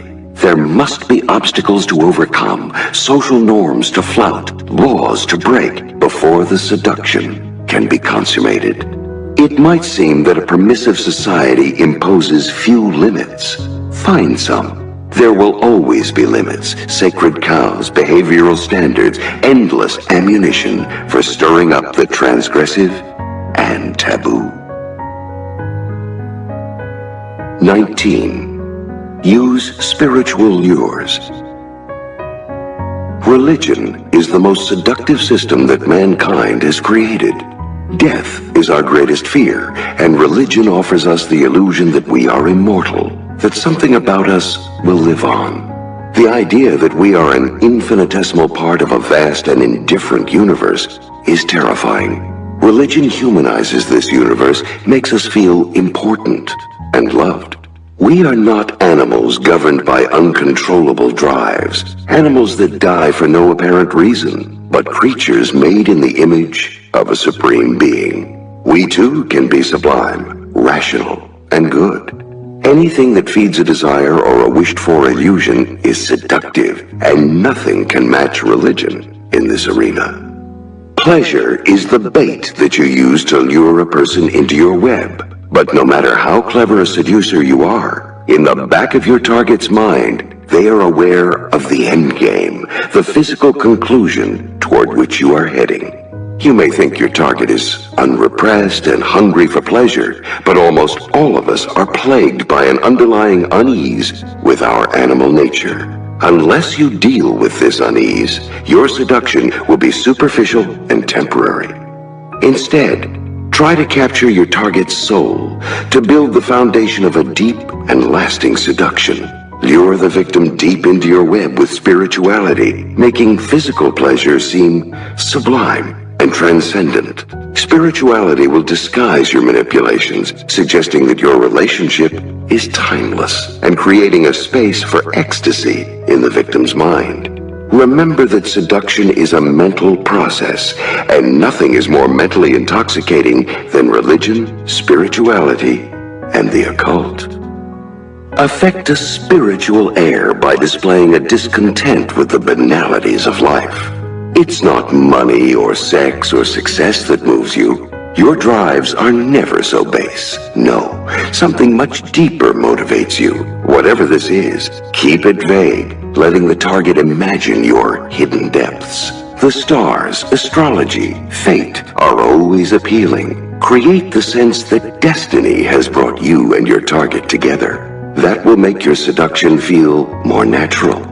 In a world where too much is controlled and manufactured, the sense that fate, necessity, or some higher power is guiding your relationship is doubly seductive. If you want to weave religious motifs into your seduction, it is always best to choose some distant, exotic religion with a slightly pagan air. It is easy to move from pagan spirituality to pagan earthiness. Timing counts. Once you have stirred your target's souls, move quickly to the physical, making sexuality seem merely an extension of the spiritual vibrations you are experiencing. In other words, employ the spiritual strategy as close to the time for your bold move as possible. The spiritual is not exclusively the religious or the occult. It's anything that will add a sublime, timeless quality to your seduction. In the modern world, culture and art have in some ways taken the place of religion. There are two ways to use art in your seduction. First, create it yourself, in the target's honor. Even if your love is a passing fancy, by capturing it in a work of art, you give it a seductive illusion of eternity. The second way to use art is to make it ennoble the affair, giving your seduction an elevated edge. The play, movie, or book can be contemporary, even a little raw, as long as it contains a noble message and is tied to some just cause. Even a political movement can be spiritually uplifting. Remember to tailor your spiritual lures to the target. If the target is earthy and cynical, paganism or art will be more productive than the occult or religious piety.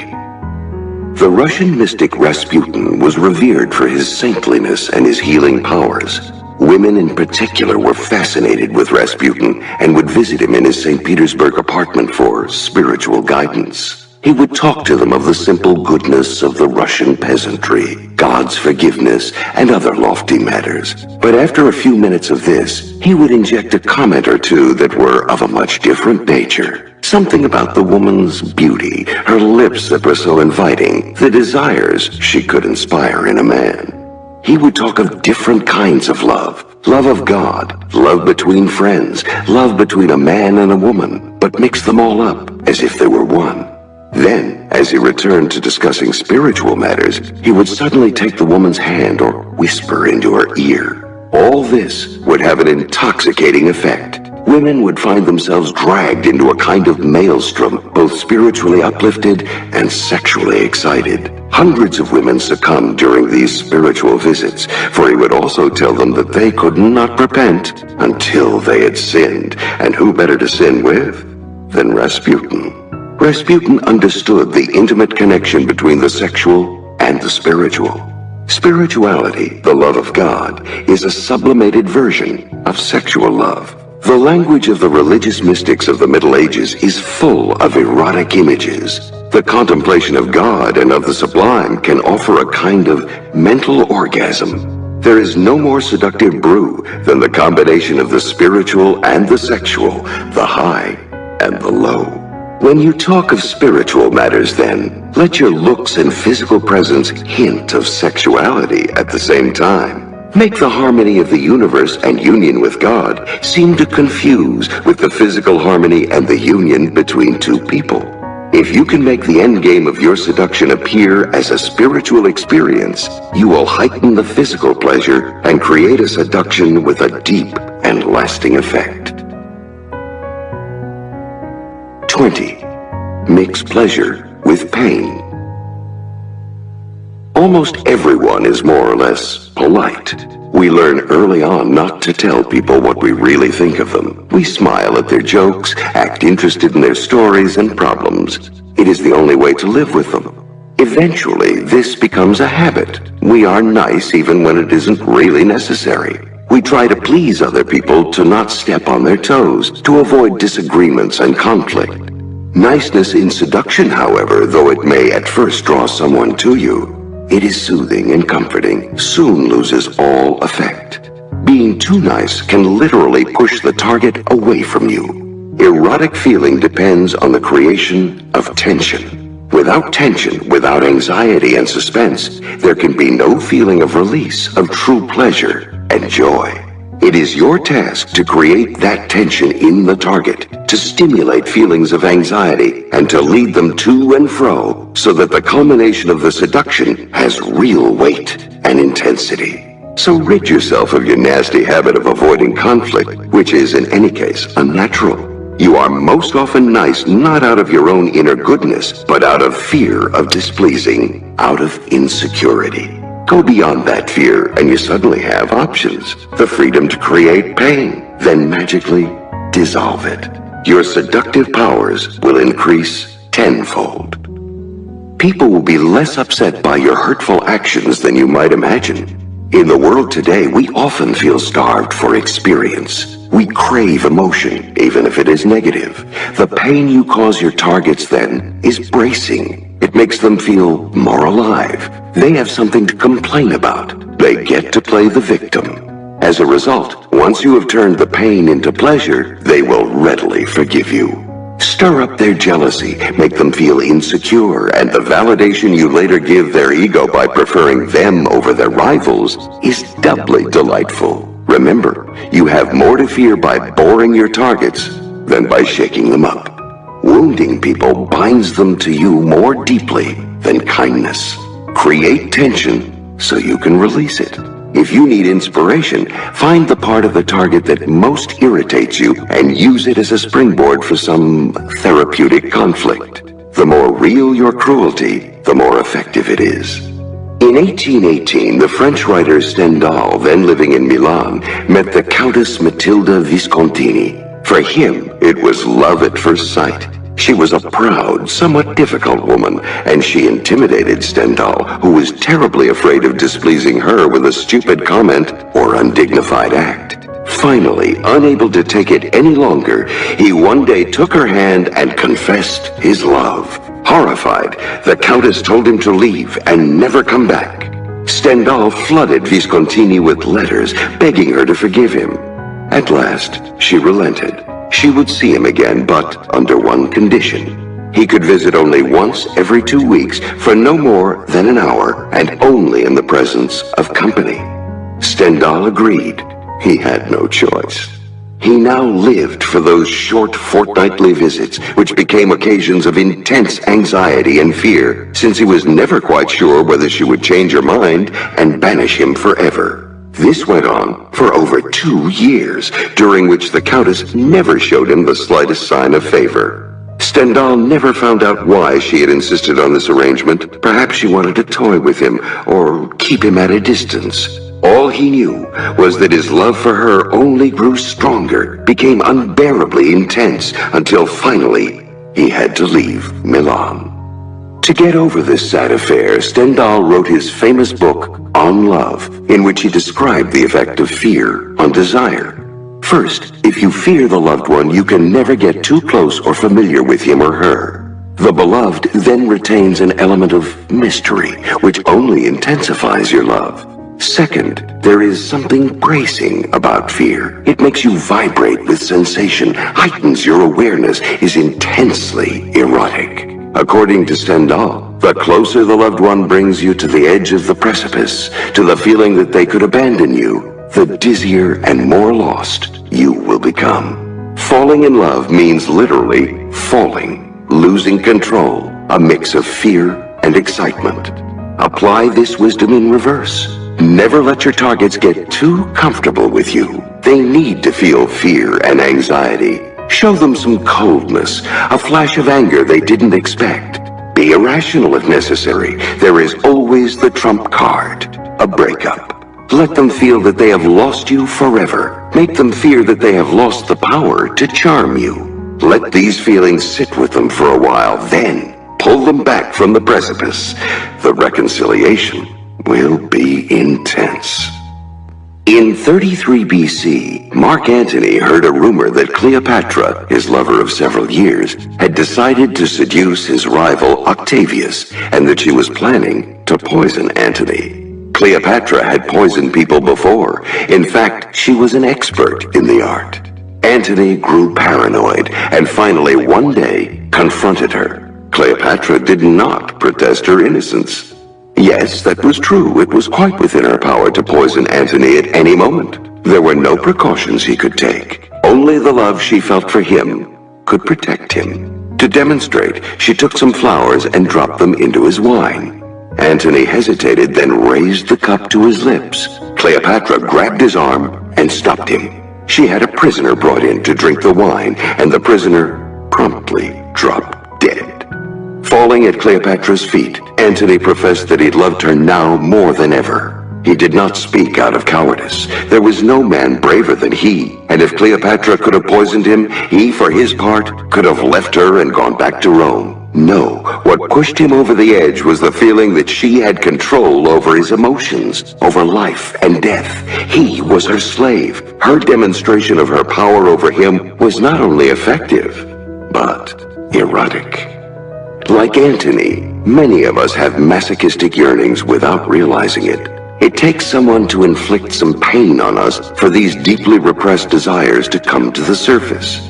You must learn to recognize the types of hidden masochists out there, for each one enjoys a particular kind of pain. For instance, there are people who feel that they deserve nothing good in life, and who, unable to deal with success, sabotage themselves constantly.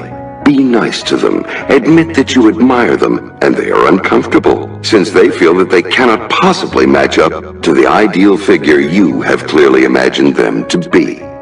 Such self-saboteurs do better with a little punishment. Scold them, make them aware of their inadequacies. They feel they deserve such criticism, and when it comes, it is with a sense of relief. It is also easy to make them feel guilty, a feeling that deep down they enjoy. Other people experience the responsibilities and duties of modern life as such a heavy burden, they long to give it all up. These people are often looking for someone or something to worship, a cause, a religion, a guru. Make them worship you. And then there are those who want to play the martyr. Recognize them by the joy they take in complaining, in feeling righteous and wronged. Then give them a reason to complain. Remember, appearances deceive. Often the strongest looking people may secretly want to be punished. In any event, follow up pain with pleasure, and you will create a state of dependency that will last for a long time. Phase 4. Moving in for the kill.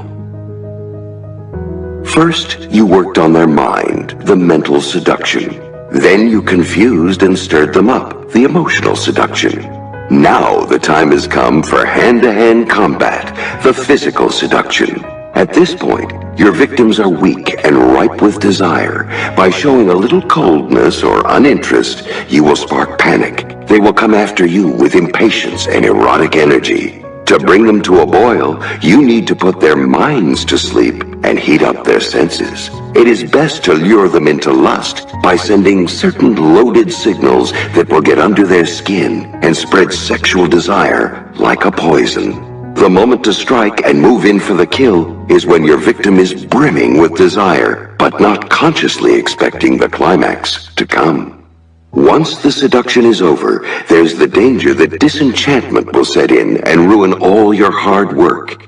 If you are after a relationship, then you must constantly re-seduce the victim, creating tension and releasing it. If your victim is to be sacrificed, then it must be done swiftly and cleanly, leaving you free, physically and psychologically, to move on to the next victim. Then the game begins all over. 21. Give them space to fall. The pursuer is pursued. If your targets become too used to you as the aggressor, they will give less of their own energy and the tension will slacken. You need to wake them up, turn the tables. Once they are under your spell, take a step back and they will start to come after you. Begin with a touch of aloofness, an unexpected non-appearance, a hint that you are growing bored. Stir the pot by seeming interested in someone else. Make none of this explicit. Let them only sense it, and their imagination will do the rest, creating the doubt you desire. Soon they will want to possess you physically, and restraint will go out the window. The goal is to have them fall into your arms of their own will. Create the illusion that the seducer is being seduced.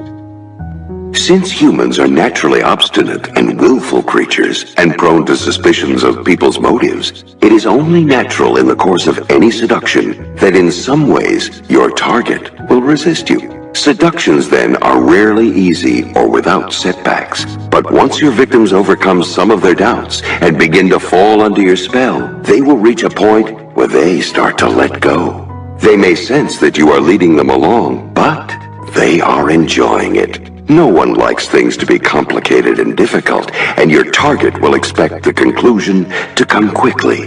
That is the point, however, where you must train yourself to hold back. Deliver the pleasurable climax they are so greedily awaiting, succumb to the natural tendency to bring the seduction to a rapid end, and you will have missed an opportunity to ratchet up the tension, to make the affair more heated. After all, you don't want a passive little victim to toy with. You want the seduced to engage their will in all its force, to become active participants in the seduction. You want them to pursue you, hopelessly ensnaring themselves in your web in the process. The only way to accomplish this is to take a step back and make them anxious. You have strategically retreated before, but this is different.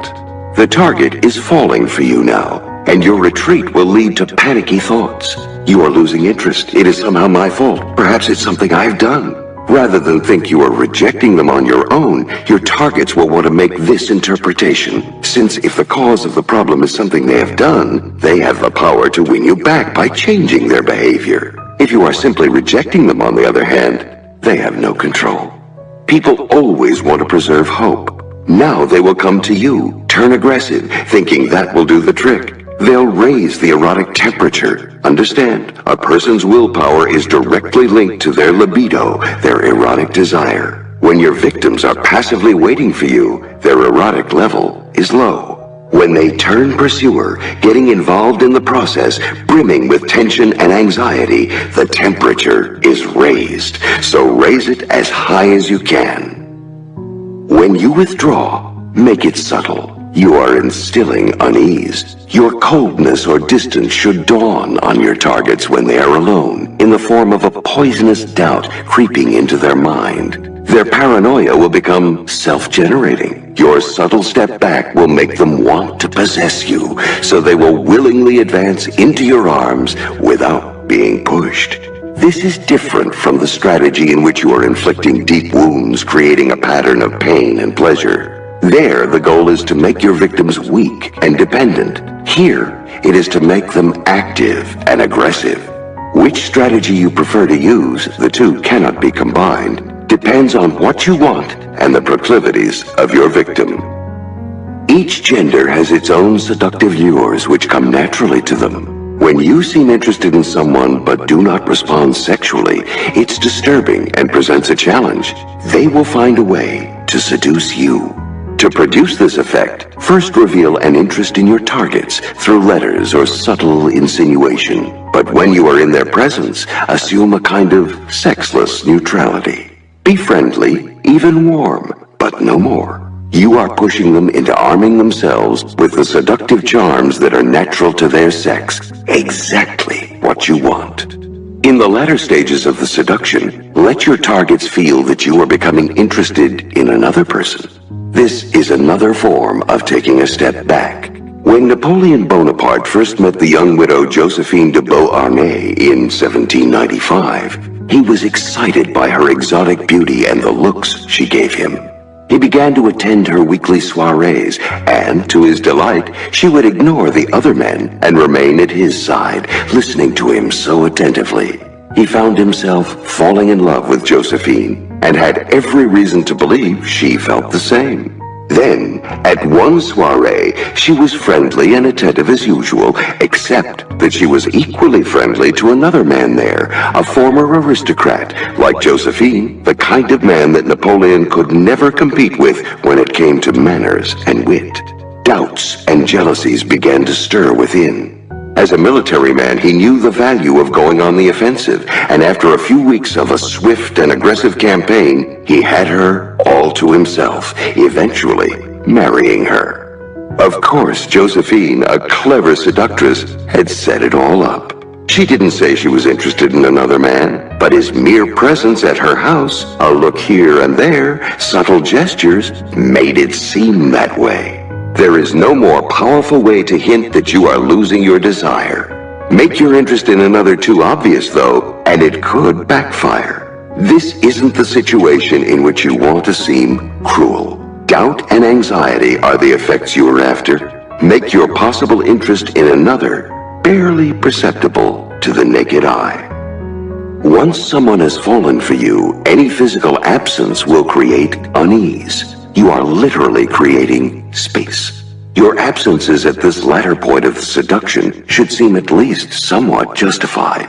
You are insinuating not a blatant brush-off, but a slight doubt. Perhaps you could have found some reason to stay. Perhaps you are losing interest. Perhaps there is someone else. In your absence, their appreciation of you will grow. They will forget your faults, forgive your sins. The moment you return, they will chase after you as you desire. It will be as if you had come back from the dead. According to the psychologist Theodore Reich, we learn to love only through rejection. As infants, we are showered with love by our mother. We know nothing else. But when we get a little older, we begin to sense that her love is not unconditional. If we don't behave, if we don't please her, she can withdraw it. The idea that she'll withdraw her affection fills us with anxiety, and at first, with anger. We will show her. We will throw a tantrum. But that never works. And we slowly realize that the only way to keep her from rejecting us again is to imitate her, to be as loving, kind, and affectionate as she is. This will bond her to us in the deepest way.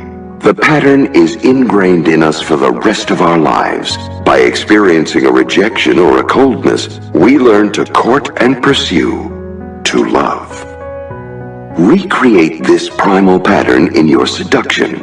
First, shower your targets with affection. They won't be sure where this is coming from, but it's a delightful feeling, and they'll never want to lose it. When it does go away in your strategic step back, they'll have moments of anxiety and anger, perhaps throwing a tantrum, and then the same childlike reaction. The only way to win you back, to have you for sure, will be to reverse the pattern, to imitate you, to be the affectionate, giving one. It is the terror of rejection that turns the tables. This pattern will often repeat itself naturally in an affair or relationship. One person goes cold, the other pursues, then goes cold in turn, making the first person the pursuer, and on and on. As a seducer, do not leave this to chance. Make it happen. You are teaching the other person to become a seducer, just as the mother, in her own way, taught the child to return her love by turning her back. For your own sake, learn to relish this reversal of roles. Don't merely play at being the pursued, but enjoy it. Give in to it. The pleasure of being pursued by your victim can often surpass the thrill of the hunt. 22. Use physical lures. Now, more than ever, our minds are in a state of constant distraction, barraged with endless information, pulled in every direction. Many of us recognize the problem. Articles are written, studies are completed, but they simply become more information to digest. It is almost impossible to turn off an overactive mind. The attempt simply triggers more thoughts, an inescapable hall of mirrors. Perhaps we turn to alcohol, to drugs, to physical activity, anything to help us slow the mind, be more present in the moment. Our discontent presents the crafty seducer with infinite opportunity. The waters around you are teeming with people seeking some kind of release from mental overstimulation. The lure of the unencumbered physical pleasure will make them take your bait. But as you prowl the waters, understand, the only way to relax a distracted mind is to make it focus on one thing. A hypnotist asks the patient to focus on a watch swinging back and forth. Once the patient focuses, the mind relaxes, the senses awaken, the body becomes prone to all kinds of novel sensations and suggestions. As a seducer, you are a hypnotist, and what you are making the target focus on is you.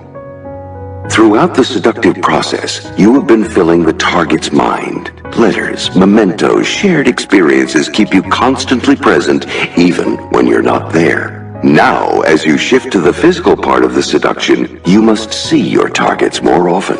Your attention must become more intense. Errol Flynn was a master at this game. When he homed in on a victim, he dropped everything else. The woman was made to feel that everything came second to her. His career, his friends, everything. Then he would take her on a little trip, preferably with water around. Slowly, the rest of the world would fade into the background, and Flynn would take center stage. The more your targets think of you, the less they are distracted by thoughts of work and duty.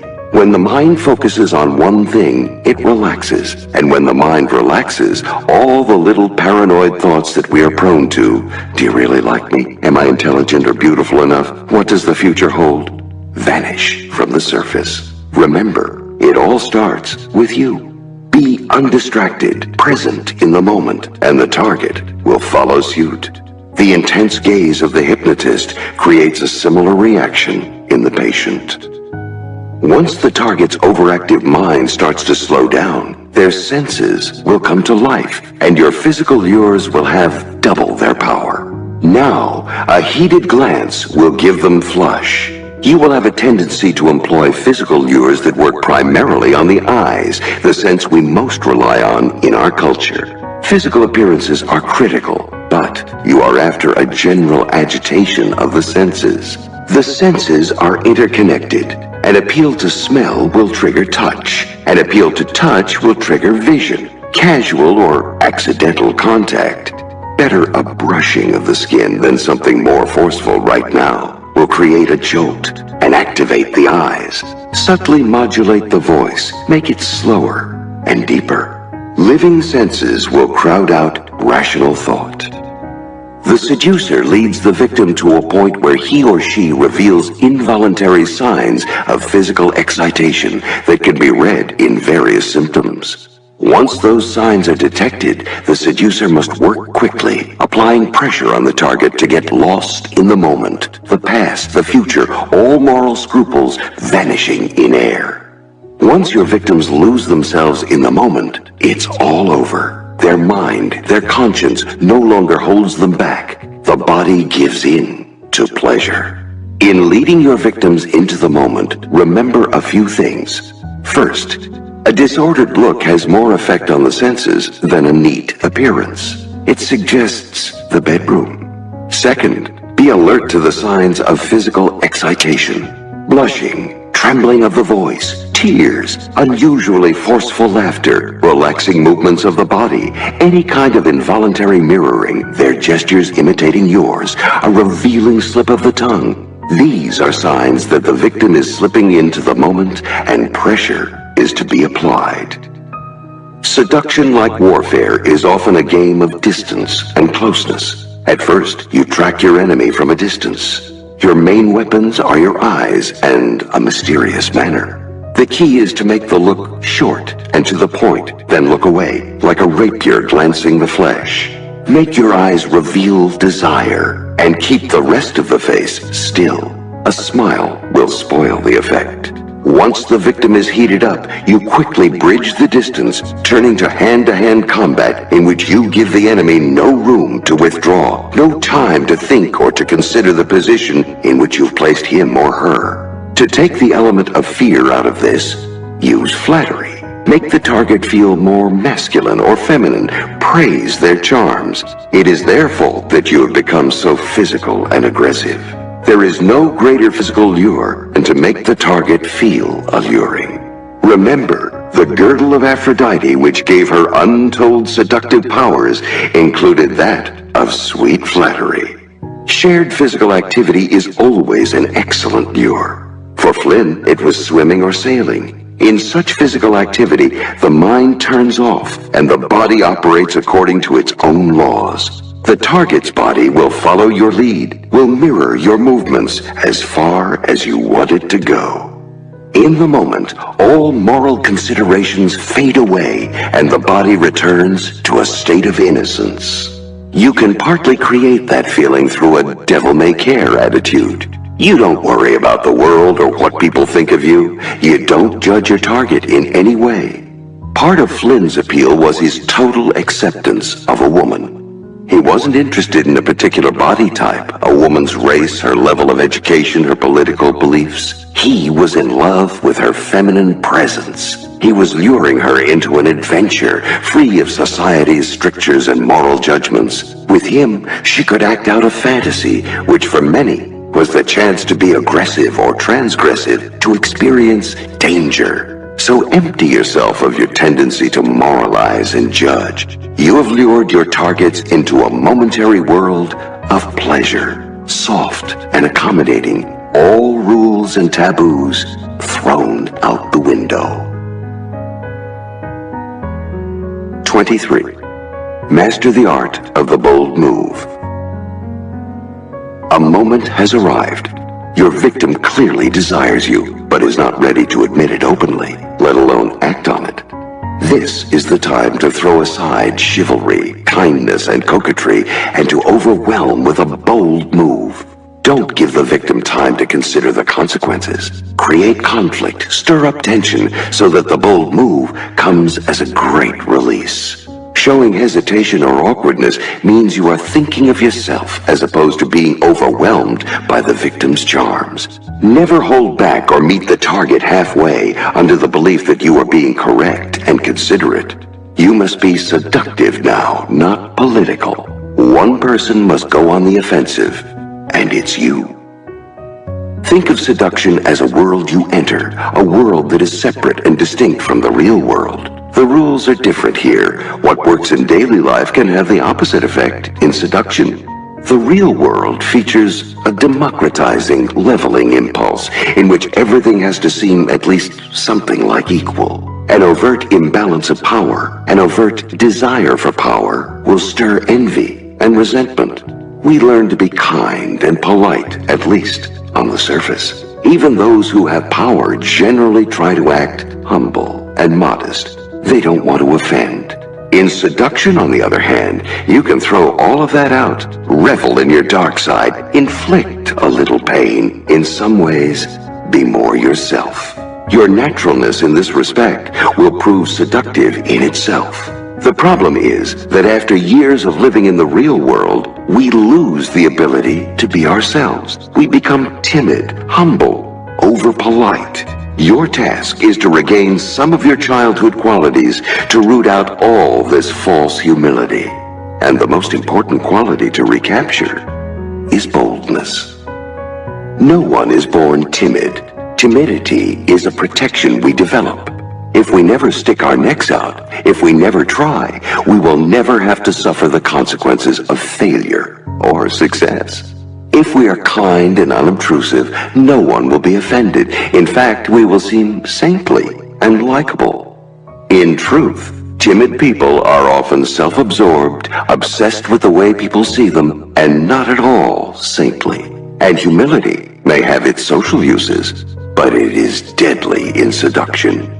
You need to be able to play the humble saint at times. It is a mask you wear. But in seduction, take it off. Boldness is bracing, erotic, and absolutely necessary to bring the seduction to its conclusion. Done right, it tells your targets that they've made you lose your normal restraint and gives them license to do so as well. People are yearning to have a chance to play out the repressed sides of their personality. At the final stage of a seduction, boldness eliminates any awkwardness or doubts. In a dance, two people cannot lead. One takes over, sweeping the other along. Seduction is not egalitarian. It's not a harmonic convergence. Holding back at the end out of fear of offending or thinking it correct to share the power is a recipe for disaster. This is an arena not for politics, but for pleasure. It can be by the man or woman, but a bold move is required. If you are so concerned about the other person, console yourself with the thought that the pleasure of the one who surrenders is often greater than that of the aggressor. As a young man, the actor Errol Flynn was uncontrollably bold. This often got him into trouble. He became too aggressive around desirable women. Then, while traveling through the Far East, he became interested in the Asian practice of tantric sex, in which the male must train himself not to ejaculate, preserving his potency and heightening both partners' pleasure in the process. Flynn later applied this principle to his seductions as well, teaching himself to restrain his natural boldness and delay the end of the seduction as long as possible. So while the boldness can work wonders, uncontrollable boldness is not seductive, but frightening. You need to be able to turn it on and off at will, know when to use it. As in Tantrism, you can create more pleasure by delaying the inevitable. The bold move should come as a pleasant surprise, but not too much of a surprise. Learn to read the signs that the target is falling for you. His or her manner toward you will have changed. It will be more pliant, with more words and gestures mirroring yours, yet there will still be a touch of nervousness and uncertainty. Inwardly, they have given in to you, but they don't expect a bold move. This is the time to strike. If you wait too long, to the point where they consciously desire and expect you to make a move, it loses the piquancy of coming as a surprise. You want a degree of tension and ambivalence so that the move represents a great release. Their surrender will relieve tension like a long-awaited summer storm. Don't plan your bold move in advance. It can't seem calculated. Wait for the opportune moment. Be attentive to favorable circumstances. This will give you room to improvise and go with the moment, which will heighten the impression you want to create of being suddenly overwhelmed by desire. If you ever sense that the victim is expecting the bold move, take a step back. Lull them into a false sense of security. Then strike. Keeping your targets emotional will both weaken them and heighten the drama of the moment.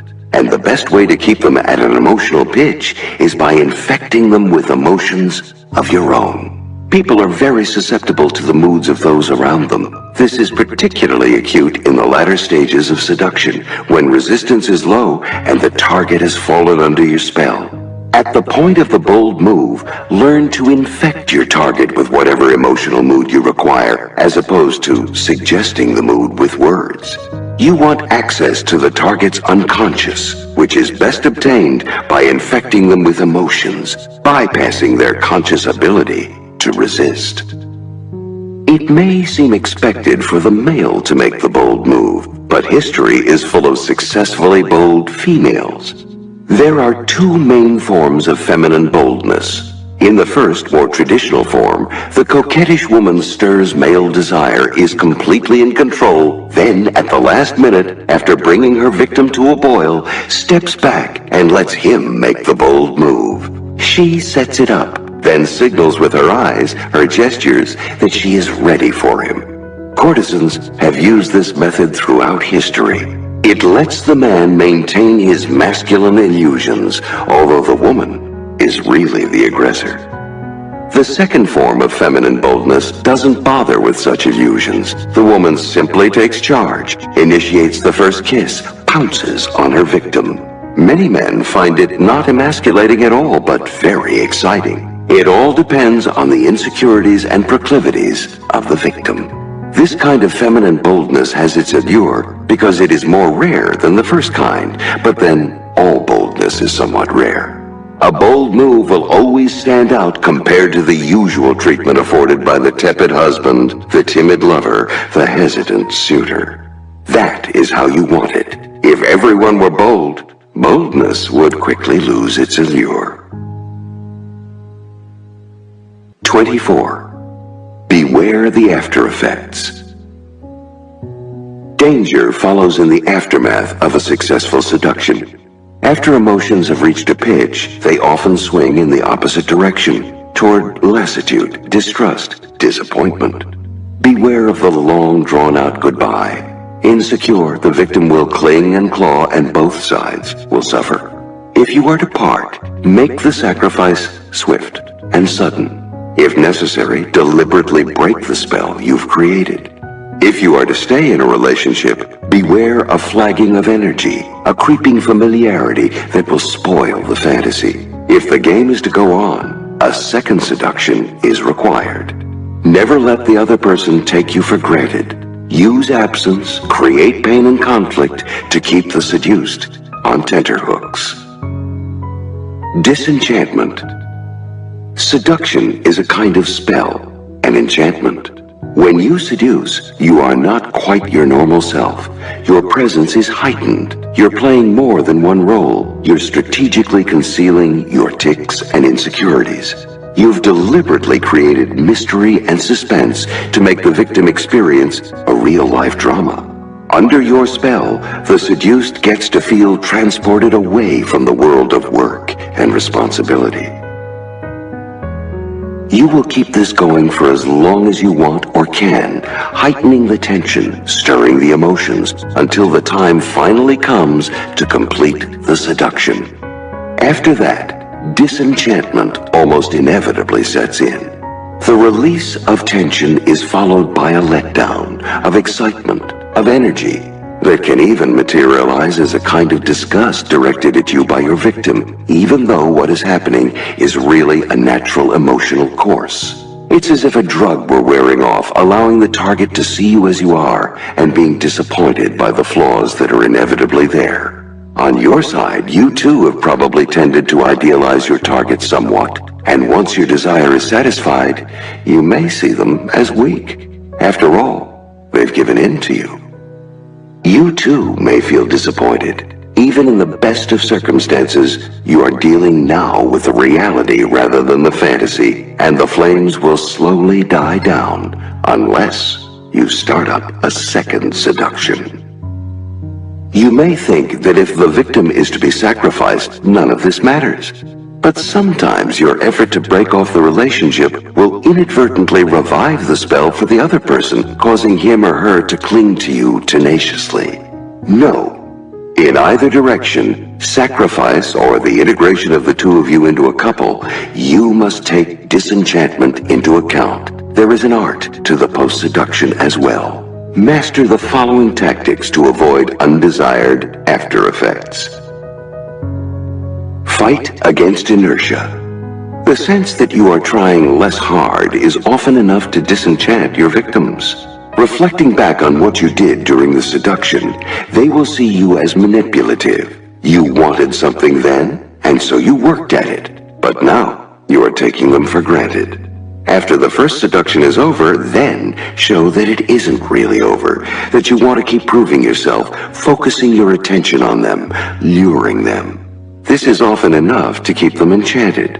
Fight the tendency to let things settle into comfort and routine. Stir the pot, even if that means a return to inflicting pain and pulling back. Never rely on your physical charms. Even beauty loses its appeal with repeated exposure. Only strategy and effort will fight off inertia. Maintain mystery. Familiarity is the death of seduction. If the target knows everything about you, the relationship gains a level of comfort, but loses the elements of fantasy and anxiety.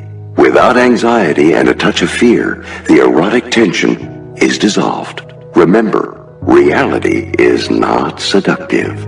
Keep some dark corners in your character. Flout expectations. Use absences to fragment the clinging, possessive pull that allows familiarity to creep in. Maintain some mystery or be taken for granted. You will have only yourself to blame for what follows. Maintain lightness. Seduction is a game, not a matter of life and death. There will be a tendency in the post phase to take things more seriously and personally, and to whine about behavior that doesn't please you. Fight this as much as possible, for it'll create exactly the effect you don't want. You can't control the other person by nagging and complaining. It'll make them defensive, exacerbating the problem. You'll have more control if you maintain the proper spirit. Your playfulness, the little ruses you employ to please and delight them, your indulgence of their faults will make your victims compliant and easy to handle. Never try to change your victims. Instead, induce them to follow your lead. Avoid the slow burnout. Often, one person becomes disenchanted but lacks the courage to make the break. Instead, he or she withdraws inside. As an absence, this psychological step back may inadvertently reignite the other person's desire, and a frustrating cycle begins of pursuit and retreat. Everything unravels slowly. Once you feel disenchanted and know it's over, end it quickly, without apology. That would only insult the other person. A quick separation is often easier to get over. It's as if you had a problem being faithful, as opposed to your feeling that the seduced was no longer being desirable. Once you are truly disenchanted, there's no going back. So don't hang on out of false pity. It's more compassionate to make a clean break. If that seems inappropriate or too ugly, then deliberately disenchant the victim with anti-seductive behavior. To keep a person enchanted, you'll have to re-seduce them constantly, but you can allow a little familiarity to creep in. The target wants to feel that he or she is getting to know you. Too much mystery will create doubt. It'll also be tiring for you, who will have to sustain it. The point is not to remain completely unfamiliar, but rather on occasion to jolt victims out of their complacency, surprising them as you surprised them in the past.